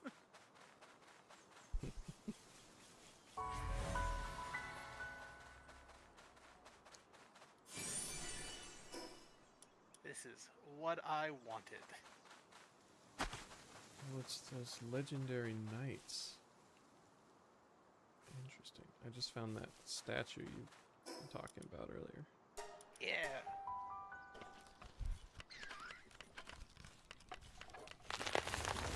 Those guys are in some of the end game stuff. Oh, cool. I never got to do any of the endgame stuff in this game, so that'll be fun.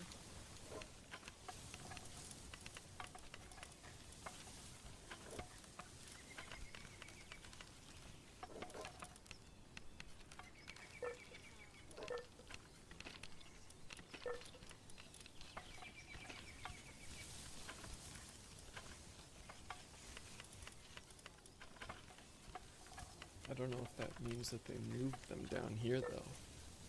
It seems like it probably is implying that they moved them down here. Well, with the statue and whatnot.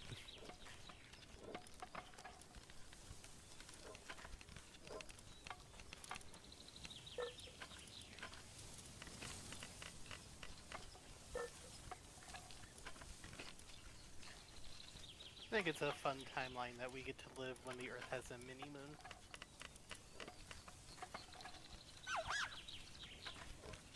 Okay.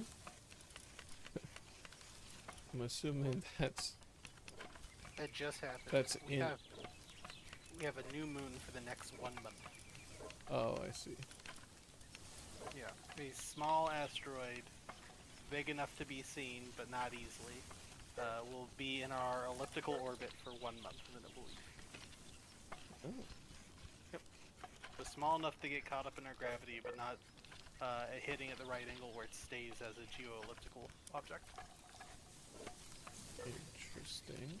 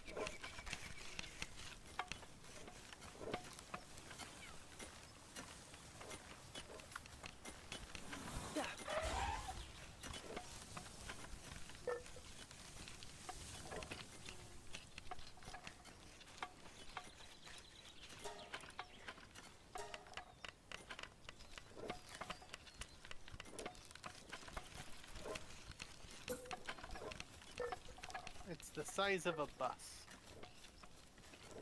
Is the asteroid. Very small.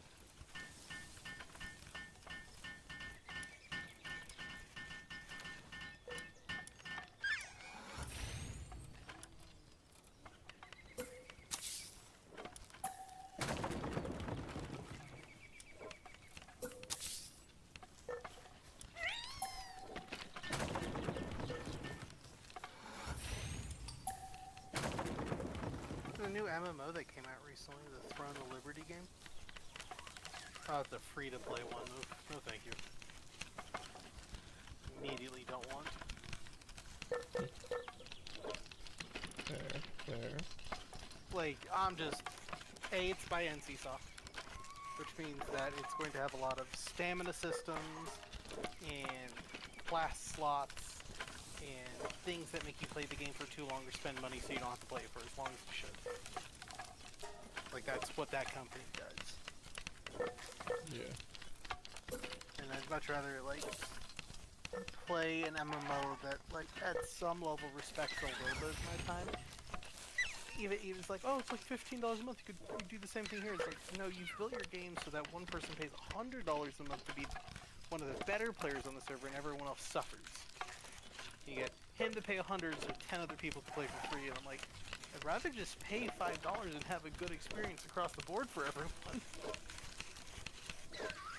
Can you do that? Please?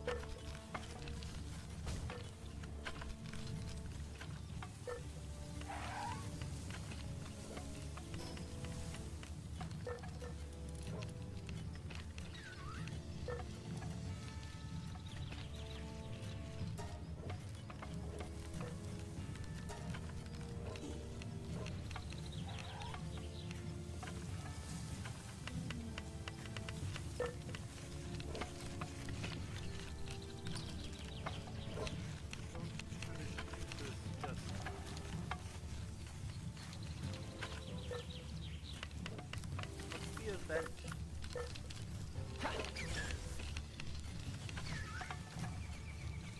Animally.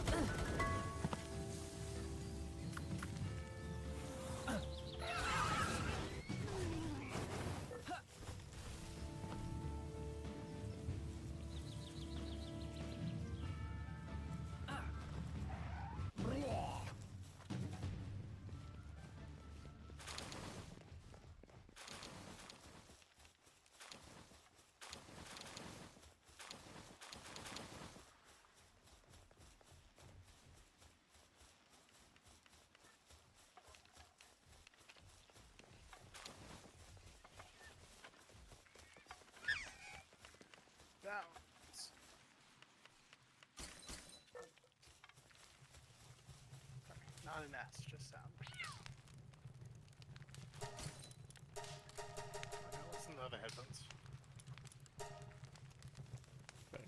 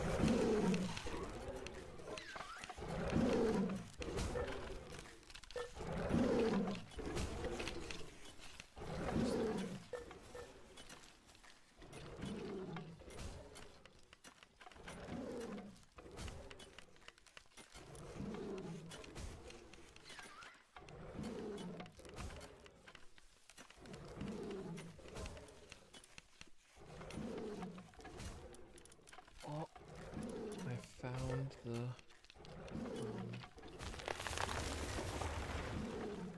what's that game called?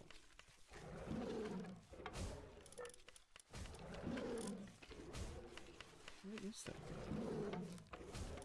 Whatever.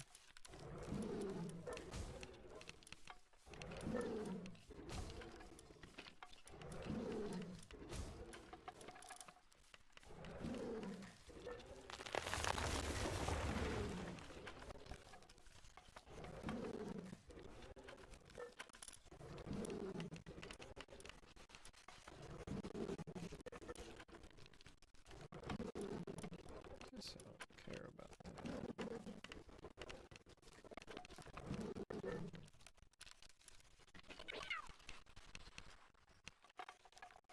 Ooh.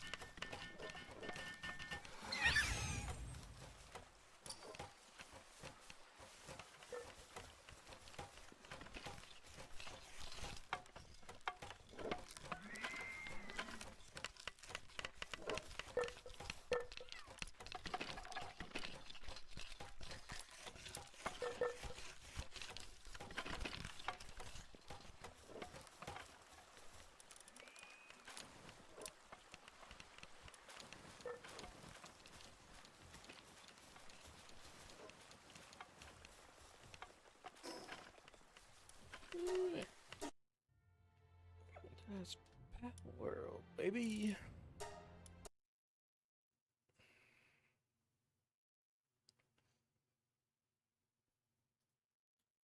I think I will do some more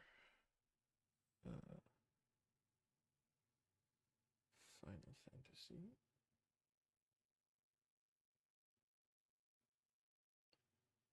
Do I? Or do I do some programming? I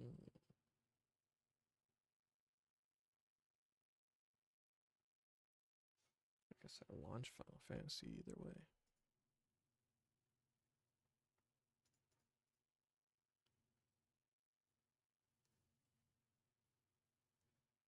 I mean, I guess I could have anything in the background. It doesn't have to be Final Fantasy. But whatever.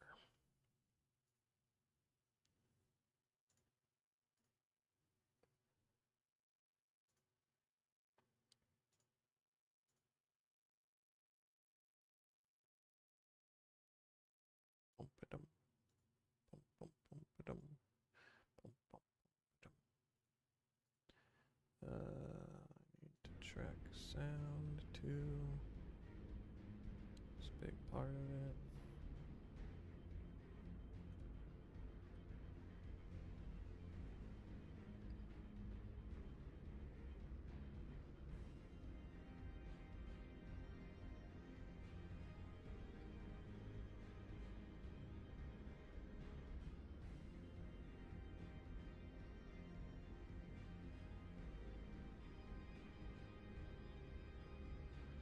Bing. Alright. Neck time and Okay, audio cues are set up.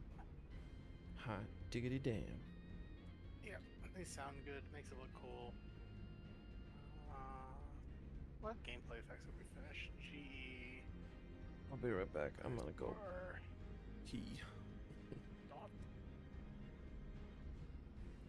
Damage. Set by core? Jesus.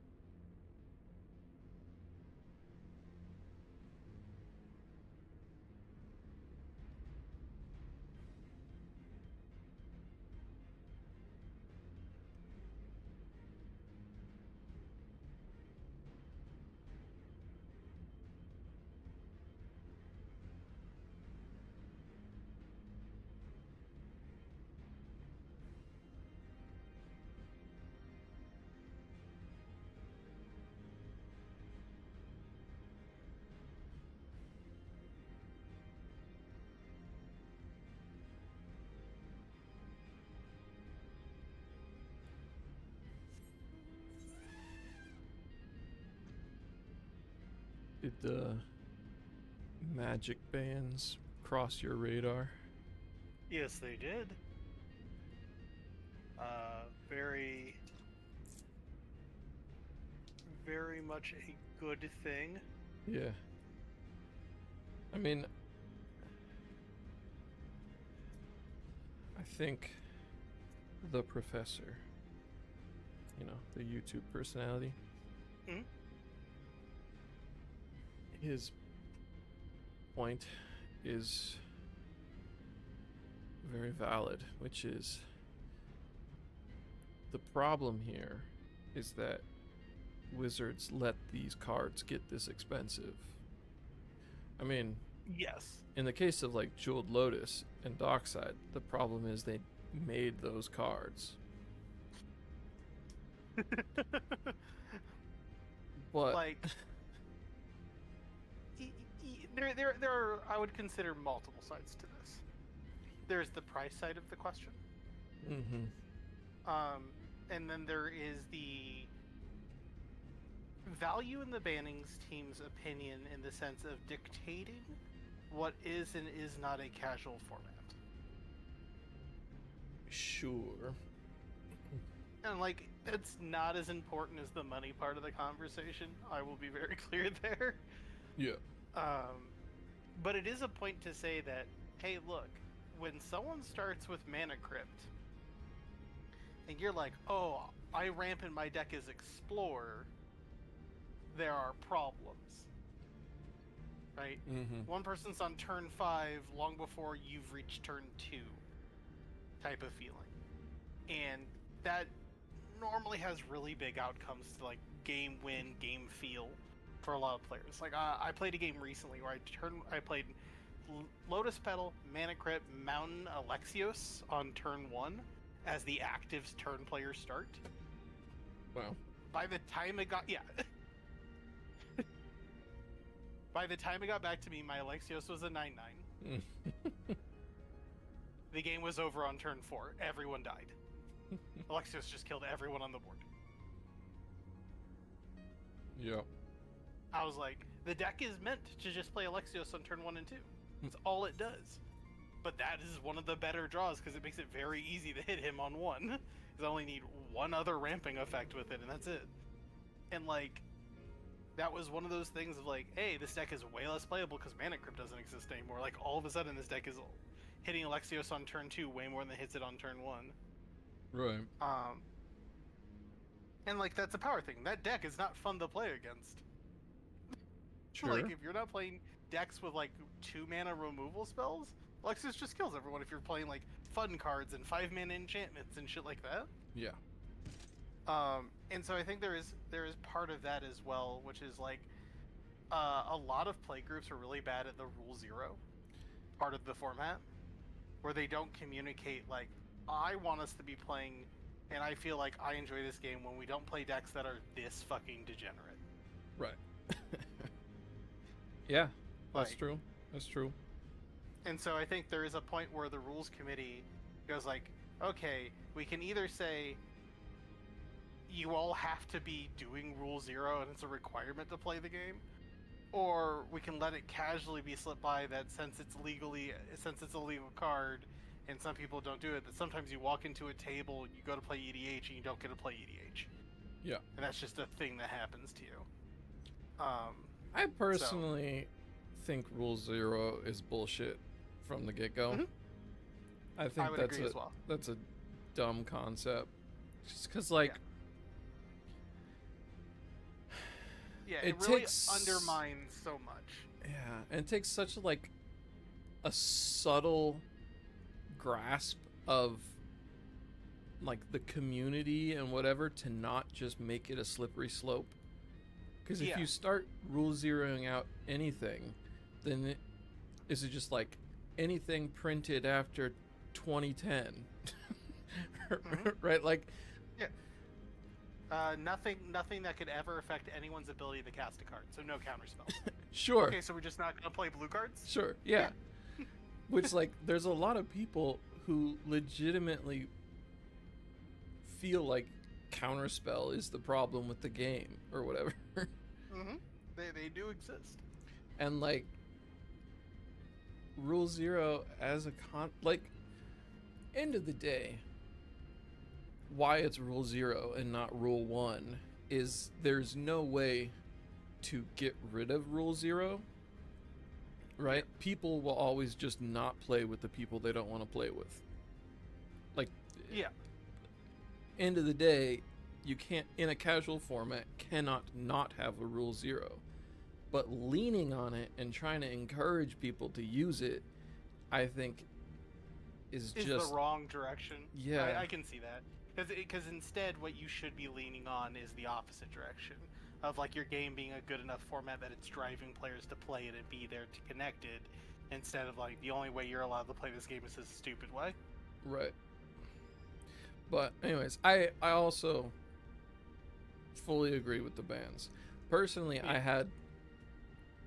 I have almost nothing. I have one dockside. Like that's what my effect is from this. Mhm.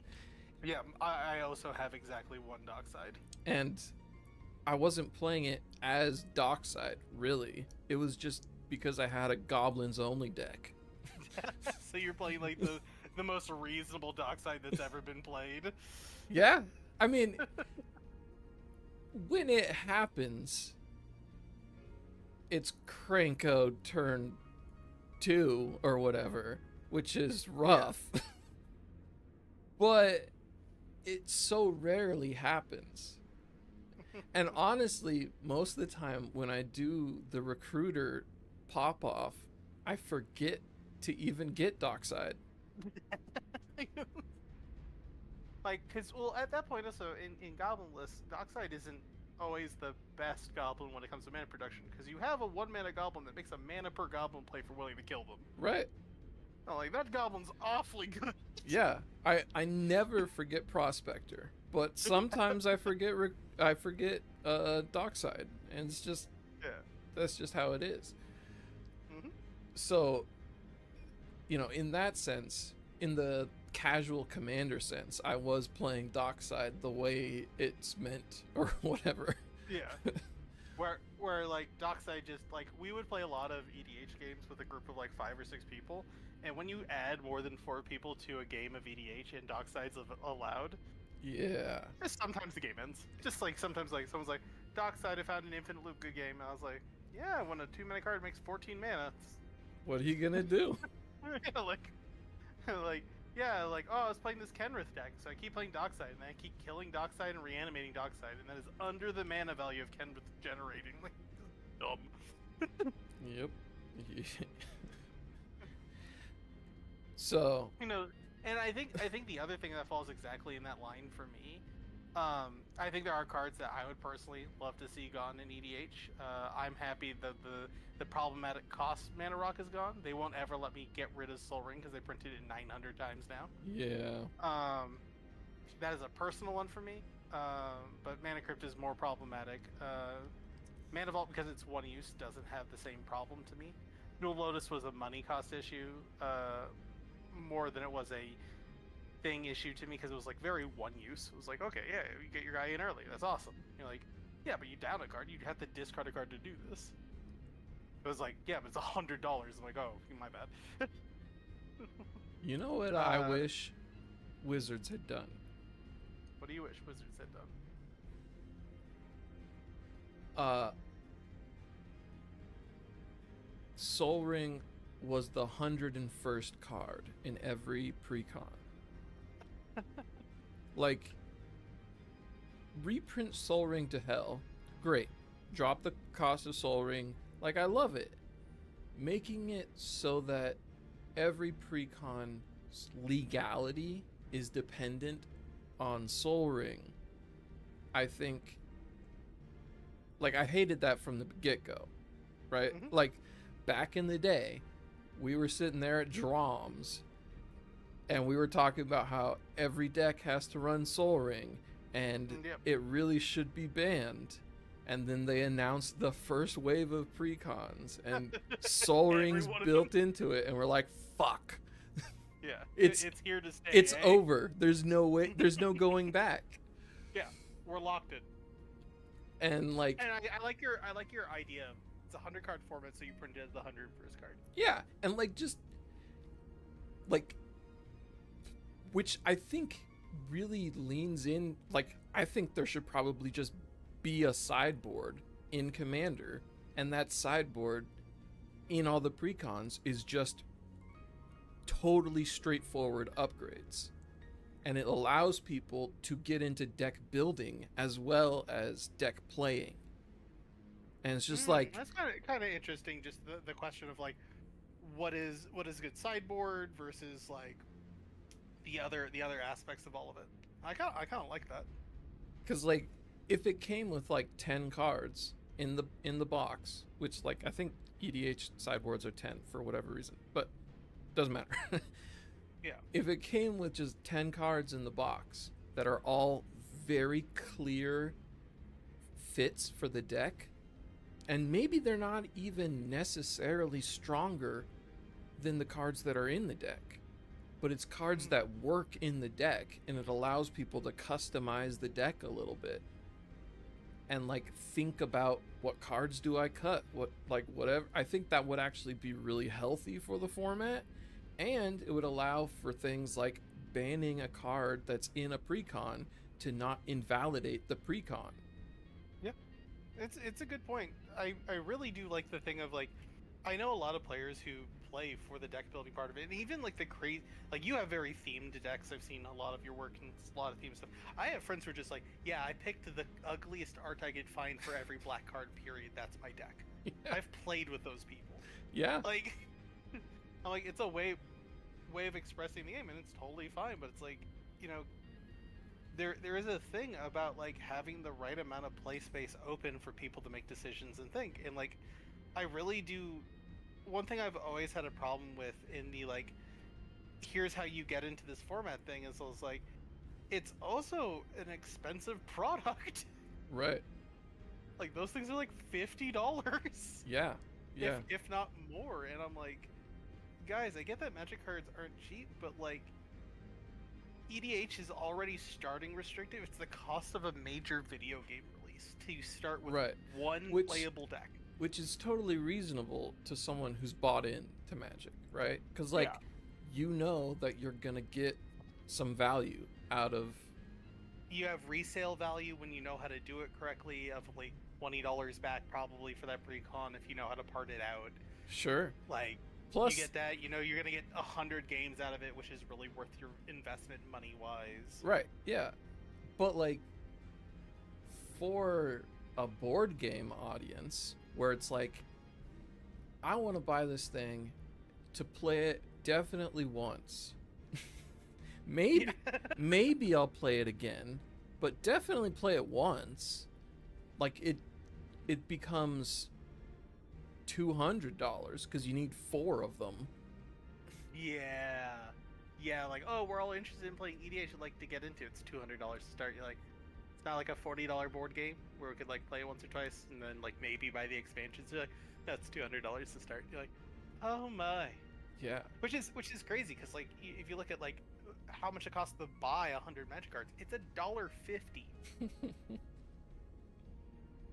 problem is that what they're handing you, they've said, oh, it's just a pile of really good cards. And like, don't get me wrong, the precons nowadays are insane. Yeah. There's like 36 non-basic lands in every precon, and they're all like good lands for doing like multicolored things. And it's like, that was a thing that never happened before. Yeah. I have no problem with kind of the. I mean, it makes so that EDH night is accessible for people who definitely want to buy in. Like, I want to go with my friend to hang out with these people who I've met at his barbecue or whatever, you know, like, and get into this thing. I can have, at this point, like, there's variety, I can have choice, I can have flavor of my own, and I literally don't have to make any choices to do it. Yeah. Like, well, I mean, you know, like, you have to pick a deck, but Yeah, you have to make the first choice. like, I enjoy that that's possible. There's, when you go to a shop for a commander night, there's always going to be one person who's just playing a pre-con that, Yeah. like, it's their first. I've never not had that happen.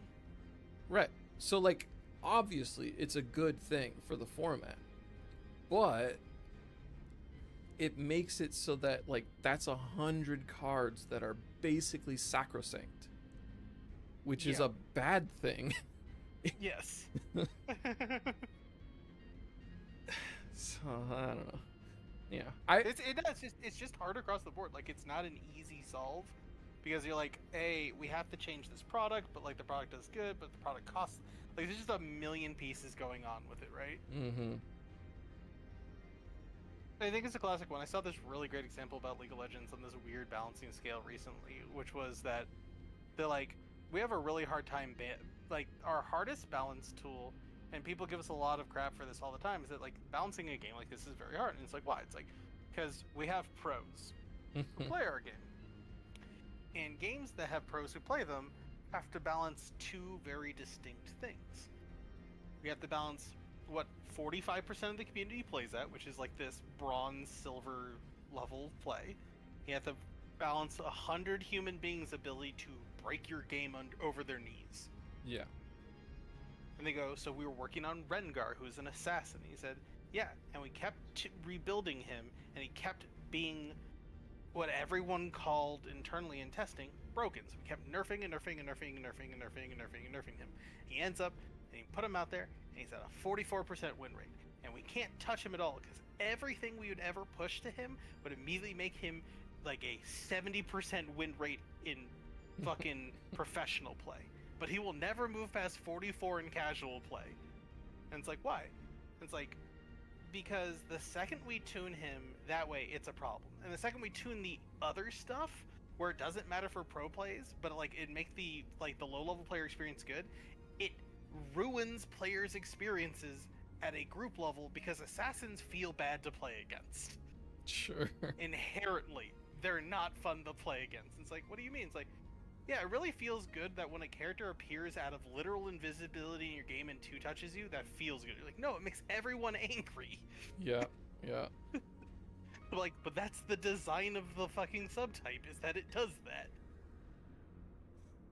I was like, yeah, that's a hard-ass question, actually. Like, I don't have a good answer to that one. This is kind of my job. Yeah. Yeah. That is. Balancing is a hard job. Yeah, there's no question in my mind that, like, there's a philosophy I've started going into balancing, and I'm trying to figure out how to put money into it. It's what my card game's based on, but it's also like a lot of things in fighting games I'm really enjoying recently that are based on. And it's basically there's.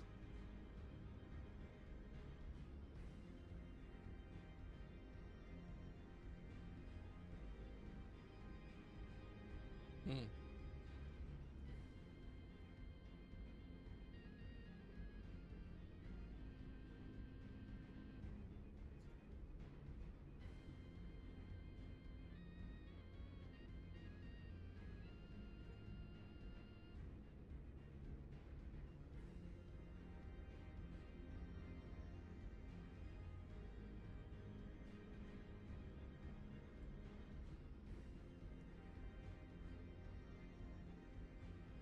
Right, right.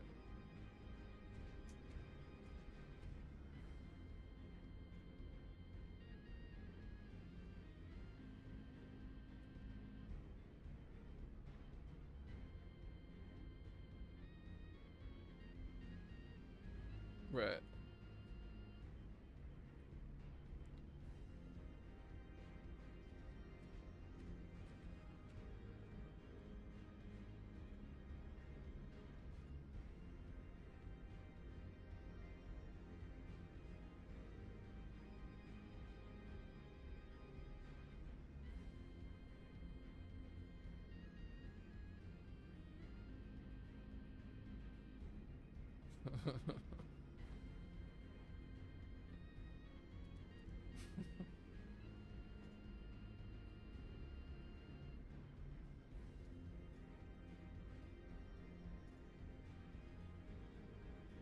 Yeah, yeah.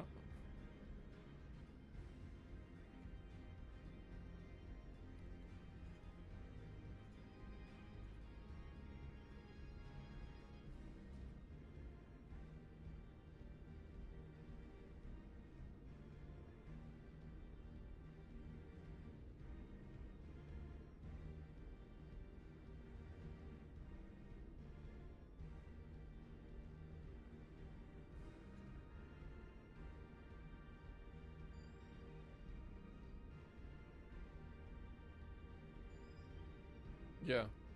You got to come up with an economy to make it fair. It's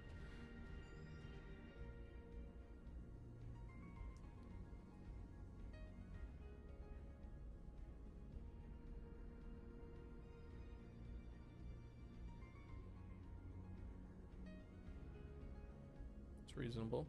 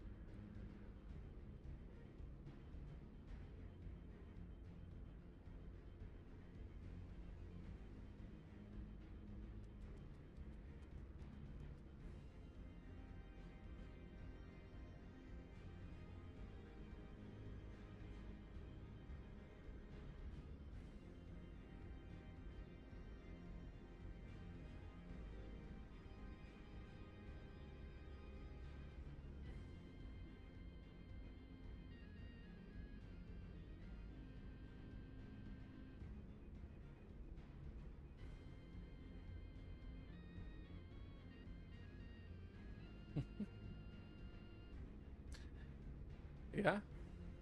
Yeah, that would be interesting. It would be cool because like you could even build in dynamic balancing. Like you were saying earlier with the like 44% win rate or whatever.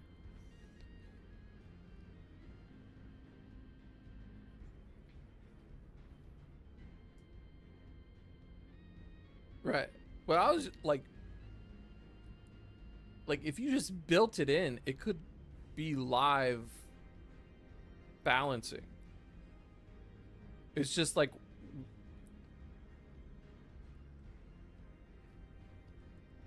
if a thing drops below 45 or goes above 55, you subtract 1 or add 1 point.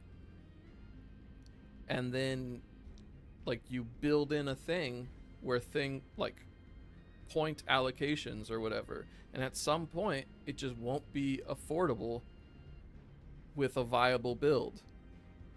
You know, like a thing just gets more expensive, you will have to sacrifice something.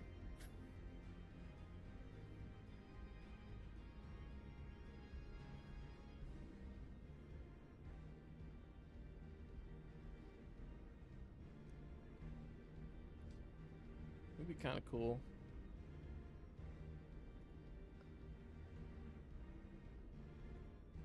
Know if the community would want it in the sense that every day they'd have to look at their build if it was working or not. Right. Yeah, it would be. It would be But it's still cool the fact that it could happen. I think it would be good for like a roguelite style game. Yeah. Like especially ones with like leaderboards, scoreboards, lots of those little things. I mean, yeah, and there's also like there's versus roguelites now, which is like, Yeah. they're it's also maybe Wild just gambling. auto battlers. Like, it's kind of hard to differentiate the two in my mind. Like super auto pets type of stuff, Yeah. or like what's the backpack one? I think it's backpack battles.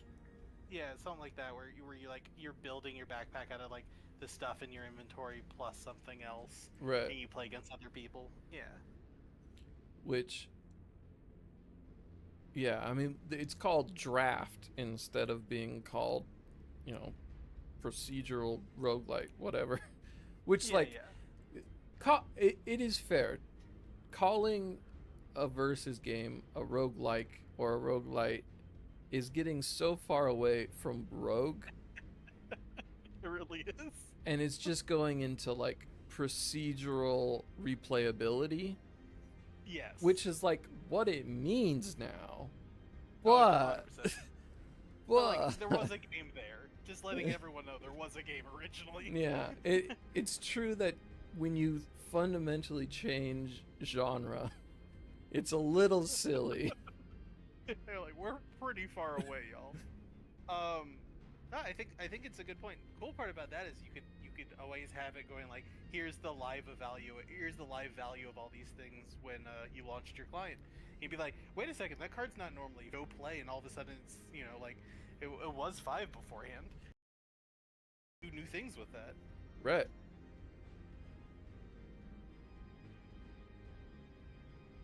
And so, like, my only concern with having it being like really data driven, is ping ponging. Mm-hmm.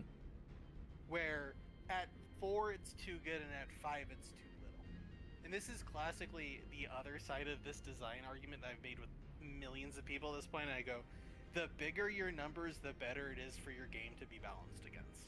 Right. Yeah. I mean, that, Like, in my mind, it would be like in the thousands, and Mhm.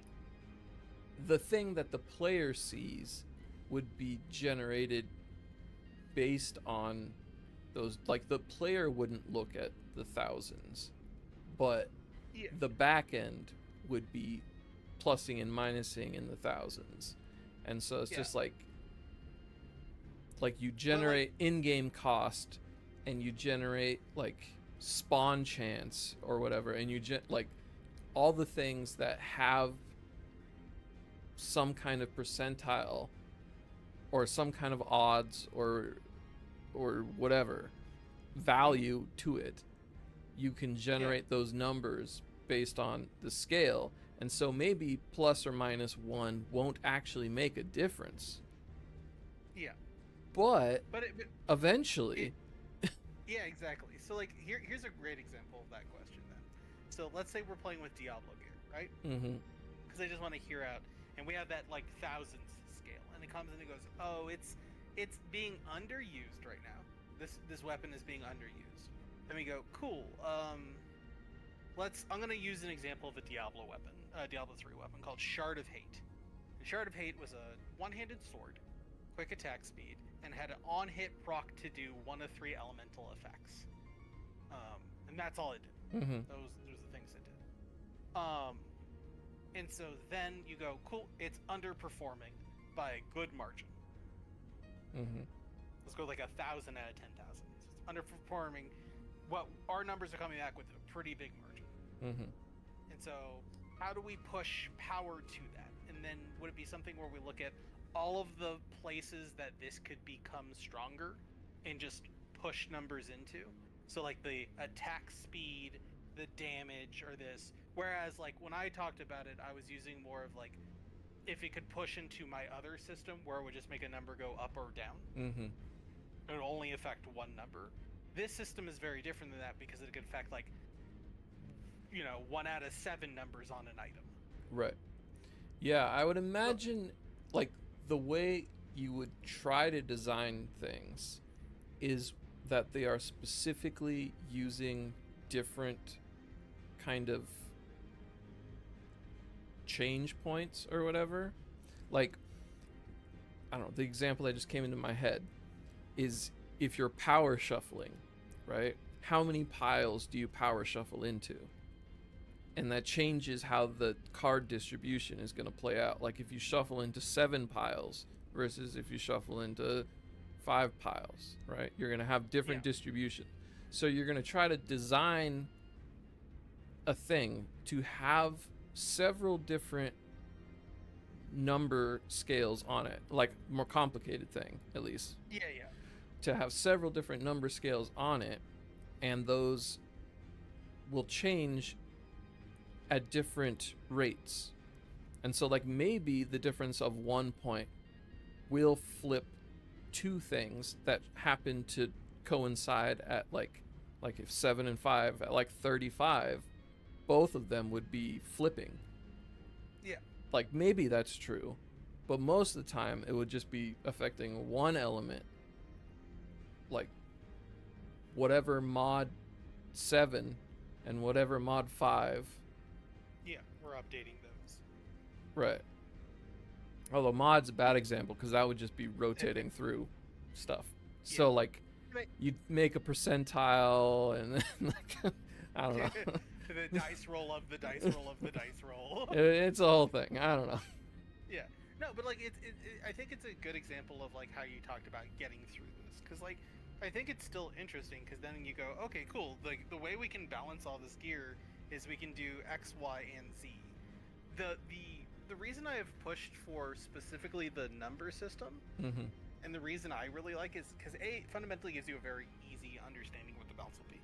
But the more important thing is you no longer have to argue with player story, which is like a really hard thing to fight in competitive gaming or normal gaming. Is the perception of what my story should be versus what you're telling me it is right now. This is like a huge thing when it comes to like balance changes, because like players fucking hate when you take their toys away from them, which is fair. Those are my toys. Those are my toys. I paid for my toys. Give me my toys back. Like I'm not gonna argue that point, but in the sense of it, you go, okay, cool, but like we're going to nerf this because it's too strong. And the power of the just like that drafting total point system is, I go, you're right, it is too strong. So we made it cost more, and its strength stayed the same. It just costs more to put into the game. Like, if you're thinking about a Magic deck, I'm never going to nerf Ancestral Recall. I'm going to make Ancestral Recall cost more of your overall points to put in your deck every time it's winning too much. Yeah. Which, like, you know, this is a hard system to retrofit into anything. Because they were not balanced this way before.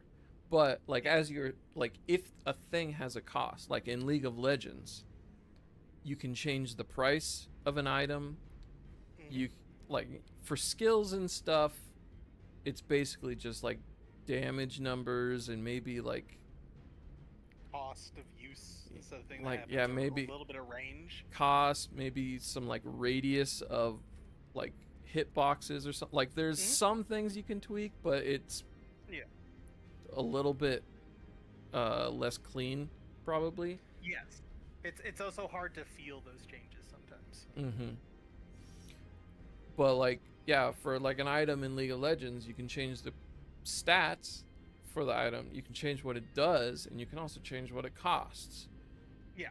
You have 3 modes of access of targeting those balances. Which, like, I guess mana... Mana does matter in those games, especially if, like, you're playing Dota. Right. Mana matters a lot in that game, because you regen mana way worse in Dota than you do League. Yeah. So, yeah, I mean, there's several axes that you can shift on, which theoretically that kind of a system where it's just keeping track of things and making very, very minor tweaks over time would function properly. I think it's a pretty close answer. Like, and I think it's one of those things that I think that one, it's a close answer, but that one has a harder time also dealing with the like. If you do that one and you're willing your game to be, as I was explaining beforehand, different per environment of its storytelling, I think it's fine. What I mean by that is specifically like, hey, these are the best players in the world, and these are not the best players in the world. Right. And Rengar is way better here than he is over there. Yeah. Or he's built like all of his tunings differently and has different health and all these other stats. You know, like why are they playing a different game than us? You're like, because the way you play the game versus the way they play the game is very different. Yeah, yeah. And one of the painful things to say to that is like that's very true, but the fact that I'm playing the same game as the pros in a very literal sense is a thing that helps viewership of the pros. Right. Yeah, that's Right? it's an interesting, because like theoretically that would cause things that are very difficult to take advantage of to just get more and more overpowered, because there's way more not pros than there are pros. So unless you specifically like someone at the top level has how much effect the item has on them will have a greater effect on the item score than someone at a low level. Like theoretically you could do something like that to try to balance for high end, but yeah, a dynamic system would be very difficult to balance for pros using like live dynamic whatever.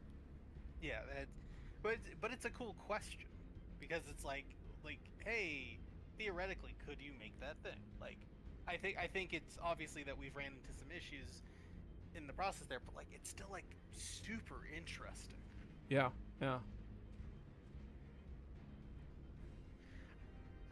I'm always happy when I can talk like a fun video game idea or question. Like this is the shit that like always keeps me up. Like when I'm thinking about stuff like, you know, how do I make these things better? How do I make them fundamentally help the players more in all directions? And this is always one of those questions of like, oh yeah, this makes the balancing so good. I'm like, and it makes some things feel so good, but it's like other things just become really hard. It's like, oh, that is an issue. It's not a strictly better solution. Yeah. There is a reason that it could be a problem. Yeah, like they're like we feel like it's very good until we've realized we've hit this issue, and then we're like, oh no. Like we've balanced it this way, and now no one plays this character. And you're like, you fix. You're like, for 5, no one's paying for that shit at this ELO. And for 5, it is the most used one at the top. Right. You're like, shit. But the win you get out of it, if you're willing to let that L happen, is this incredible level of, like, I think, moving meta. Right, like, this thing that can adapt quickly and move around, and players are constantly exploring what is good or bad, and things rotate in and out at an interesting pace. Right. Yeah. It's an interesting problem to solve, because like in a lot of ways it's also putting the cart before the horse, you know, because you're like where you're worried about balance before you're worried about is it fun or good. Yeah, and like it's a system that specifically works worse before a game has a big player base or whatever, you know? So if you have a thing that is counterproductive to a game's growth that will only be useful after it has grown. That's a very good point. Yeah, I've never even heard someone bring up that issue of it. But that's a totally, I would agree with that issue 100%. You're like, yeah, force the meta to change like this and all these other things and people to vote on. You're like, yeah, but if you only have 10 people and everyone's like, I hate this ability besides 1/10 of your player base who loves it, and all of a sudden that ability sucks, that 10% of your player base is gonna leave. Right. Like, Yeah. Yeah, it's tricky. word of mouth to carry you forwards, like, that's hard. It's a tricky thing. Like, Blizzard can implement it from the get-go if they wanted to, but it's a new idea, so they never would.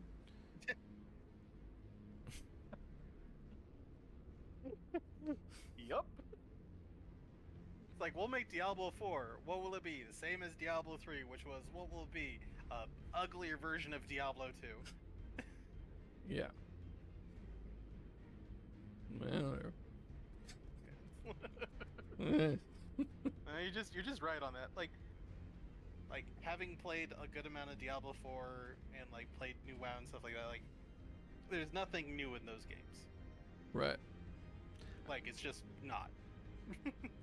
And like that's probably in a lot of metrics the correct thing to do.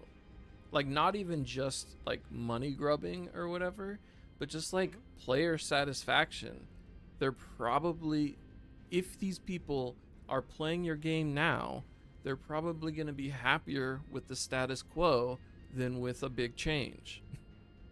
like it makes sense when you are a huge thing to not have big sweeping changes, because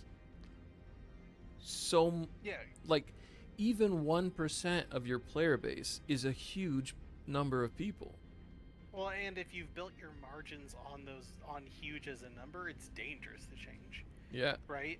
Like it can come down to a lot of like fundamentals on what your consumer expects, I think. Mm-hmm.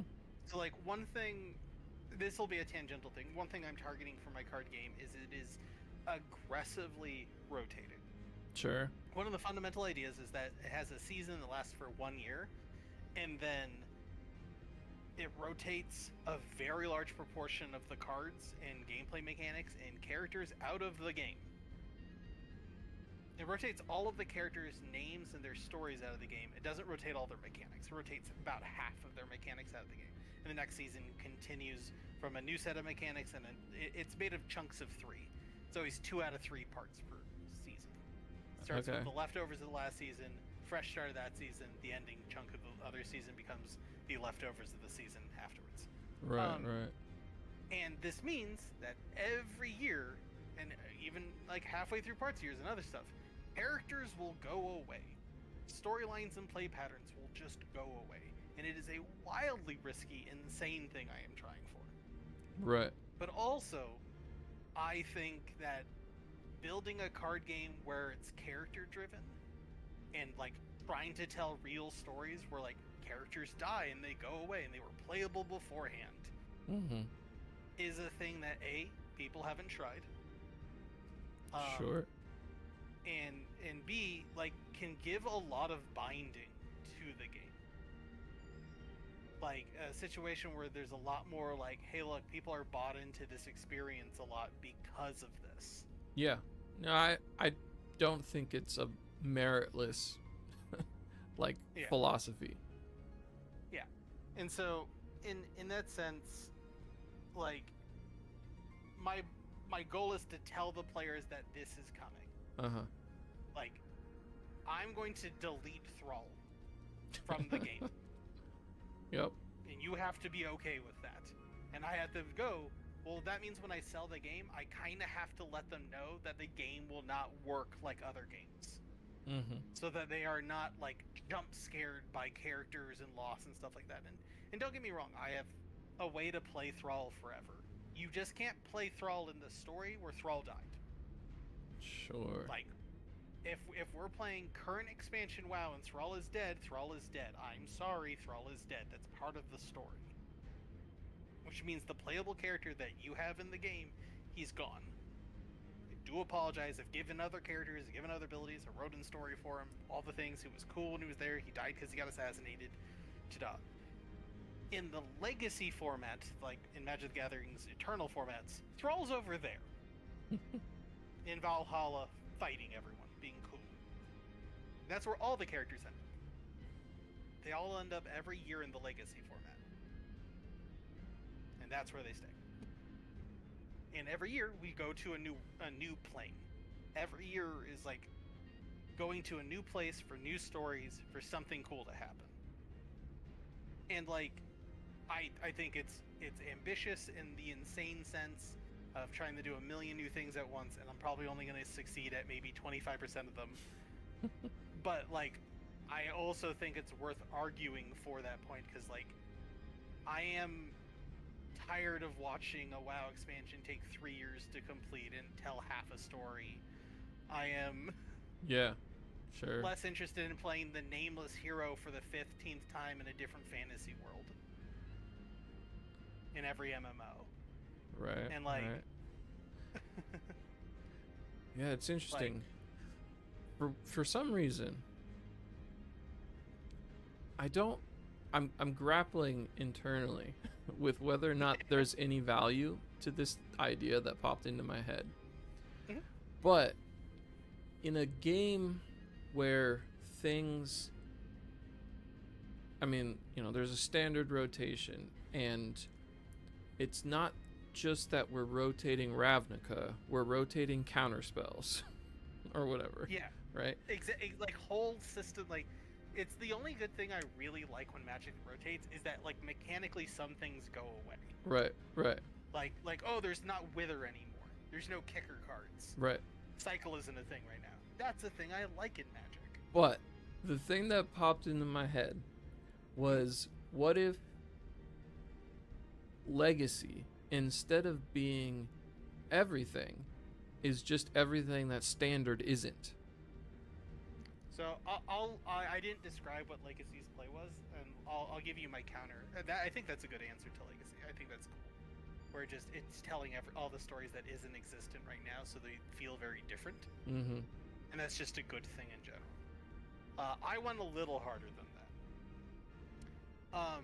All the characters exist in their storylines, right? And they'll exist in 2 worlds, or 2 groups of sets always. So they'll have 2 sets of cards around them. They'll be in their launch set and their set afterwards. And so they'll have access to all the cards from those 2 sets. And when you play Legacy, you have all the cards that happened in the 2 sets they existed in, and then you can add any other. Okay. And so you can pick a different character and go like, where are your cards from? I want that block of cards. And that's all the card pool you get to build that build of the character. Oh, okay. It's interesting. So it's your job to like know all of the sets, all the cards for all the different characters in all the sets, and then be able to be like, oh man, his pile of cards that's coming out in Standard would be really cool with this guy that came out in set 3 midway through in his black deck. Right. And the reason that was because it helps prevent the issue of just play the best cards. Right. Yeah. That's like very often what happens in all card game formats is like, why aren't you just playing the best cards? Like if you're playing Legacy, just like, hey look, why aren't you playing Force of Will if you're playing blue? It seems like an instant mistake not to be playing Force of Will if you're playing blue. Like, you just win the game sometimes because your opponent commits too much and you counter the right thing and it costed you literally just having a card in your hand. Yeah. And so like, if you wanted to go to the Legacy, it's like, oh, you're not playing Time Walk and you're not playing Ancestral Recall and you're like, why aren't you playing the best cards? And so in this situation, I think it gives a very good part of, no, you had an idea, there's a couple of characters who really support those cards kind of abilities, or some generically like just good cards that can fit in with your character. Your character does these things really well and they have their own special like subwords for themselves. But like this black card that works on every spellcast, your character was a spellcaster and their cards are spells. and you're like, oh wow, that was a really good upgrade to this other kind of good utility card, or I just needed another card that fit this idea, so I can go over here and grab these 2 cards. It is interesting. I am struggling to put it in my head. To put okay, everything together in my head. I'll put it in Magic terms then. Your character is from Onslaught Apocalypse. Uh-huh. Those 2 sets, right? Right. No, I think I understand the rule we're talking about. Okay. Like, you...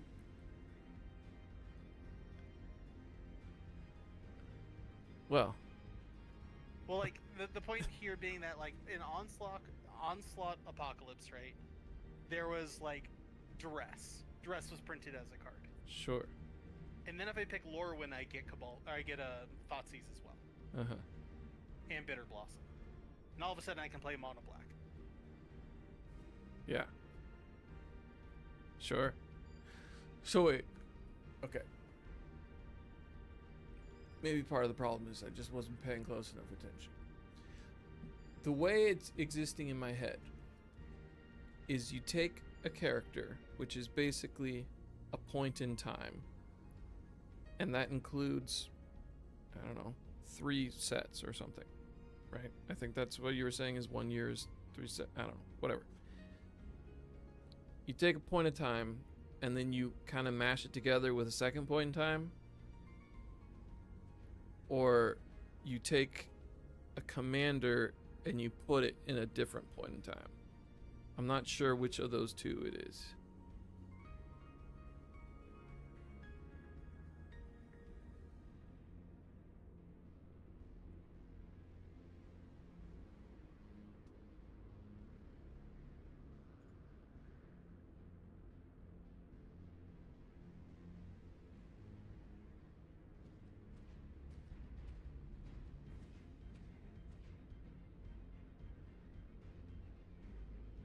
Probably the first one is what you were saying.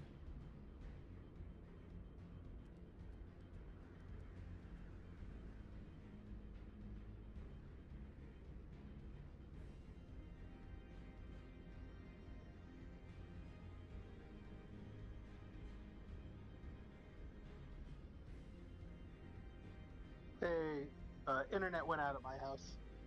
Ah. Yeah. So, restarting everything, but I was like, hey, my phone still has internet, so... Well, hello again. Hello. So what I got distracted because this wall of text showed up on my program Okay. because my AI is very bad. Mostly yeah, whatever. I'm trying to do stuff for like free, and GPT-2 is very bad at doing things. Okay. Anyways, big wall of text showed up, and it was supposed to be 1 sentence, and I got distracted for a minute. But how I think I understood it is you basically take like 1 point in time, like you're saying, I think the stuff that was legal when, I don't know, Return to Ravnica launched or whatever. Yeah. And then you mush it together with another point in time. Yes, that's exactly it. Okay. Yeah? I mean, it's... So I guess kind of structurally you have twice the card pool of standard. Like you can pick between any number of card pools, but in any deck you have access to cards in twice the card pool of standard. Correct. Yeah. Yeah? I mean, I can see it certainly being dynamic, which sounds like there's a lot of big choices, and as you say, you can't just always include force of will. Yeah. One of the big reasons for the idea is just that, to be honest. I want to have a legacy format like, Wild came out for Hearthstone. I was like, this is really cool. And I'm like, my bad, this is way less cool than I thought it was.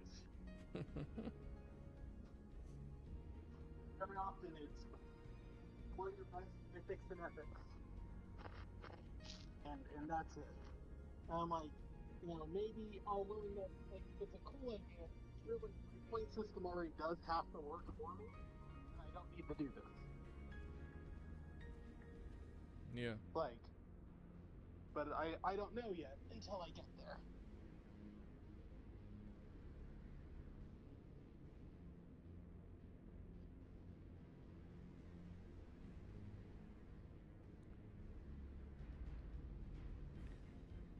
So the thing that I'm distracted by right now. Yep. I'm trying to build like a mystery science theater for my stream. Made up of AI that are just, observing me and then commenting when like I want to make it so that it's not like on a time like every minute they'll say something like, because that's the easiest way to do it, but it's the least personal way to do it. Anyways, but that's several steps down the road. Right now I just have it a thing is transcribing me, not very well, but it is transcribing me.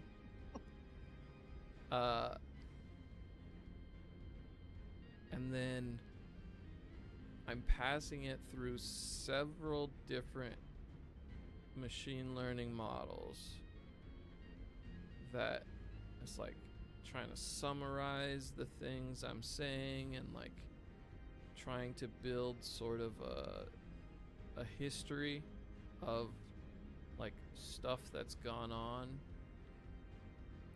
all sorts of bullshit. And the idea is to have a final pass to some model that says, here's a bunch of information.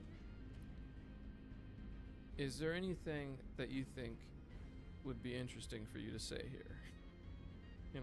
Like, do you have any input into this context? Which right now, when I give it to GPT-2 and I say specifically respond in less than 5 sentences, it's just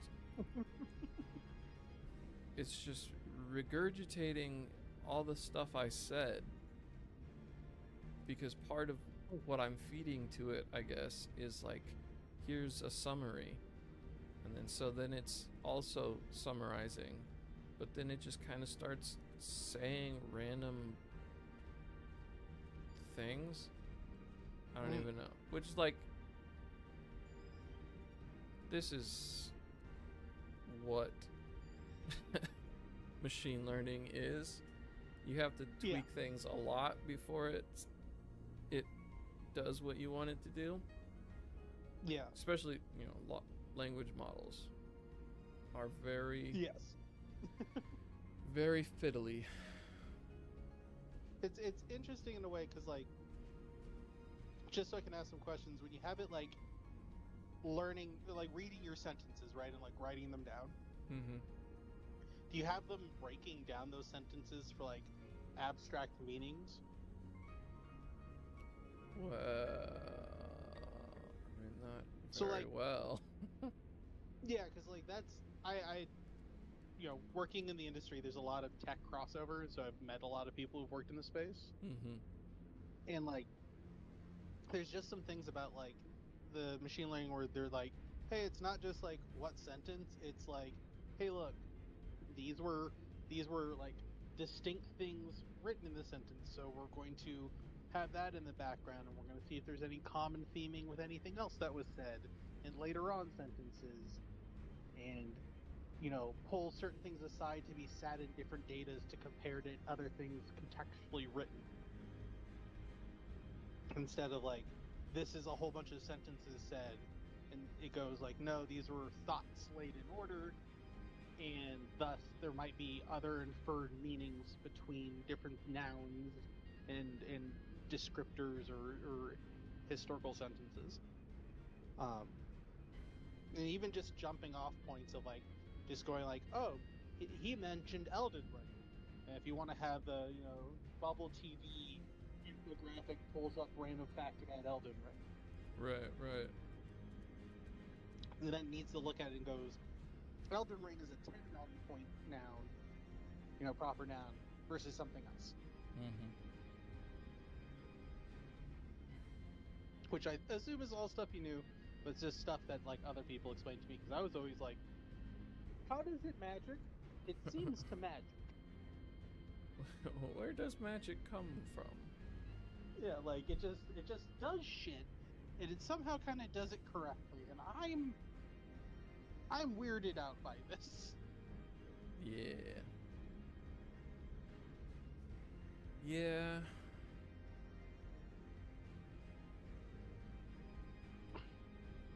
It is very hard, though. From my knowledge, machine learning is very difficult. Sure. I mean, it's... Yeah, at least that's what people have told me on the way you've described it. It's a lot of very, like, I pressed a value in, I let it run some cycles, I see something coming out, I don't know why it's there. Mm-hmm. Yeah. It's very hard to track why things are going wrong. Yeah. Like, when you're doing normal code, very often you can be like, okay, cool. This variable was wrong here, got passed over here, came back like this here. I see where it went wrong in that passing process. Got it, fixed it. Yeah. Where this is like, it's a black box. You're like, there was 400,000 pieces of multiplication. You can't find which one went wrong. Yeah. And it's specifically, like, it's an interesting, like, technically I do have training in the math and the structures to, like, deal with this stuff. But there's so many different little pieces involved in, like, detection of what is going on. Yeah, I don't even know how to describe it. My brain's a little bit tired, I think. I think that's really reasonable. But, yeah. I mean, it's all doing, like, linear regressions, which means finding local maximums of, like, comparisons, kinda. And specifically, it's what makes it cool or whatever is that you can build in stupidity into the machine. Right? Like yeah. ChatGPT wouldn't be fun to talk to if it wasn't a little bit dumb. Like, it's coming up with responses, but not necessarily perfect responses, right? Because if it was perfect responses, there's always just one possible response. Yeah. That's kind of the definite is the total maxima. Which, you know, is also basically impossible to detect for this kind of pattern recognition. Yeah. Telling the difference between a very isolated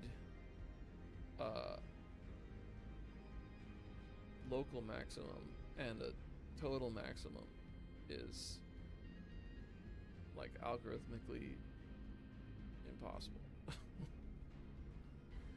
But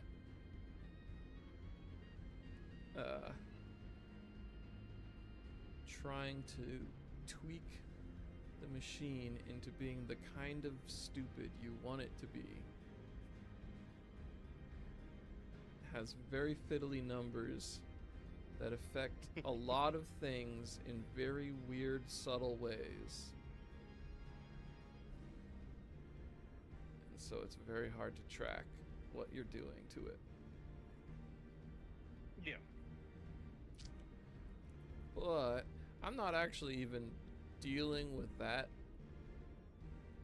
part of it at the moment. I maybe will look into that kind of thing, but that would be for a different sub problem. Like, I kind of want a machine learning model to be analyzing Final Fantasy 14 market data and telling me what kind of things I should flip. I mean that. So, did you ever play Magic the Gathering Online? Not really. So, Magic the Gathering Online has one really weird fact about it. It has a trading economy in it. Right. Because you put money in, you get digital product out that's bound to your account, but you can trade anything. Like it's real cards. As early as when I was playing it as a teenager, there were bots in it. Sure. That would buy and trade cards automatically. Yeah. And that was a thing. But what was happening is that the developers of those bots would get like, you know, they'd search the web for an article or two, or they'd update their prices, stuff like that. And then maybe look at a website of where current prices are. And now the bots are a lot more sophisticated. And they're doing shit like you're talking about. Yeah. We're like, hey, what's this data? How does it work? All this stuff, and it predicts the value of things, and then it goes, cool. And it doesn't predict the value of things in any like, I understand what cards are. It just goes, I understand how cards are moving. Right? Which I still think is very interesting as like a commodity trading tool. Yeah. Like you could do the same thing in World of Warcraft, Final Fantasy, any game with an auction housing style system. Yep. The thing that I find somewhat appealing about Final Fantasy, which like I would be less tempted in WoW or whatever, is Final Fantasy specifically has like a cross-server importing feature, which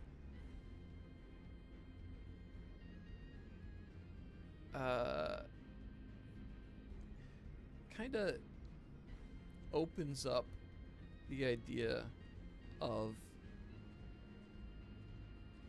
like literally just flipping things without relying so much on like people making weird choices, because Sure. like the server I'm on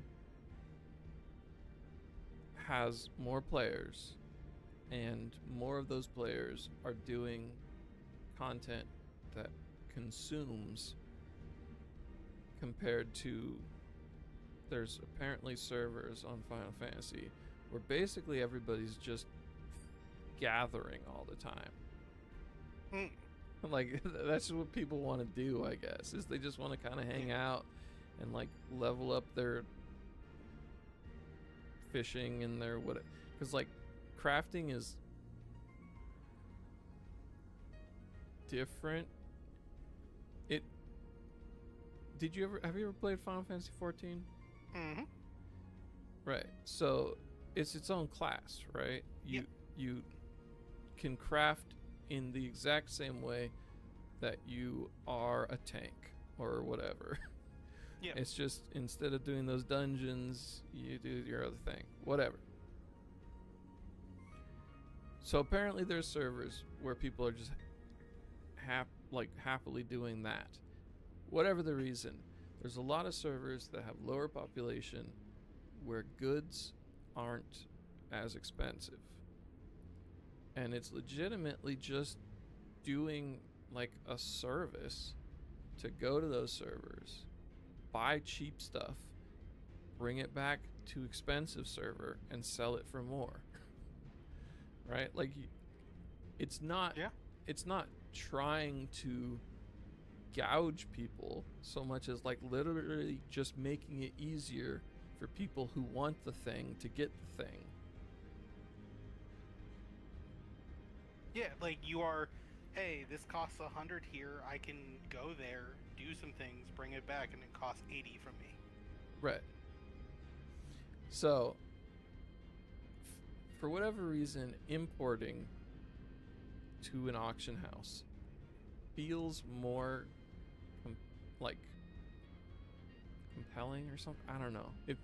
I like the idea of doing that more than I like normal auction house playing, which is like, I guess, buying stuff in the like off time in the middle of the week and then selling it on the weekend or something or whatever.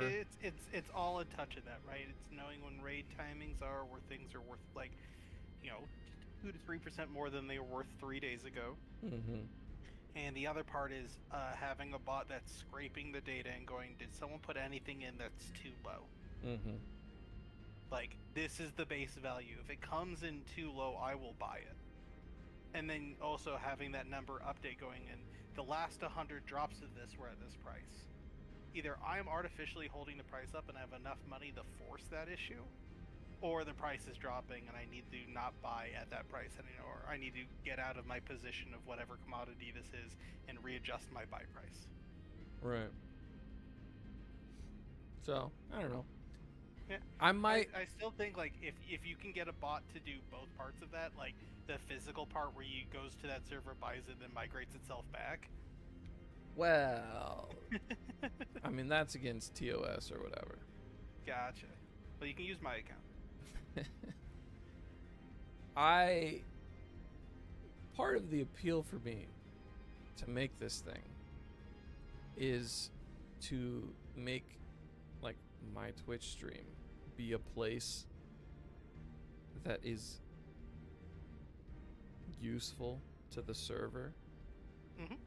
Or whatever, maybe even to all servers, but like I haven't tried to expand it like that. But it's a ways off from that being the case. Yeah. But I might train my own model to do that, is the whole point of that.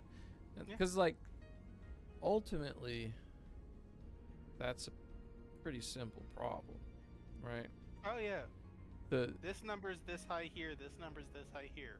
Flag go up. You should go do it. Yeah. When a thing profits, that's good. When it doesn't profit, that's bad. Yeah. And like you could even probably do it mostly just as a yes or no binary, and then you just like filter for quantity later. Yeah. I mean, I think there's very few distinct nodes you'd need for something like this. It's not super complex in what it's asking. Really, the biggest thing is like having it inform you when it's worth your time to take the physical action to do the thing. Right. Like that's the part. It's like you're gonna net 150,000 gold here, and you're gonna bring in all these resources to your server. Mm-hmm. So, I don't know. Yeah.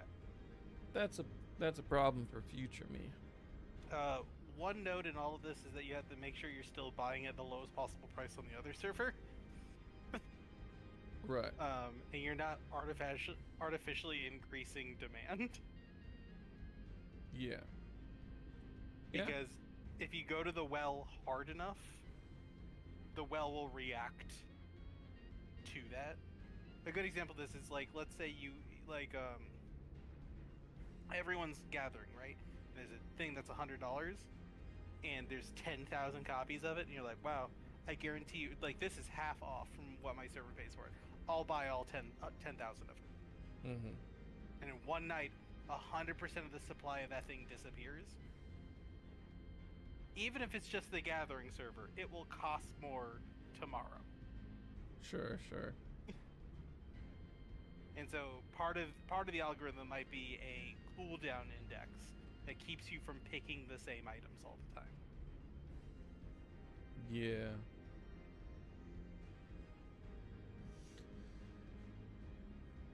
Probably.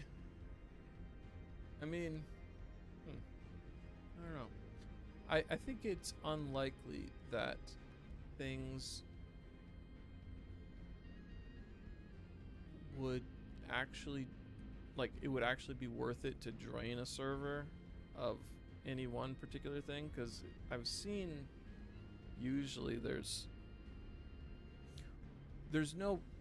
nothing that stops you from just having things on the market in perpetuity, right? I mean, I think maybe eventually it'll like switch your account to inactive status or something if you just don't play. Sure. But you just stick things up on the market and then it just stays there at that price. So theoretically, when the price over time goes lower and low enough to be appealing to an algorithm or whatever, there's still going to be all those old things. So like you can pick what point on the ladder that you want to stop the price at. Basically. Yeah, I think exactly. Like instead of buying at, you like buy to this point. Right. Buy everything up to 50 gold above my entry point and clean out that stock. Anything in this range is acceptable. And I think that's totally a different thing, because I think going and just saying like everything's so wildly underpriced, I'll buy the whole fucking thing is a very different line. Even though you know that on every purchase you're going to make some amount of gold back, it's like very different. Mm-hmm. But like, yeah, there's a lot of people I've even met a couple of them who used to do this stuff where it's like, yeah, they scripted the bots because they were in, you know, like computer science when they're in college or something. Like, yeah, I play Magic the Gathering online, and writing the bot for this was not hard. Sure. Makes sense. Yeah, they're like, yeah, it brought home like $1,000 a month because it's nickel and diming 100 trades a day. Makes sense. Yep. I was like, yeah, that seems pretty incredible.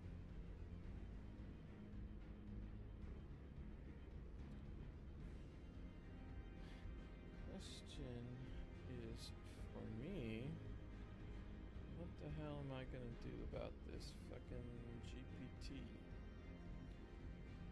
Do I try?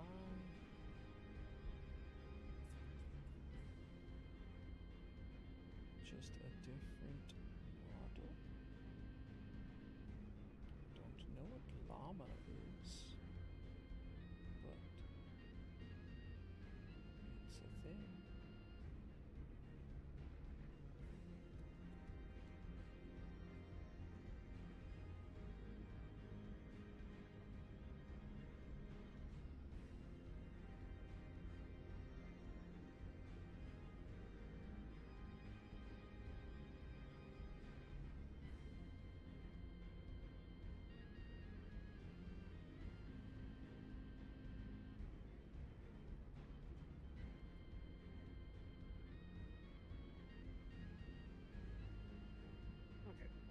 What was I doing with my work again? I got really distracted by a very fun conversation. Oh yeah, so we have the audio playing, the VFX are playing, the animation's playing. It needs a behavior. The behavior needs to test against...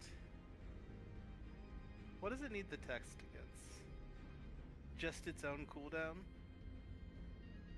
And the behavior also then needs to test all abilities in cooldown options. Yeah, so I need to write an ability that looks at all the abilities on the character. And then... How?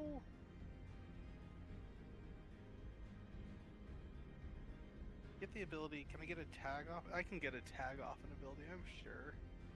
Got to do my insulin. It's gotta be a thing. It's gotta be a thing. If I get the tag off the ability, I can check for the tag and be like, hey, do special shit. Because it's gonna have a whole bunch of like really shitty abilities on it, like walk, jump, melee attack, which I don't give a shit about. It's gonna have all of my additional abilities.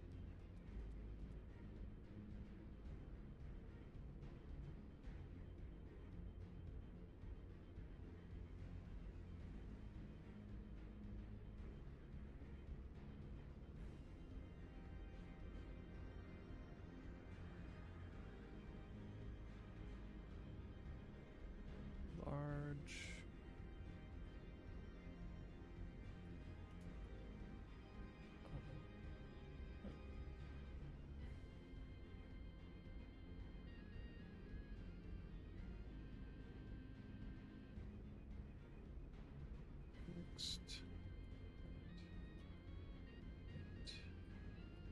Uses 2.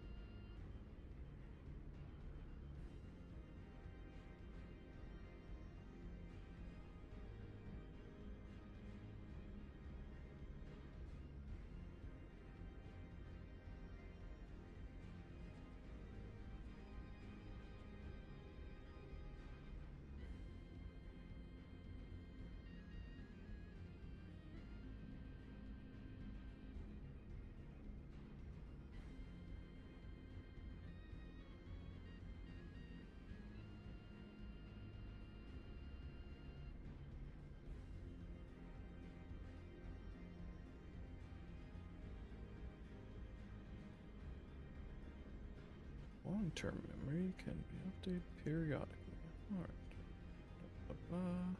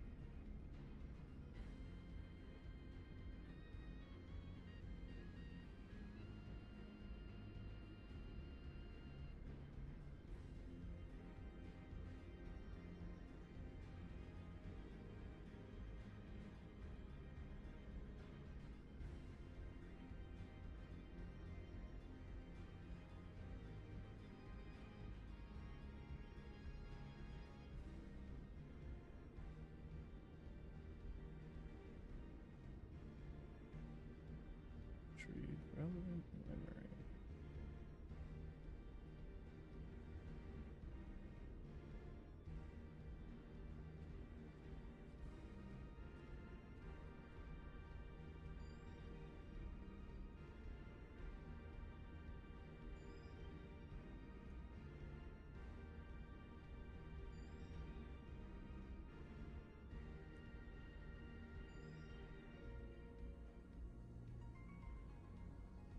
So I'm just going to do the same logic that I did with the Trooper's ability.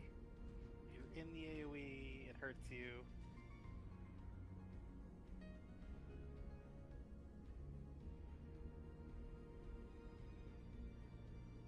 I want to expand the scale of the overlap as from the event notify.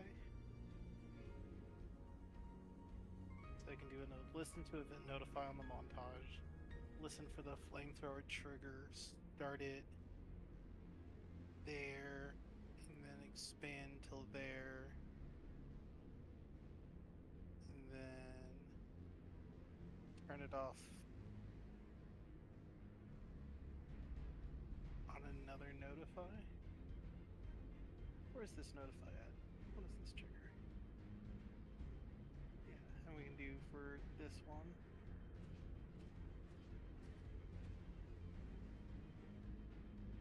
So just turn it off then, so right when the fire kicks off, I don't care about the rest of the fire.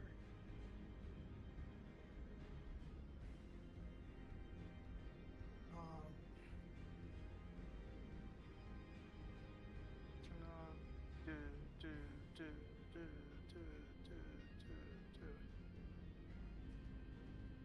and then I can request a dot system over time.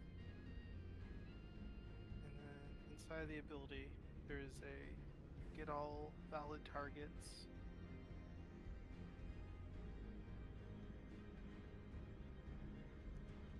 Or get current target if you have a current target. If not, get all characters, find one. Navigate at target.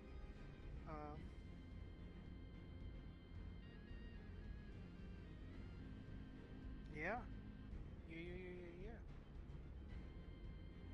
That'd be in this ability. I can go build persisting tomorrow morning. Update the POIs. Make the jump shot POI. Make the interact resolve POI work.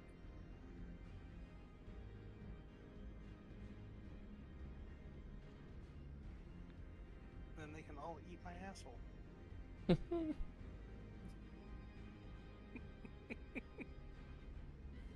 much time left?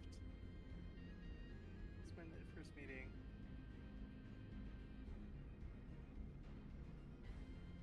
It is Monday, right? Cool. 11:30 is my first meeting. I have 2 double booked meetings already. Well done, development team. Well done. Hope it's by the same person.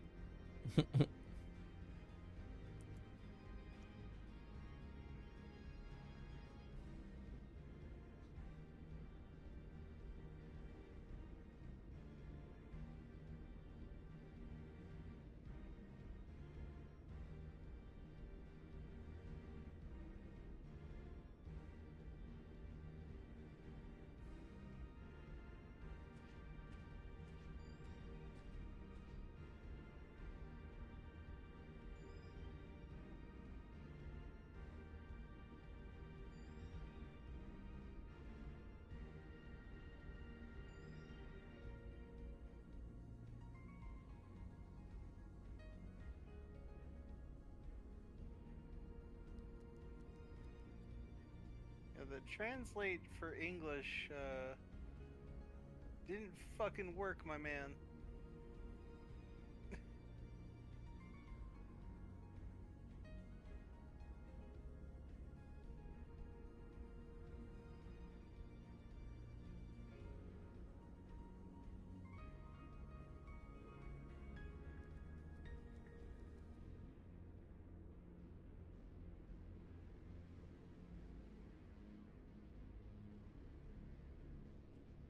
Man, I wish I knew Korean.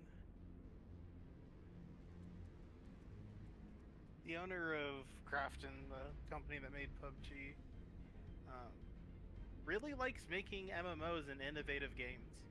Hmm. I really wish I could get his fucking ear. But nope. But that seems out of reach.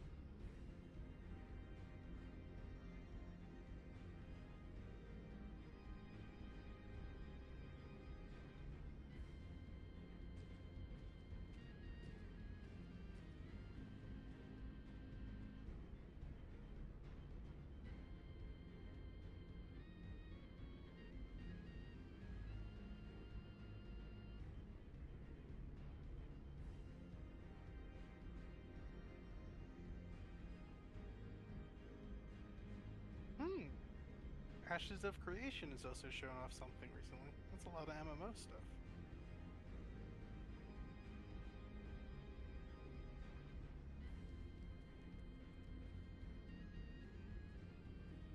Ashes of Creation. Yeah. Okay, so the next one's called Throne of Liberty. Ashes of Creation's been in development for like 8 years.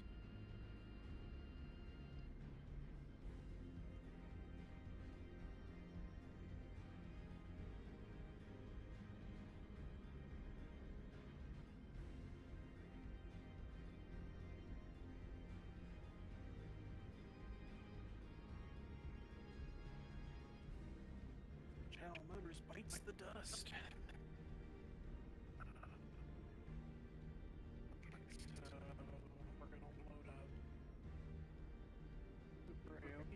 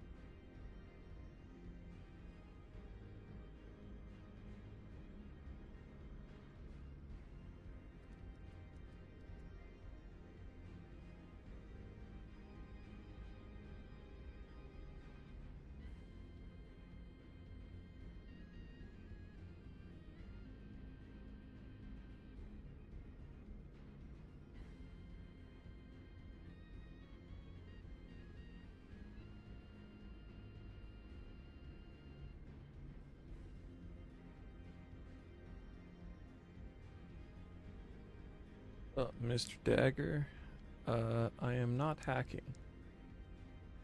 I am... What's Thor?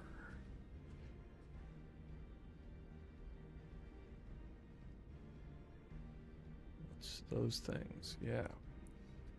So, this thing is basically my output. Which clearly something is breaking, which makes sense because I'm kind of restructuring. Whatever. Over here, this is me trying to get ChatGPT to do all my work for me. This is my code. Top left is just Final Fantasy XIV's idle animation because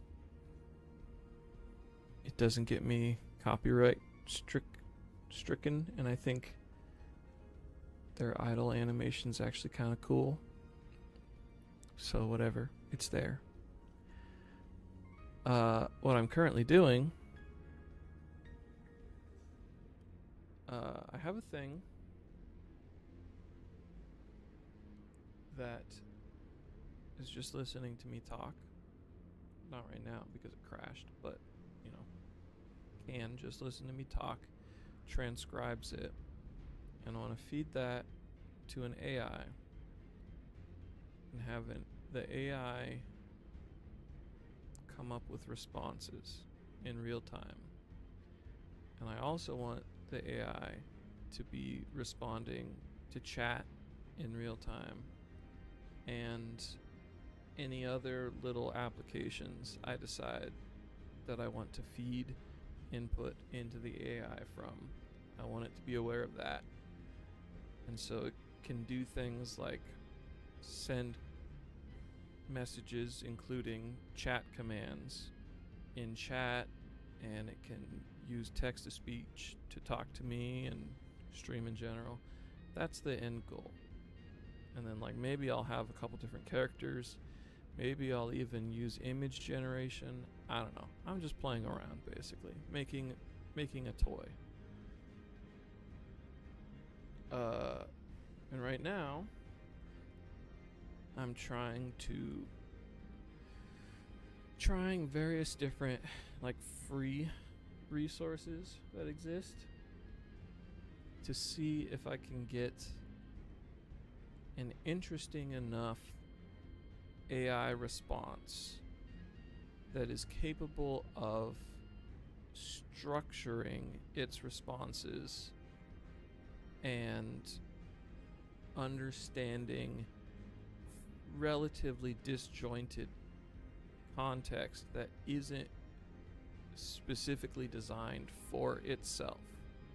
It's like most AI, ChatGPT, whatever, is responding to messages that you post directly to ChatGPT. But I want ChatGPT to mostly just be the third party in a conversation and be observing a conversation and be able to send messages however it deems fit.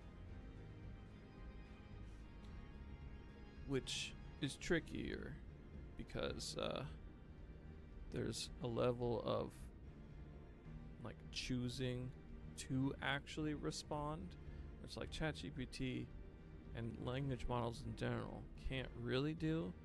But I want to teach it to structure its response where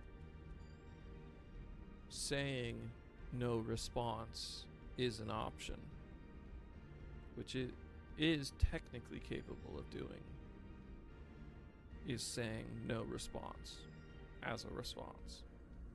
So anyways, just dicking around with AI, basically.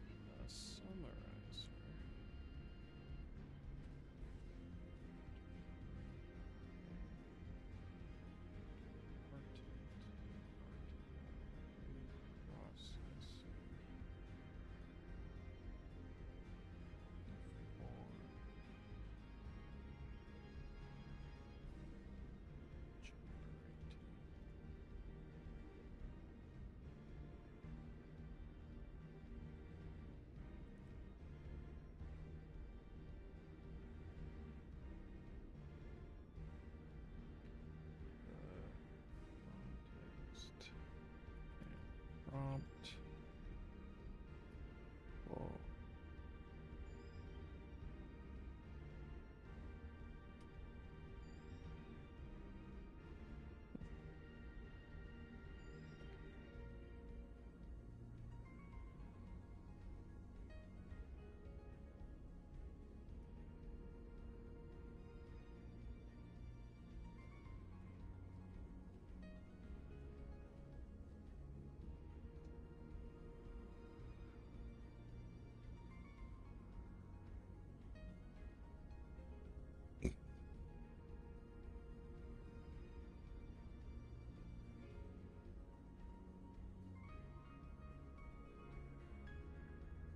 Right, text summarizer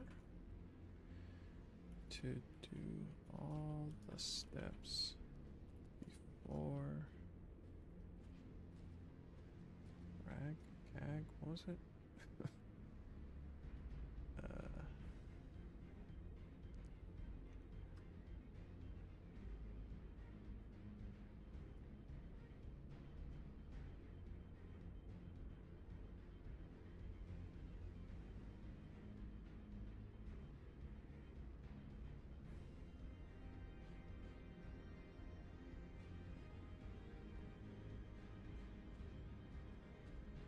Rag and be mama to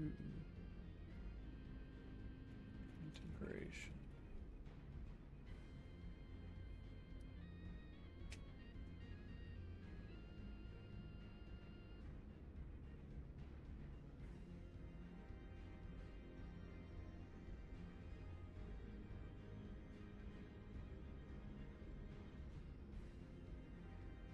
Nice, nice.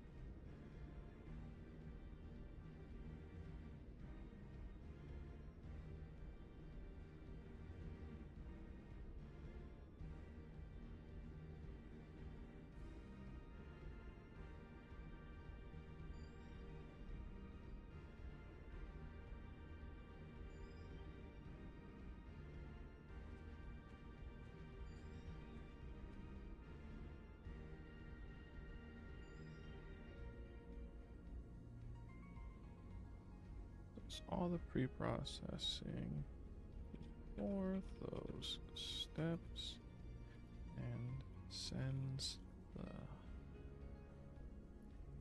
useful data to this message target function. Asked from the memory processor as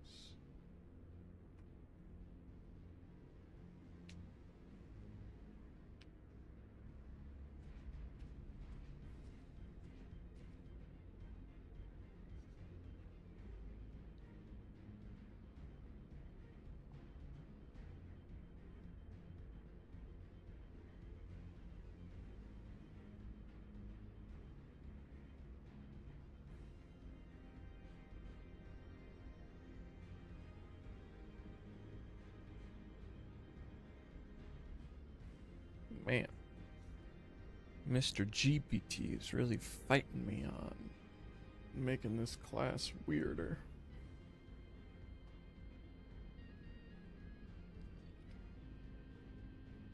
Probably everything's gonna break, because that's what happens. But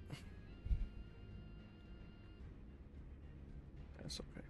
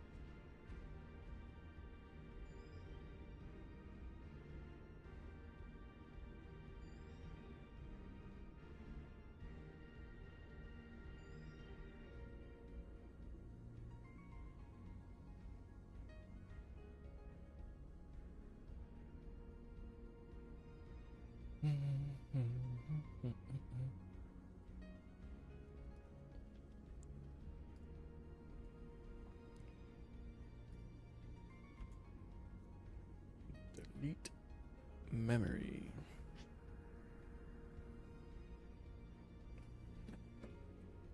You think it would be a good thing, like, for your emotional experience of life, if you could just delete a memory, like, intentionally, just, it's gone? Or, like, a whole structure of memories?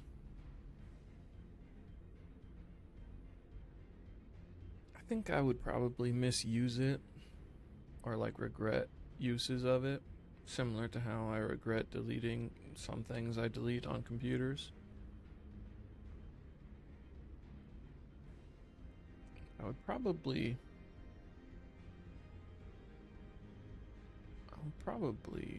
rather be able to than not.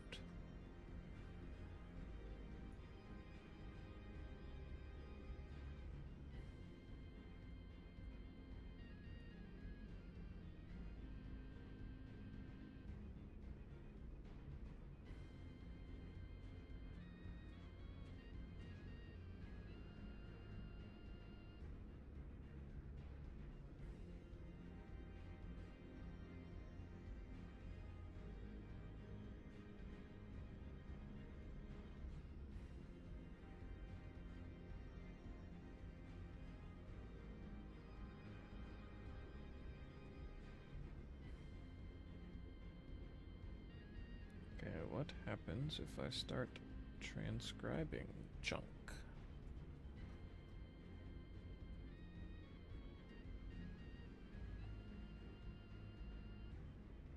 Suppose I should also... What files does this use?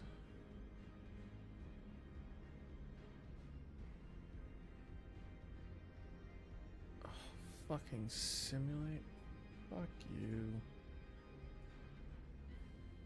Alright.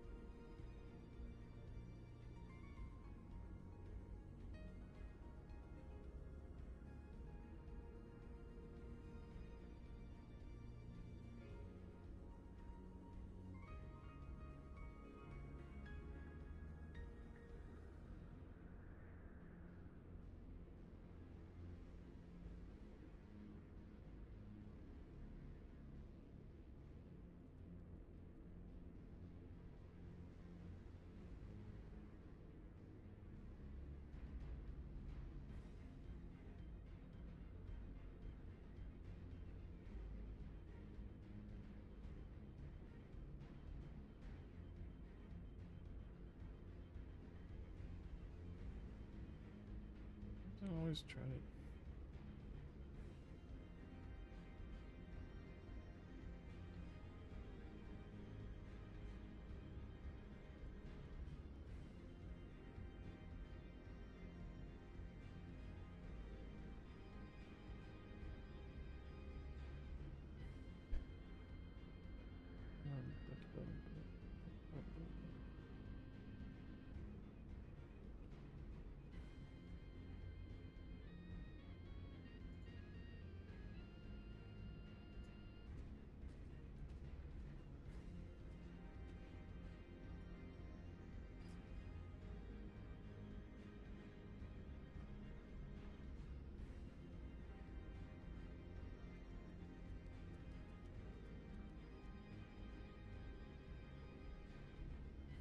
Okay, is there anything else in here?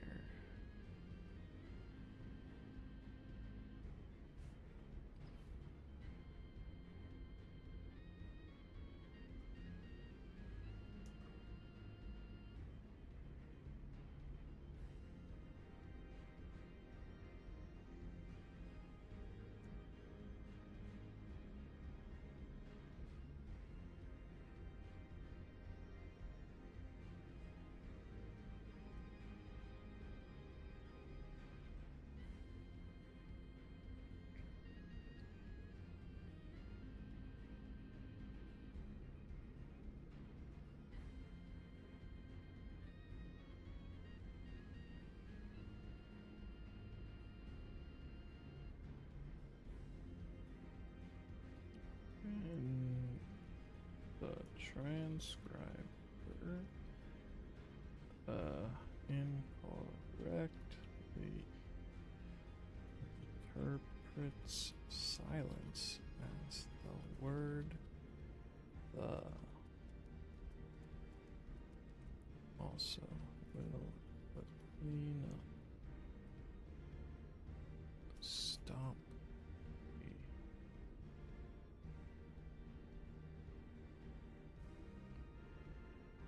Processes started by this class. Fully clean it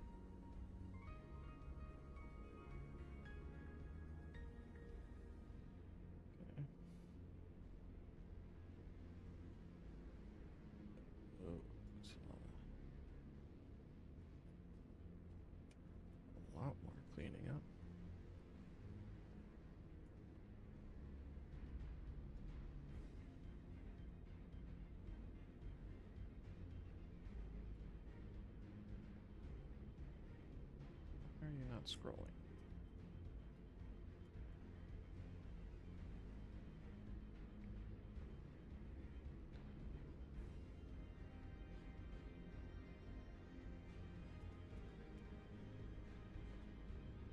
I don't care about that.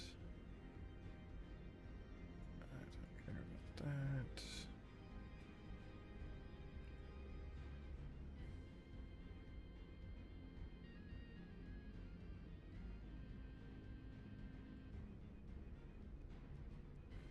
Alright, well, that's that stuff. What did you fuck up over here?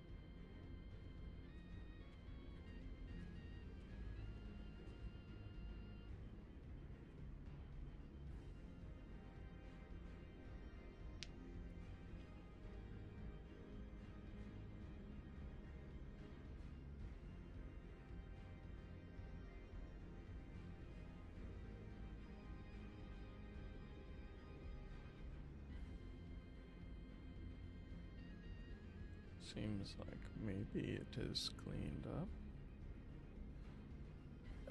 Don't care about you or you.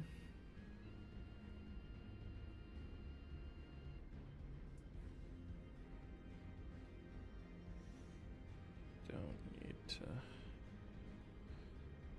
relaunch it for that though.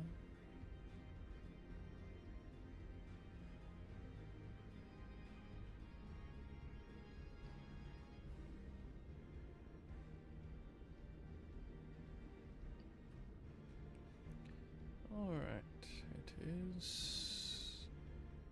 It looks like it should work. Nothing has crashed yet, although I cannot be sure what has happened because I got rid of all of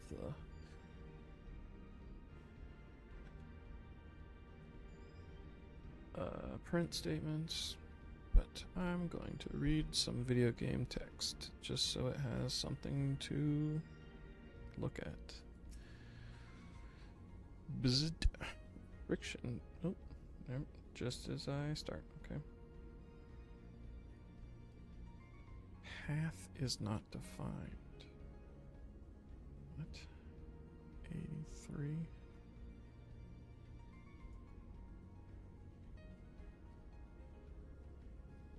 Wrong file.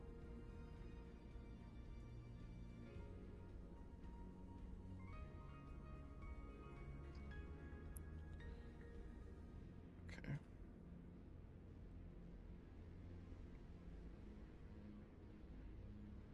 What includes does text summarizer need?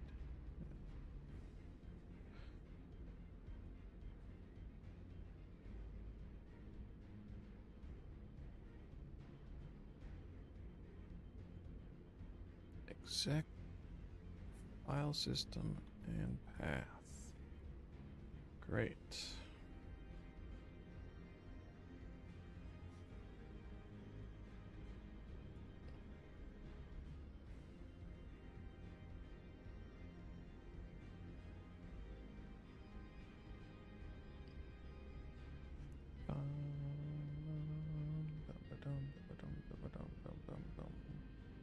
Okay. Now I will read some stuff. Bzzzt. Friction between metallic components detected. Temperature increasing to critical levels. Please replace damaged parts or retreat to a safe distance. Bzzzt.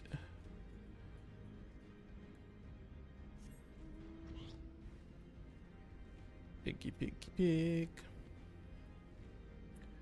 I enjoy this pig mount. Clamorous node. Blip bloop. Warning. Scheduled dragon restraint maintenance due in minus 2020 years. Failure to verify system integrity may result in unscheduled specimen release.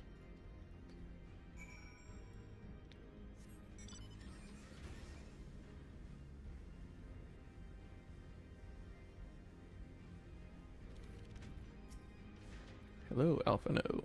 I'm afraid Istinian and I have little to show for our efforts. Did you find anything? Something broke, and then a new file was generated. Mama 2 response.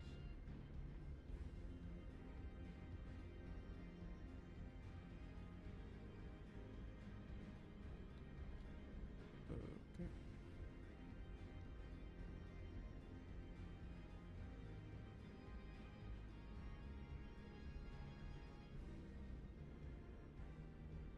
This.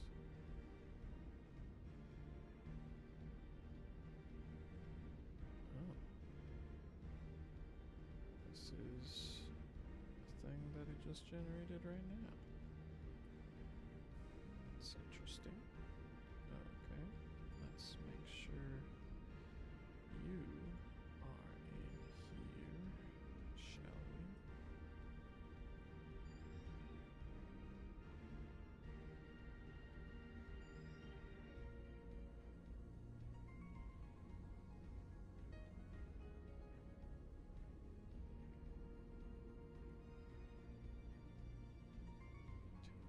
Tokenize.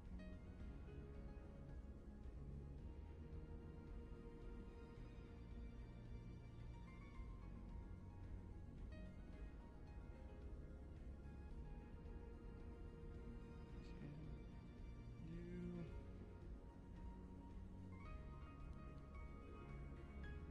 add ignore patterns to nodemod.json?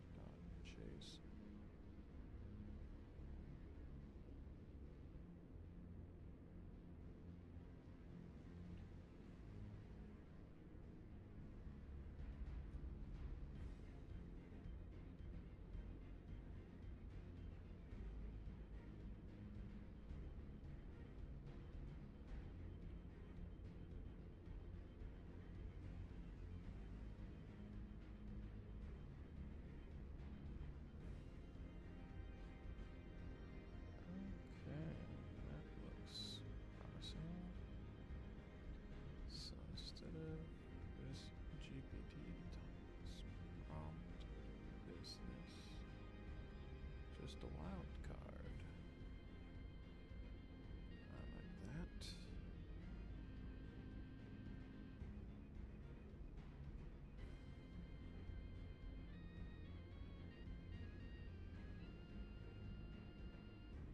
I guess it could wildcard all texts. Sure. I don't know.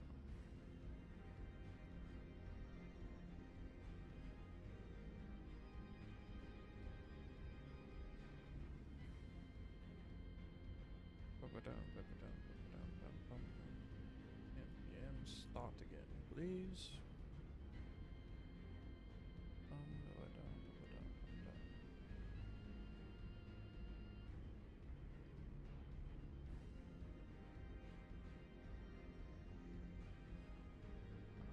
Vector extractor. I really wish I could shut Bosk up.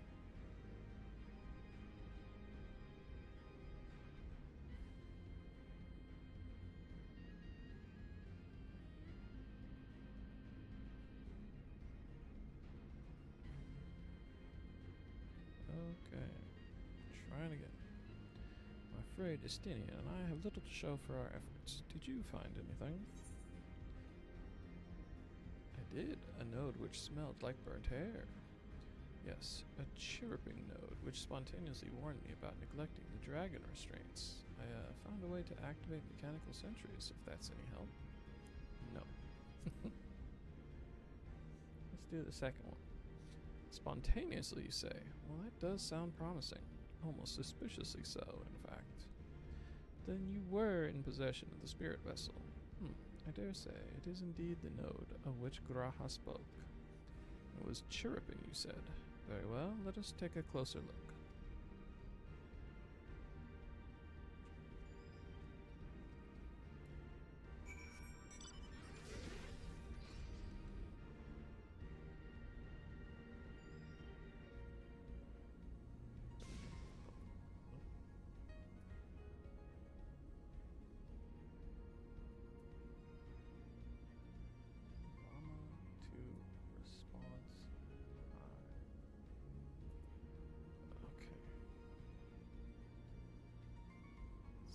Issue now is this is named differently.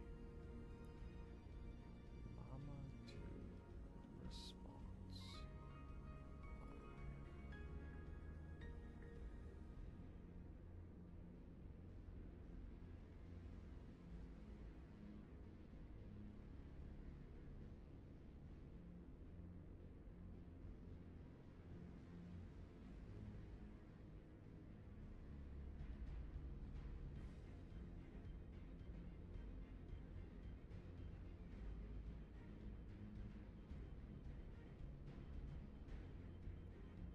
Alright, read some more game text. Blip.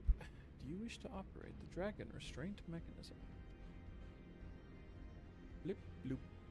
You do not have the requisite access privileges. Operation of the dragon restraint mechanism may only be undertaken by the chief technologists and members of the royal family. Or those with a vessel full of royal blood, perhaps.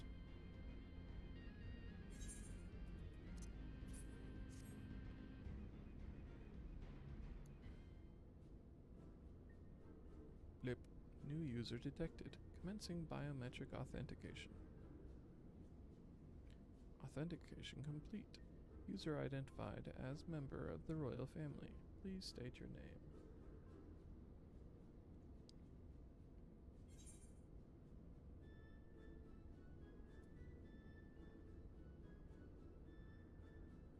Sentence piece.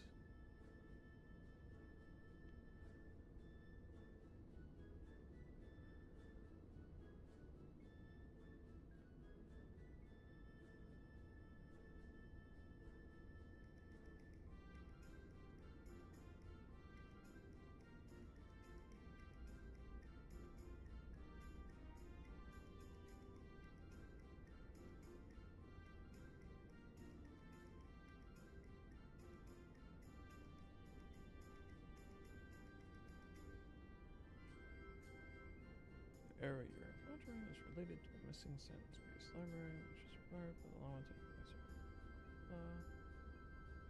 install sentence piece. Okay.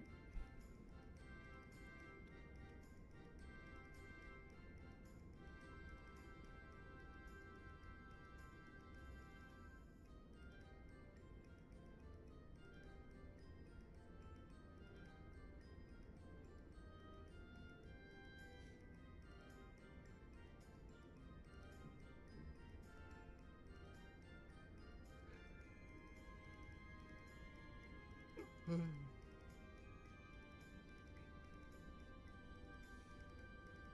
guess I will respond as myself.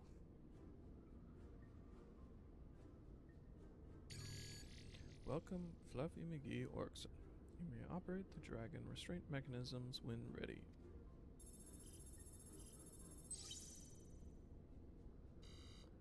Blip bloop. Error. Unable to disengage restraints of the specimen Tiamat. A system update is required. A system update? What do you suppose it's asking of us?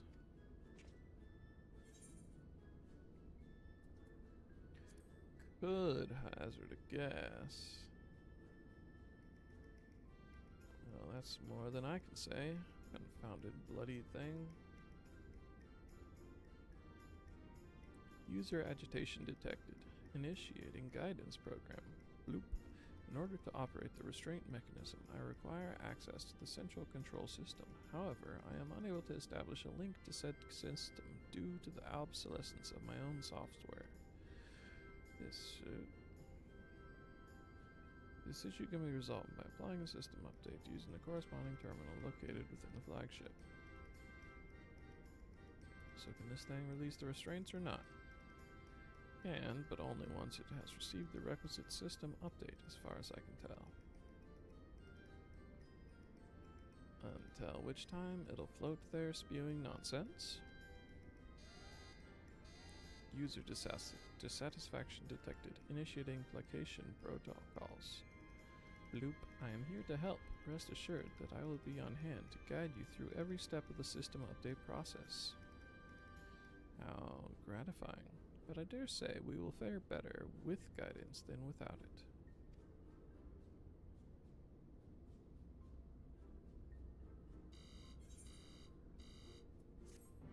What happens then?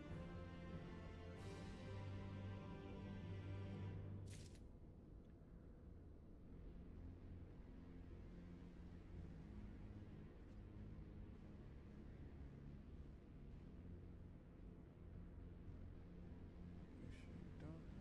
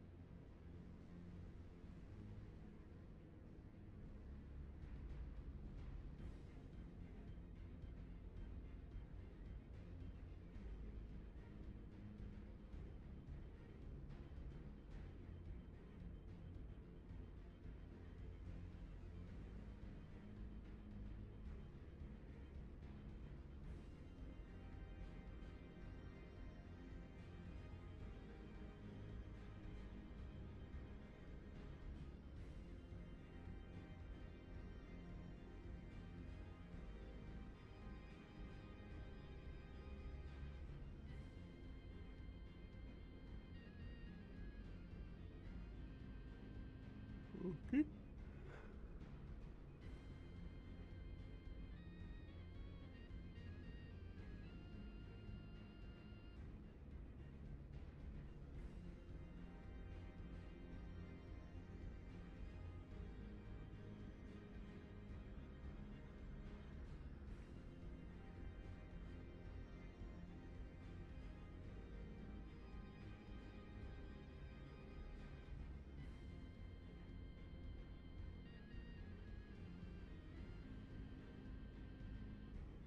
Where did it put?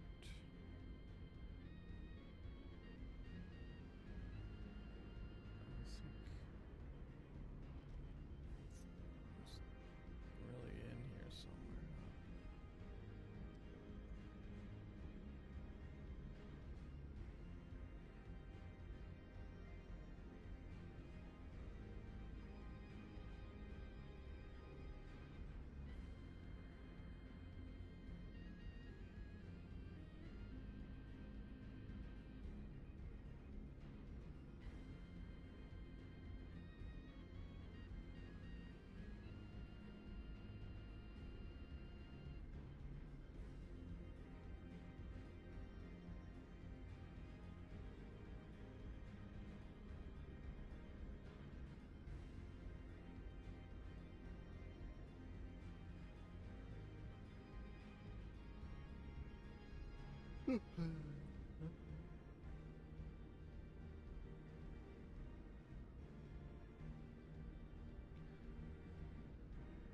Transcribing.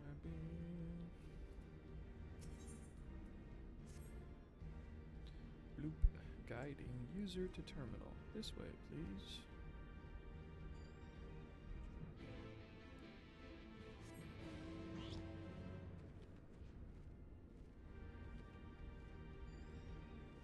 Flying a pig through a space station.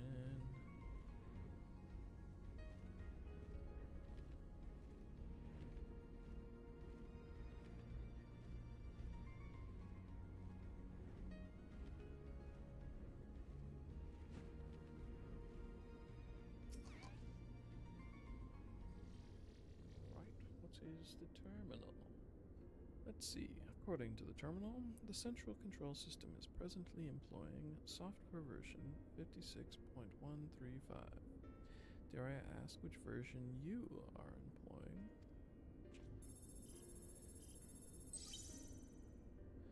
Why, software version 42.002, of course. Bloop bloop.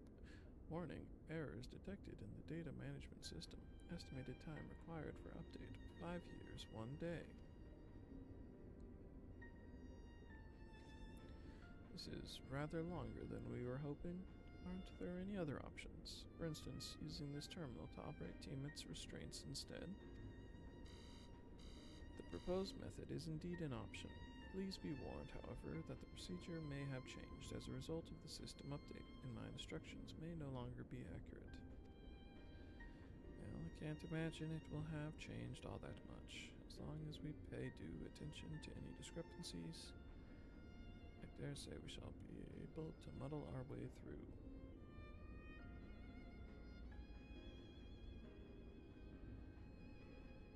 Don't bother trying to explain. Just tell me if we've made any progress.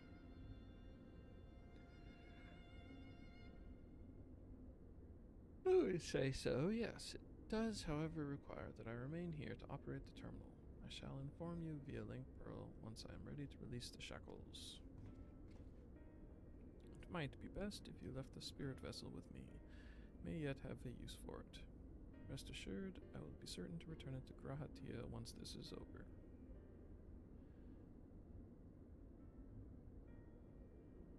Just a little more work and Tiamat will be free. But before we go any further, there is something I would know. When Tiamat and her kin fought against the Allagan Empire, both sides were but dancing to the tune of the Asians. And it was the same in Ishgard, where they stoked the fires of conflict between man and dragon from the shadows. All that the Asians touch turns to ash, and thus have you made it your mission to fight them. but there have been times when you tried to reach out to them instead, to find common ground. And so I must ask, what do you intend to do with Fan Daniel? Will you try and reach out to him too?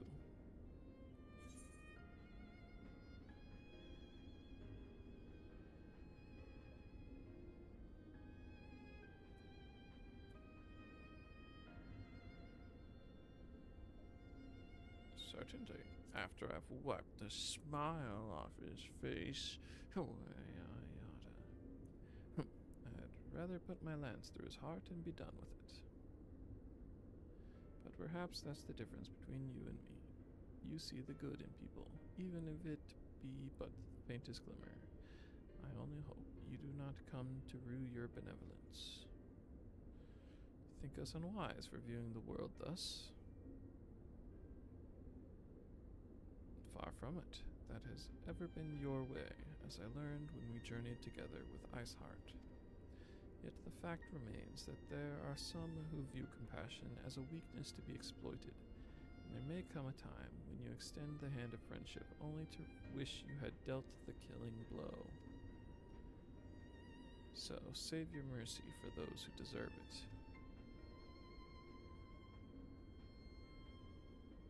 Well, we should be getting back to our task. If Alphino has things in hand here, I suggest we rejoin the others.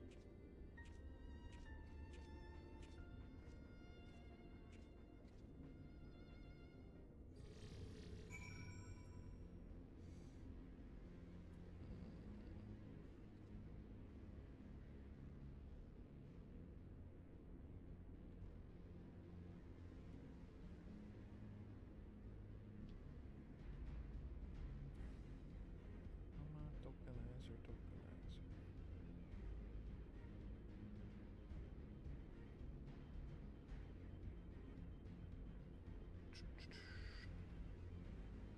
So they do from Transformers import.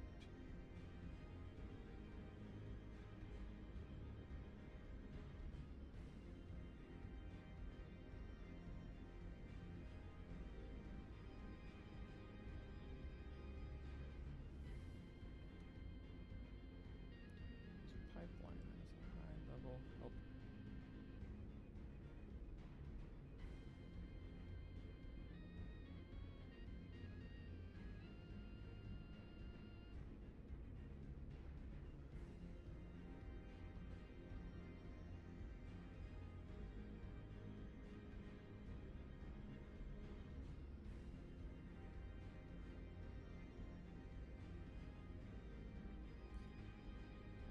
Redo Mama response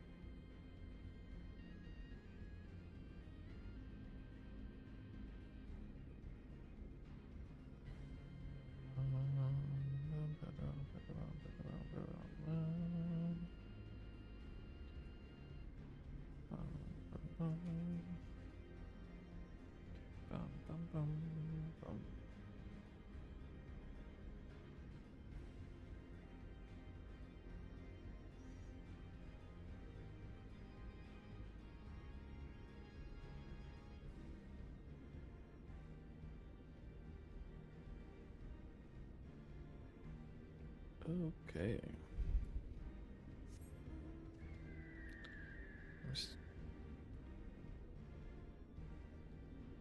Thought I was still in palworld, but I did remember to update that.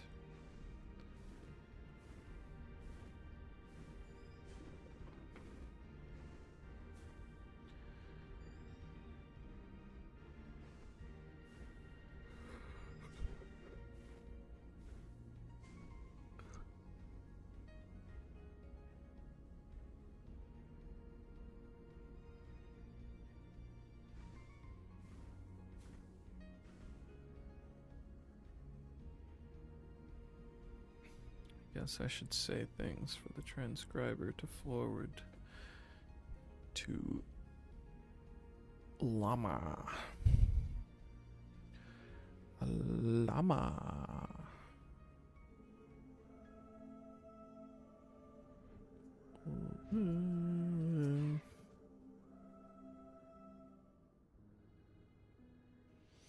Stian told me all is well, but nothing more. Honestly, it's like getting blood out of a stone with him. I take it from Alphino's absence that he's needed elsewhere.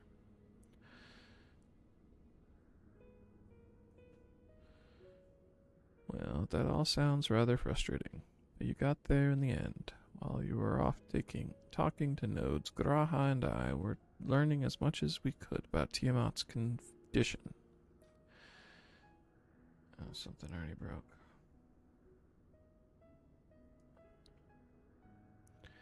Our readings confirmed that her ethereal balance leans strongly towards the umbral, as was the case with the kobolds. Therefore, all other things being equal, the treatment should work. The difficulty lies in the sheer quantity of ether with which we must contend. Multiple applications of the treatment will inevitably be required if we are to reverse the effects of the tempering completely.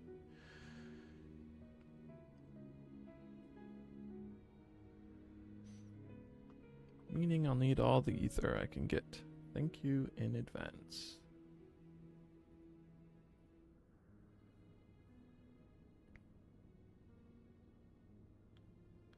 Although this endeavor will ask much of us, we do have one reason to be optimistic. Namely, that Tiamat shows no signs of fanatical devotion, suggesting a milder case of tempering than that suffered by the kobolds.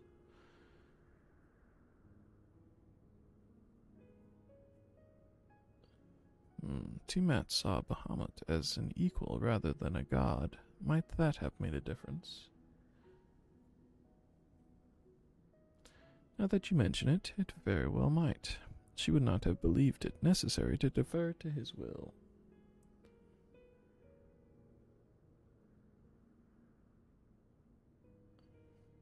But enough talk. It's time to put our theories to the proof. Tell Alphino to disengage the restraint's ethereal dampers.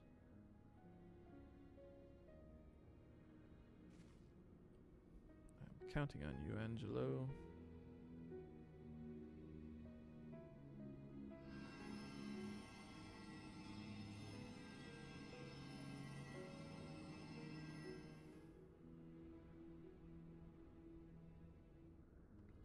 Such warmth. Frost that shroudeth my soul doth begin to thaw. But what are these? Visions of days long forgotten, of war with the men of Alag. Wherefore do such baleful memories return to me now?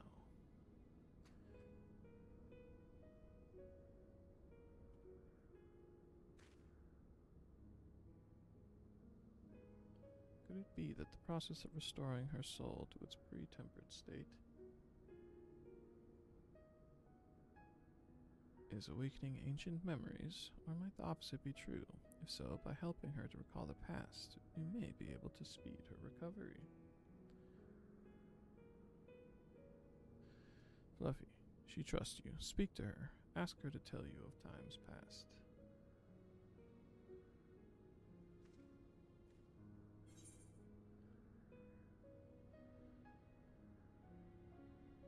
Tell me of your war with the men of Alag.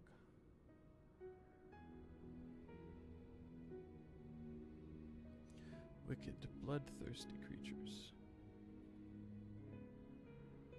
Not content with their own lands, they brought fire and death to Mercedia.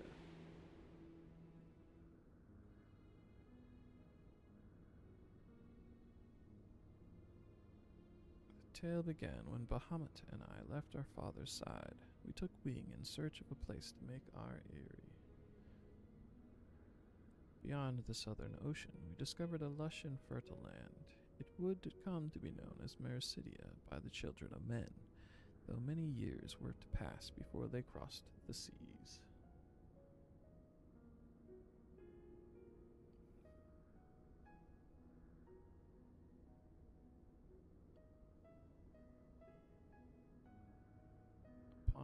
arrival, we were welcomed by the peaceful people of the forest. Kin to the trees, surrounded by nature's bounty, Bahamut and I had found a place to raise our young.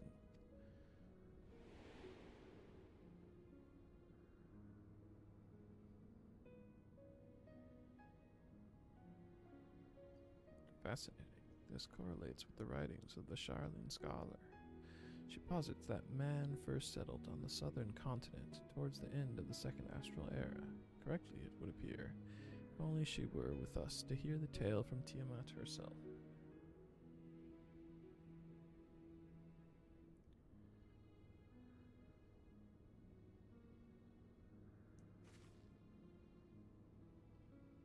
Again, Angelo.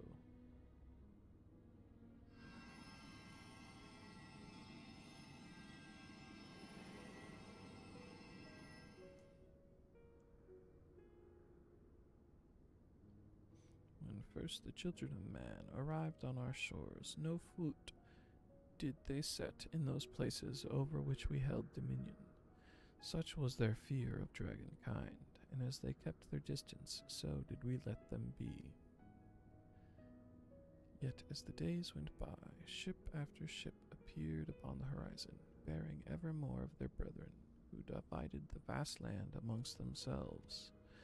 For a time they knew peace and prosperity, but as their numbers grew, smaller their share came to seem, and soon they began to covet the territory of their fellows.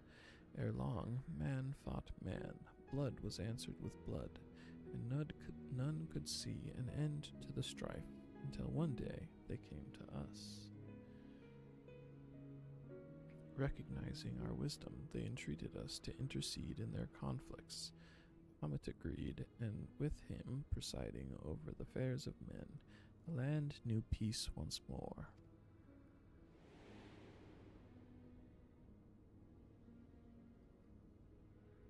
Alas, those golden days of harmony, too, were fated to end. For the men of Alag slew my beloved, and I, in my rage and sorrow, heeded the envenomed words of the Asians. The rest thou knowest only too well.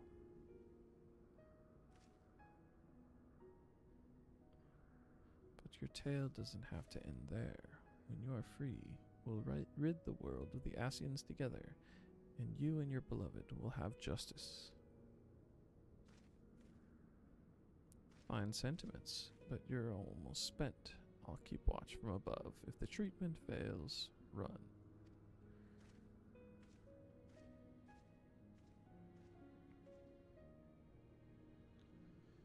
Ugh. Thanks for the vote of confidence. I swear, when this is over. Keep going, Alice. The magic is working.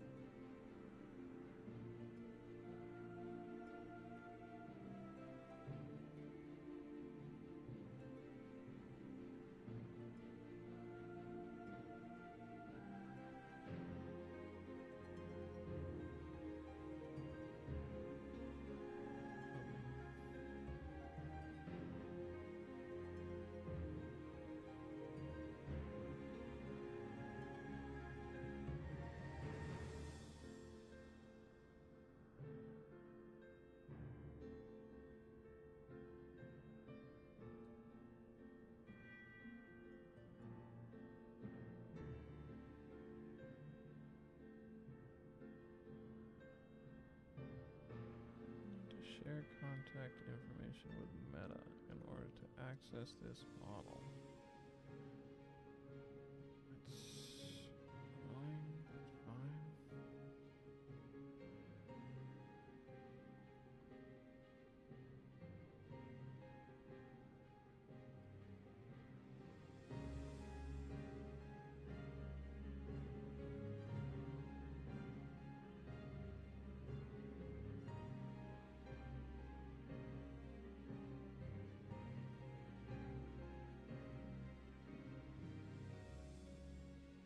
Affiliation. What the hell does that mean?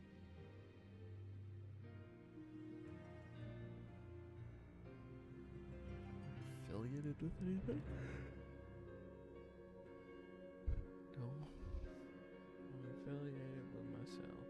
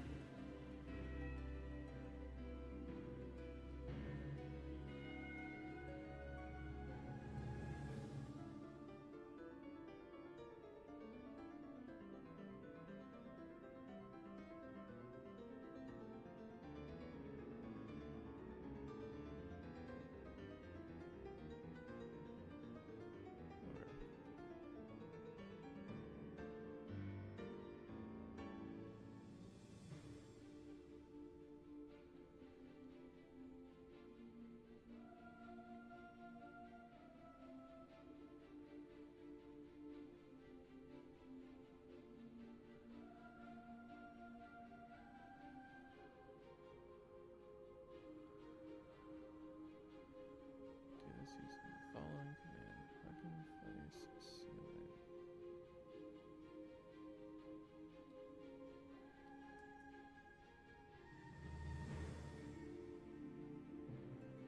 It's authenticating the script automatically have access to gated models. To ensure that your code works, use a modified version. Explicitly handles authentications and token options. Should cover it.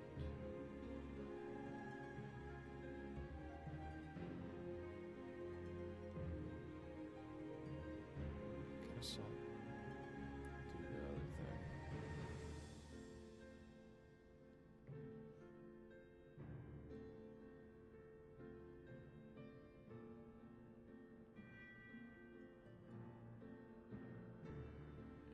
Input your token.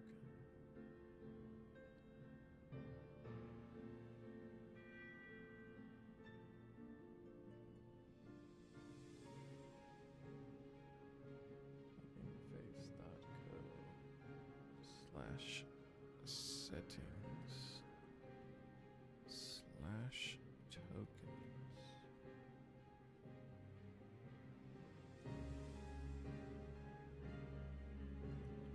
Llama 2.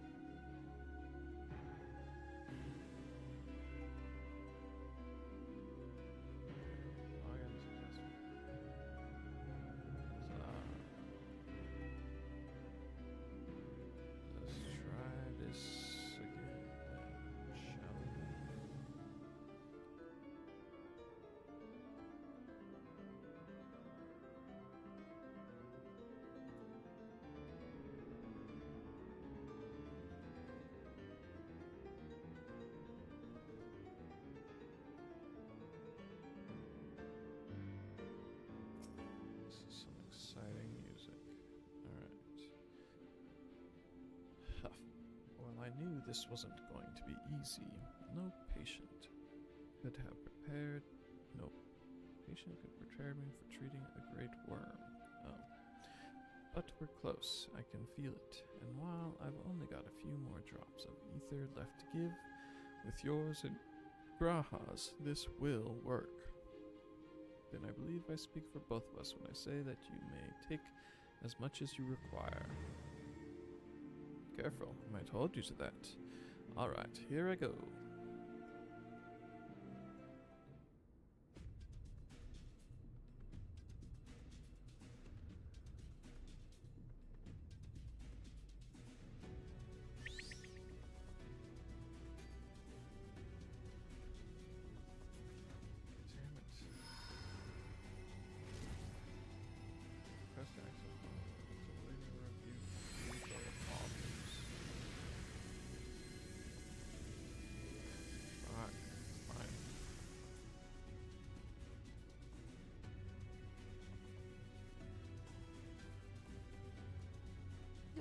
No!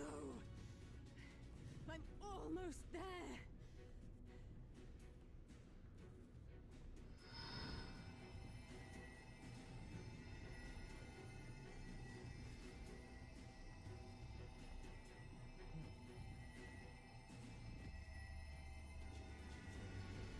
Let's just finish this off real quick. This is it, Angelo! This is it, Angelo.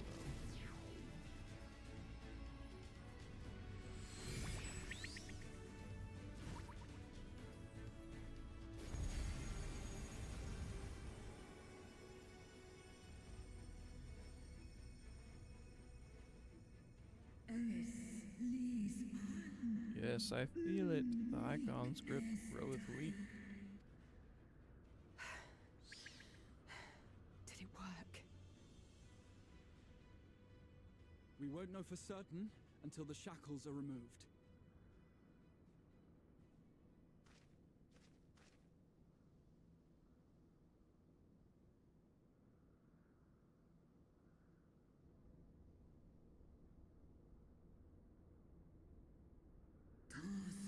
Answer me this, children of man.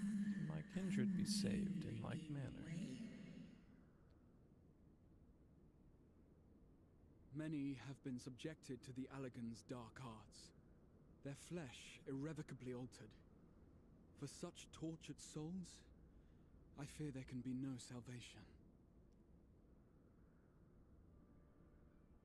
My children.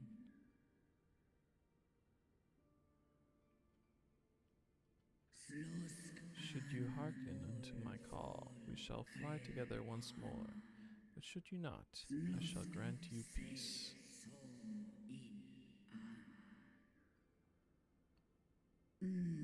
Better to die than live as a tool of evil. You too would wish this, I know, and I shall do as I must.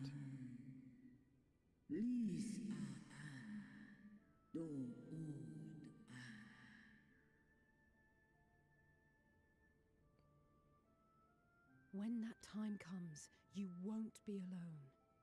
We'll stand by you.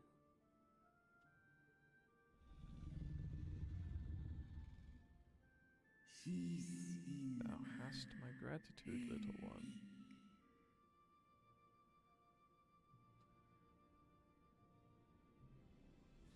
Alphino's ready. It's time. Bum, bum, bum.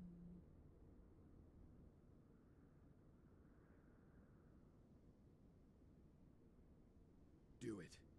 And let's hope the treatment worked as it should. Do it.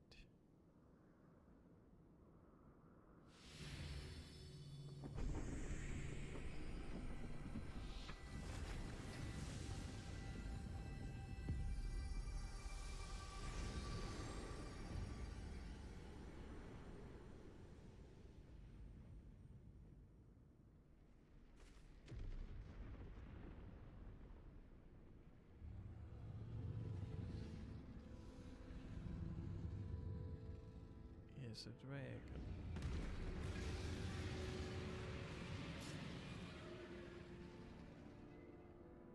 is very aggressive. Bahamut, my beloved.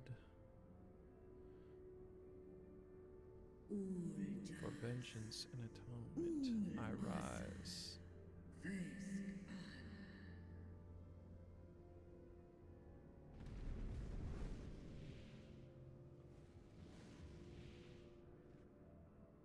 By the gods!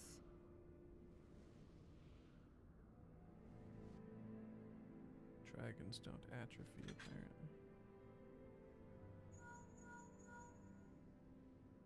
Urianje, your timing could not be better.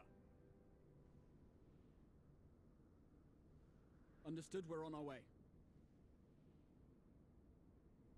It's Bahamut. He's been sighted over Pagalthan. Pagalthon. He flies for the largest Amalta settlement in the region, at the head of a vast host, including dragons.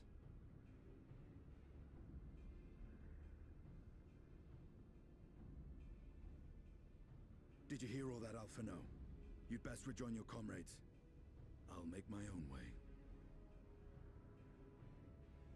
Our enemy awaits. Shall we?